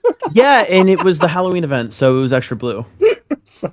And this is when I started using reshade as well, which is I have a blue filter. So man, looking at good old footage is always fun. Yeah. You were saying though? Yeah, no. I mean, generally, you're not really gonna. What was the question again? What would you do if a survivor goes to someplace that's not mind gameable? Probably not chase them. Okay. I mean, that's gonna basically be like, what would that even be? I don't even know off the top of my head what the area that would be to where I can't mind game them for basically, random. in my mind, I'm thinking like dead zones with like long wall. Well, even then, like yeah, I can't think of anything off the top of my head. Me either. I don't think there's an area on the map that's like that. So new garden porch is a bit trickier for Dredge. Old garden porch was incredibly unsafe against the killer. Yeah. Old Garden of Joy main porch was incredibly unsafe against Dredge. Shack is incredibly unsafe against Dredge always. Yeah. Oh no, I can imagine. I love Shack. It's my favorite loop in the entire game for Dredge because it's the most skillful one, right? Have you noticed something with a lot of the newer killers? Almost all of them are good at Shack. I think it's because a lot of them are anti-loop killers that don't necessarily have like penalties for missing. Yeah. So, for example, when you miss with Nemesis or Pyramid Head, you do get a penalty, but when you miss with Xenomorph, not really. Yeah, it's like Chucky, Xeno, Dredge, Singularity, Unknown, Knight, and who did we just get? I forgot already. Oh, Vecna. Even Vecna. Like all of these killers are actually pretty decent at Shack.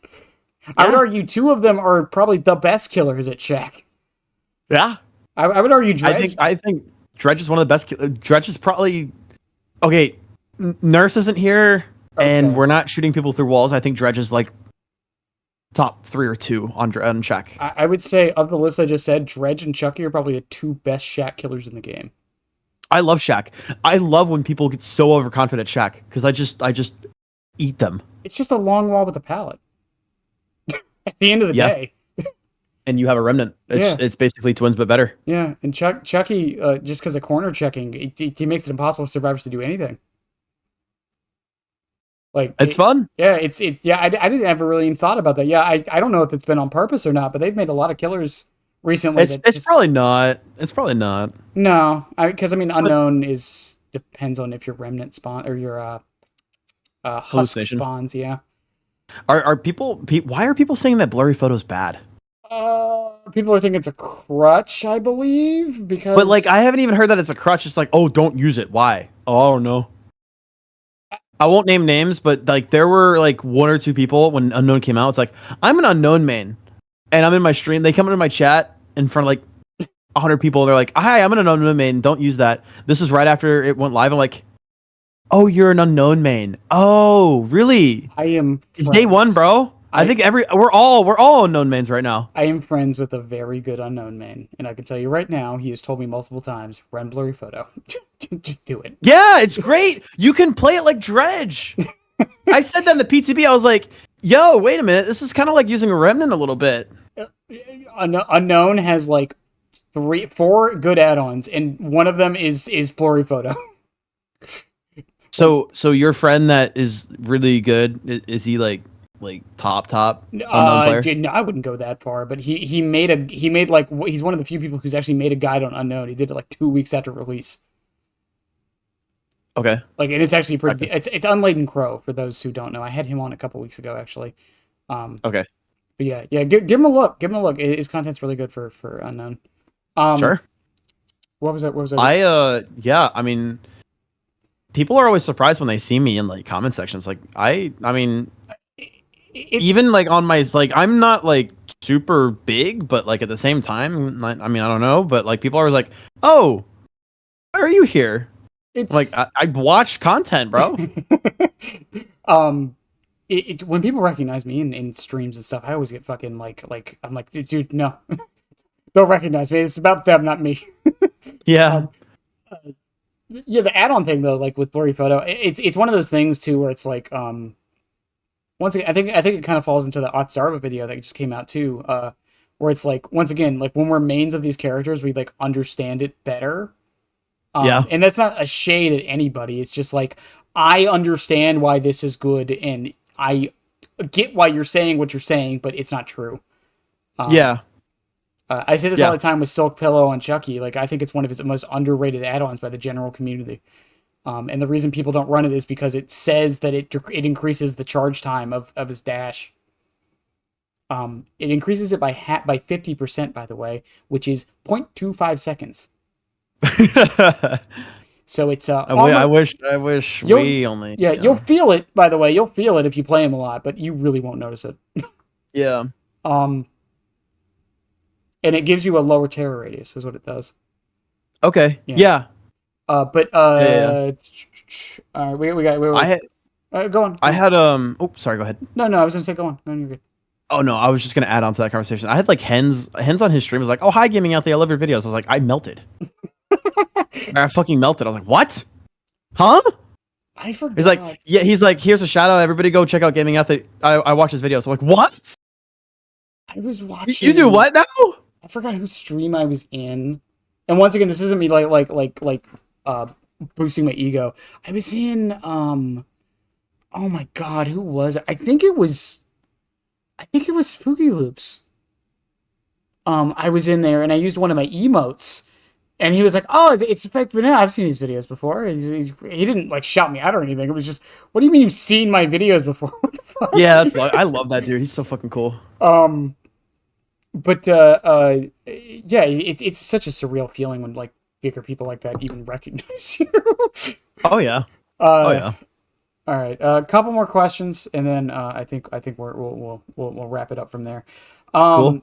How does the idea of giving Dredge special lockers that spawn near generators like Sadako's TV sound? So I would assume what they mean by this is that when you play Dredge, the locker manipulation's a little different, so there's more closer to. I would say maybe behavior, just instead of adding a complicated system like that, just do good map design the first time around. It's impossible. I think what they could do is they could inject custom spawn locations instead of having them completely tile dependent. That's true. And this is my suggestion for totem rework, where they have, let's say they have 10 spawn, it's 5 totems a match. Yeah. Right. Let's say they have 10 possible spawns that they custom place, but the game only uses 5 of them. So that way we don't get them in the middle of a field. They could do that for generators. They could do that for lockers on every single map, and that'd be the best ever. That would solve every single issue, and nobody would ever complain again, ever. 100%. This is a bit off topic, but talking about totems always brings this up. We talked a little bit about hexes like 3 hours ago. My suggestion for fixing hexes, by the way, I don't even care about the totem spawns. My one change to hexes would just have them not activate till they actually activate. I see. Okay. That's it. What about for like there's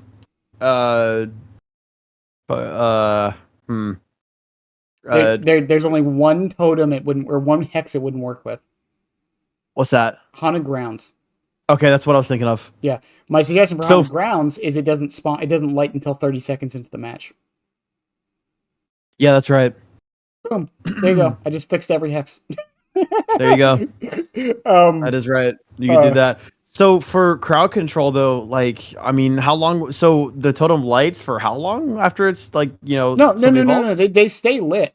They just don't light until they activate. There we go. And then we don't have the actual perks working until then as well. Yeah. So all right, perfect. So like crowd control is a good example. Once someone vaults or fast vaults a window and it blocks it, then the totem lights. Okay. Yeah. That way you get great idea. You get guaranteed one use out of it, and it means that the survivors now have to start looking for it instead of. I like that. Yeah. That's a healthy nerf for Ruin, because it's like if you get 25% on a gen, killer chases you in 30 seconds. Let's say, okay, what can you do in 30 seconds on a gen or 20 seconds on a gen? I don't know. But I mean, even with Ruin, right? All that would happen is that people, like, let's say Ruin becomes it during this system. Let's say Ruin becomes meta. All people would do is when they spawn into a match, they would just tap the gen to see if Ruin's in play. That's it.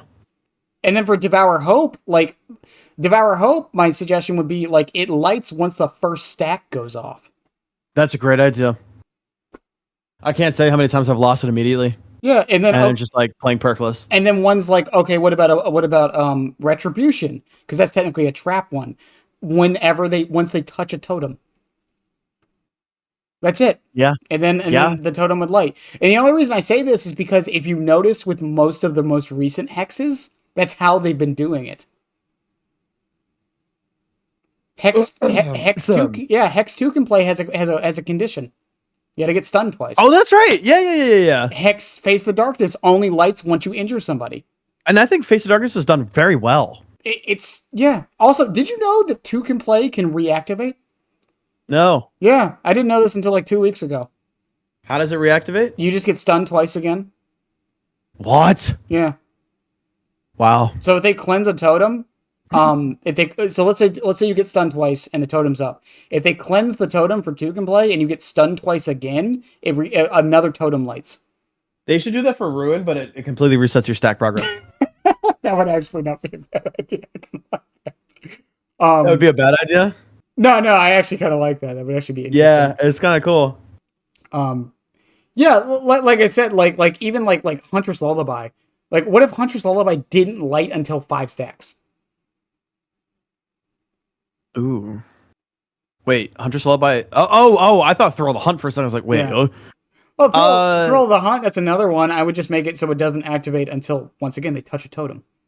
Fair enough. Like, cleanse or just like... Just touch it. Just touch it. Okay, cool. And then it activates. And they see the red progress bar, and now they know Thrill the Hunt's in play. Does Behavior have the technology to do this? Yes. They've done it with 3 perks already. Oh, fair. Okay. And it's not like it wouldn't, like, even the person being chased would notice, because the moment it happens, they get the little your curse symbol. Yeah. You know what's so funny about Behavior headquarters in Montreal, by the way? Huh. It is tucked away behind an alleyway. It doesn't. I was there. Like, it is like you don't even know where. Like, you're on the street. Like, you have to go in an alleyway to go to it. It's like basically. It's like old Bungie headquarters. It was literally just like a random building in the middle of fucking nowhere. Do they have multiple locations for Behavior? I don't think so. I think they have an Asian department. I think they have an Asian sector. Do they have one in America? I doubt it. I have a picture of me and my girlfriend in front of the actual one. I just think it's funny. We all complain about Behavior being lazy and whatever, and it always makes me laugh because every year they almost always get like the number 2 best places to work at in Canada. Are you for real? Yeah. Well, yeah. Because they don't crunch. They always get time off. They always get lunches. Like they're one of the best of they're one of like the best video game companies to work for in the world. Damn. That's why whenever people say they're lazy or they don't like do stuff fast enough, it's like, so you want them to crunch? So my whole thing is like, I just assume that certain things don't happen or they're slow because they don't have the resources for it. They probably don't. Yeah, but that's not necessarily like, oh my god, I hate them. Like, you know what I mean? Like that they just literally aren't capable of doing certain things. I'm going to say something about that. I'm going to say something controversial about what happened with Behavior recently that everyone got mad about. The layoff? Yeah, remember the layoffs? Yeah. I can guarantee you the reason that happened is because they hired a bunch of people, and then they couldn't keep those people because they were trying they were trying to keep up with like player demands. Do we actually know if the people consistently that were laid off are they new hire or are they like have they been there for less than a year? Do we know that? I don't have specifics. I couldn't tell you if I'm honest. Because if it was less than a year, then I mean that's not necessarily like uncommon to see. Yeah, as someone who's done stuff like that in other, I had to do that a lot when I was working when I was managing a grocery store. It's usually the new people that go. A lot of the old guard only goes if they absolutely want to and want to take that sacrifice. But yeah, a lot of times it's the new hires. A lot of game companies were doing this. Bungie did the same thing. It's like people were getting mad about all these layoffs, and it's like the reason these layoffs happened is because they overhired. Like, don't get me wrong, yeah, they should be condemned for doing that anyways, but like... No, it's a horrible thing. Yeah, I'm not saying it's not. I'm just saying this is why it happened.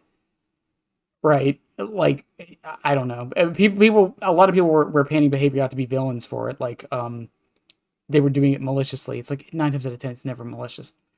Yeah. I can guarantee you if they could keep those people, they would. No one likes firing people. I don't care how greedy you are. No one likes firing people. Well, yeah. All right. All right. Last question. And I actually like this one because it's fun. Dredge has some amazing cosmetics already, but if you could create a skin design for Dredge, anything, what would you do? Okay, I know what I want. Emin Crafts, whatever his name is on Twitter, he's the person who submitted the Venus flytrap skin that it was very, very popular like 2 years ago in that contest, Mm-hmm. the community skins contest, I've seen it. and Clown won, unfortunately. Why does Clown get to win 2 years in a row? Because shut up. I don't know. I literally think it's probably because he's probably the easy. I don't know. He's probably just easy to make a skin for. I don't He know. sells also. Why does he sell? I don't because his skins are funny. Fair enough. I mean, the one that I don't know. That's the one I wanted the most. I don't really know, honestly. I really really like that Venus flytrap skin. I think it was from the same contest. Do you know the Blob from Five Nights at Freddy's? What? The Blob from Five Nights at Freddy's? No, Okay, hang on a second. I thought you meant like the dude from oh god, what's that called? In fact, hang on. I actually probably have it pulled up. Aliens versus Monsters, the Bob guy. No, not Bob. Because there was a bunch of skin concepts for Dredge during that. I think Dredge was the one who had the most submissions, actually. Yeah, people love Dredge. Well, it's because, like you said earlier, Dredge can do anything. Oh, this was one. I'm gonna show. In the background footage right now, like you can do crazy combos with Dredge as well. This is War as Hell Hands with a snowman body. It looks all amazing. Yeah, can you see the stream? Yeah, that's awesome. I love this. That's so cool. Yeah, there was a lot of cool Dredge ones in here. There's this one that's like him as a dinosaur. There's a turkey one. This is The turkey Blob. one This is the Blob from Five Nights at Freddy's. Oh, that thing. Yeah. They didn't even really make a skin. They literally just imported it on Blender. Yeah. And the turkey one that's in there, that's famous. Everybody has seen that picture. Oh, yeah. The turkey skin. Everybody's seen that. Yeah, everybody has seen that. That's awesome. Yeah, Dredge is like. Also, I will never get over the Meg. I just like this computer one. Like this is so cool. Oh yeah, that's another. Who made that? Mr. Shwoo. Mr. Shwoo, yeah. Yeah, that's one of my favorites. Also, to people who saw this on the other video and were telling me there's AI in here, I am aware that one of these was AI generated, and I apologize for that. Or this one? Click on that one. I've never seen that before. Yeah, it's like the survivor body parts and then like med kits and maps and their items like screwed together. I have actually never seen that ever. This is my first time ever seeing that skin. Yeah, wow. A lot of these are cool, man. It's like some of Where's these the Venus flytrap, bro? That's like the best one. Though. I didn't see the Venus flytrap. I don't think it was in here. And my favorite skin is Singularity with jeans. What? Singularity with G. Oh no. Yeah, Singularity with jeans. That's the whole yeah, skin. that's super funny. That is super funny. Man. There's some like we said earlier, like Dredge can literally make any skin work, and it's great. Oh yeah. But before we start wrapping up, for people in the Twitch chat, if you guys have any questions for Gaming Athlete, go ahead and drop them. I'll keep rambling for a little bit while we give that some time. That being said, it is very late for both of us. I don't care because I don't go to bed for 4 more hours, but I'm not trying to keep you here all night. That's fine. I wake up in 5, so. Oh, I don't know. I feel worse. All good. No, it's fine. But yeah, I mean, I think behavior as a whole is doing great. I think they're doing the best job they can. Yeah. I mean, TBD's in a weird spot, like you said at the start, but like it is the healthiest it's ever been. Yeah, I think the game is generally moving in a direction where it's good. Yeah. I mean, it's been forward momentum ever since Skull Merchant. So, I mean, I'm sorry. It was forward momentum before Skull Merchant, then went down a little bit, and then after that, it went back up. I would say. This is a weird question because I did a video about this the other day. Do you think we're getting too many licenses right now? No. You don't think? I think licenses is the only reason that we're here. But you don't think 3 in a row is too much? Yeah, maybe. I mean, they're confident they don't need to stretch it out. I guess I mean, to be fair, like there's still so much out there. There is. It's just for me. It's like I don't know. Licenses are starting to not feel special. We just need a big thing that happen. I mean, I want the thing. That's my most anticipated now. The thing is going to be pretty big for. I mean, if VHS can do it. was the thing in VHS? No, but yes. They had a character called the Anomaly. And okay, so not licensed. Got it. yeah, but they could turn into the teens. Voorhees will be the biggest chapter ever. Oh, of course. I'm pretty sure and it will happen. I know it will happen. Yeah, I said this. I say this a lot. I think the four big ones we're missing right now are Jason. As much as people hate to say it, Springtrap. No, I don't even think people hate to say it. Like, I'm surprised that people don't want Five Nights at Freddy's, and I think it's a small amount of people that say that. Yeah, I would agree. I think it's absolutely fitting. Here's the thing I hate about the thing with Five Nights at Freddy's when people get mad about it. They're like, "Oh, I don't want all these little kids in the game." Bro, I'm 30 years old. I think that's got plenty of horror in it. I mean, yeah. I want Springtrap in the game just because it's fucking Five Nights at Freddy's. Yeah, it's gonna happen, and I think he's an amazing contender. It's all. I mean, dude, have you seen the VHS stuff people are making on YouTube about that stuff? Like, it's just like I've said this. Like the idea of a rotting corpse inside of an animatronic that comes to life and murders kids. Yeah. How does that not fit DBD? It's a small amount of people with large voices that talk shit, and people don't actually care. Like all the VHS videos that came out that everybody was freaking out about for Five Nights at Freddy's, like, oh my god, this is fucking crazy. Mm-hmm. I mean, that's all. Like, I'm not involved in Five Nights at Freddy's. I don't really give a shit. I don't know that much, but I do know that like that stuff is like in-house lore. They're just putting it into fan-made like film. There's a game coming out. It's actually pixelated. Called Into the Pit. I've heard of it. Yeah, because I know Schmuckles was talking about it recently. If you get a chance to watch the trailer for it, watch it. And I've shown this to people, and I've actually convinced a couple people with that on why Springtrap should be in the game. I've only heard of that through Schmuckles. Yeah, they managed to make Springtrap more of a horror character in 16-bit than I think the entirety of every other game has. Yeah. It's kind of, or the movie. The movie kind of made him a joke. I didn't really think the movie was that good. It wasn't. If I wasn't a fan, I probably would have not liked it. But Matthew Lillard did it, so I'm happy. But yeah, I think Jason, Springtrap, Candyman, and anything Stephen King. Is Candyman even like notable horror? Like, I know he's like horror, but I've never. Right, I've said this before about Xenomorph and Chucky, and people will disagree with me on this all day. Candyman is well known. He's not popular. Okay. There's a difference. I say the same thing about Xenomorph, I say the same thing about Chucky, and I say the same thing about Pinhead.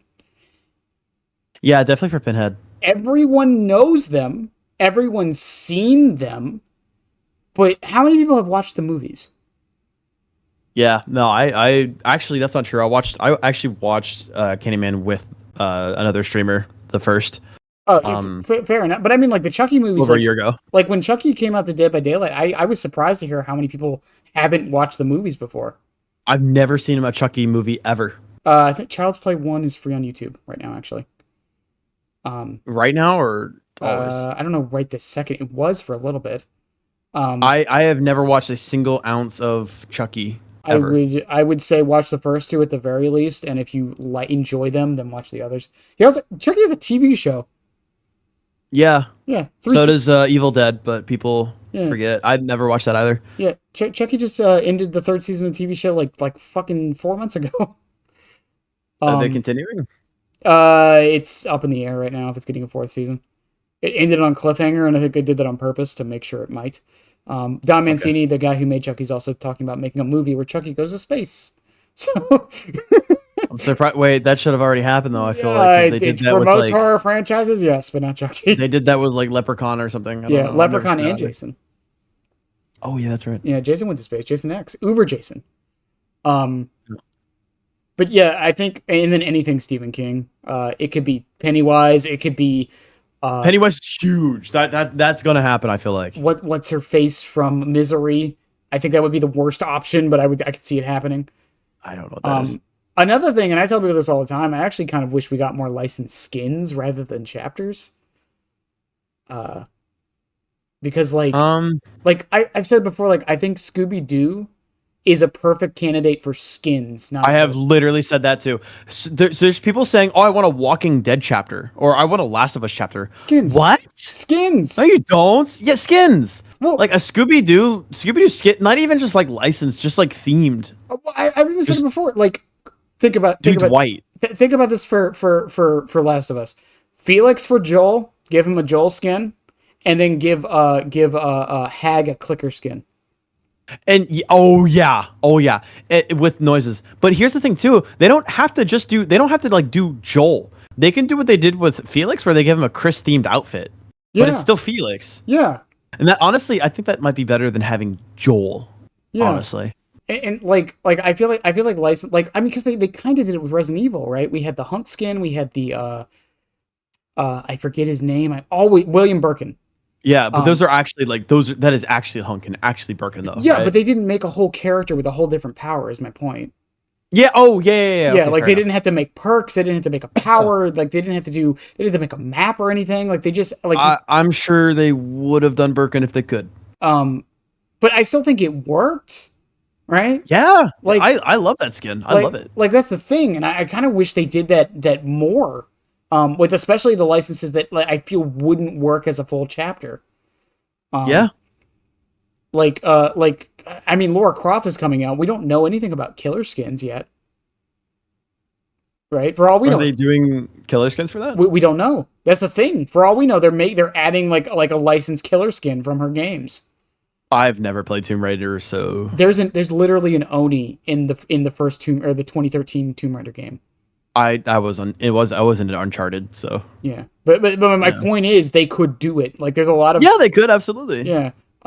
There's literally an entire scene. It's the famous scene with she's like in a puddle of blood, or in a river of blood. Right before that scene, she's like running away from like a bunch of Onis. I've not seen that. Yeah, like they could very easily just add like a new Oni skin. That would be cool as hell. It's been a while since he's gotten one, right? Yeah. No, Blood Moon. Yeah, and he just got one in the. No. Doctor got it in the tome. Yep.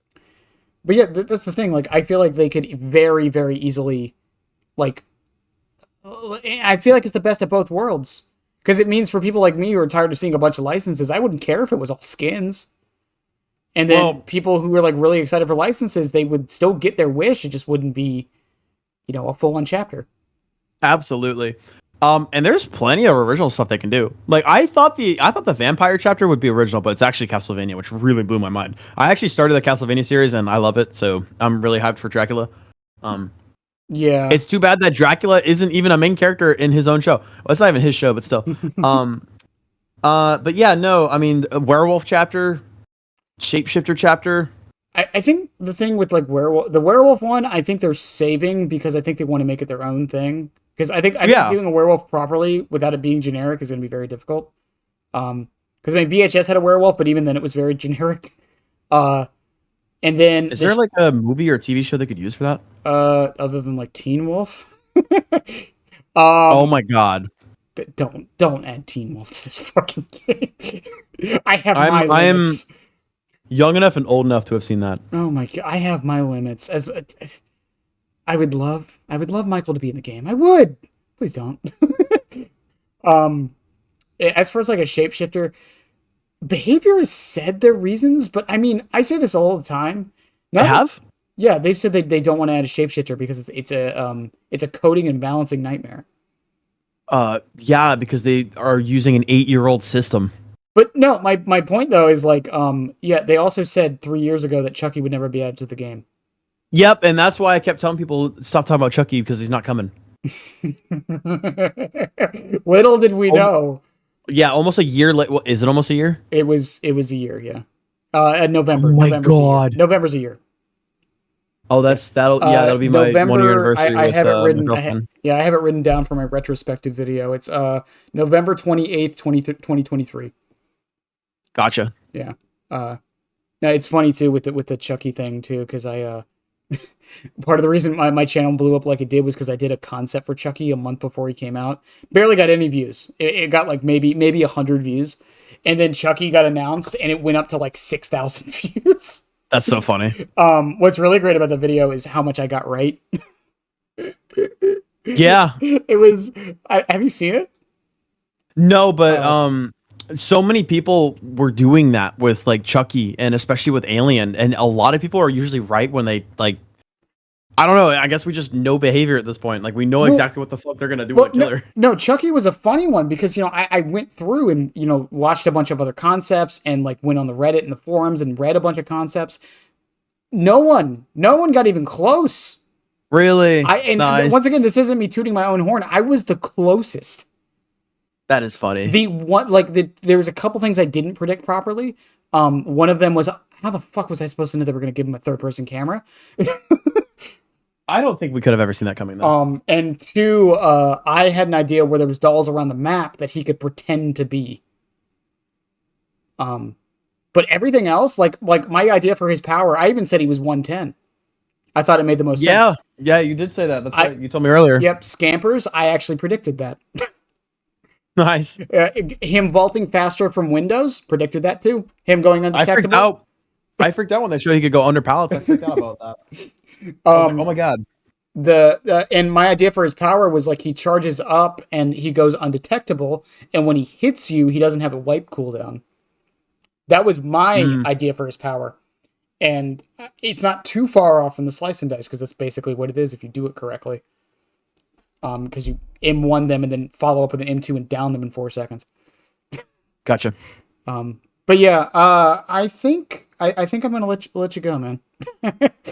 Are you sure? Yeah, I'm sure. I mean, we could try to beat Crow if you want. I'm kidding. I don't know if I can do the 8 this time. But maybe next time. Regardless, like I say this every time to every person profusely, but thank you for real for coming on. It's of course. It's always fun. I hope you had a good time. I hope it wasn't I enjoyed it. I'm very glad. I'm very, very glad. I enjoyed it, absolutely. And I was very excited for it today. Yeah, so was I. You have no idea. Not to, I'd say this to like everybody. I have to hold back my fanboying a little bit. God, when I had Pixel on here, I almost lost my shit. But I really, really do appreciate it. I can talk about details on this later, and I'll probably edit this part out. But like I said, that part's probably gonna be edited out. Before we go, once again, if you could tell people where they can find you. Yeah, so I've been making content for about 12 months now, just over. I started out by streaming on Twitch. I got my affiliate my first couple of days. I was locked out for a while, so during that time, I started my YouTube channel, and my first video was my guide on Dredge, and that blew up. So ever since then, I have been streaming on Twitch 5 days a week from 4 p.m. Eastern Standard Time to 8 p.m. Eastern Standard Time. That will change soon. And I upload almost weekly on my YouTube channel as well. I've got about 12,000 subs on my YouTube. I've got about close to 6,000 on my Twitch, and I'm almost Twitch partner as well. And it's been crazy. I obviously am a Dredge main. I have 2,000 hours on the killer. That's definitely the most out of anybody, but I'm not going to label myself as anything. So if you want to watch me, that's cool. But yeah. Yep. And as always, all that stuff will be linked below, including the guide. I'll make sure to put that down there. If I don't, someone remind me, please. In any case, I guess we'll go ahead and say bye. You don't have to leave the call, by the way, if you don't want.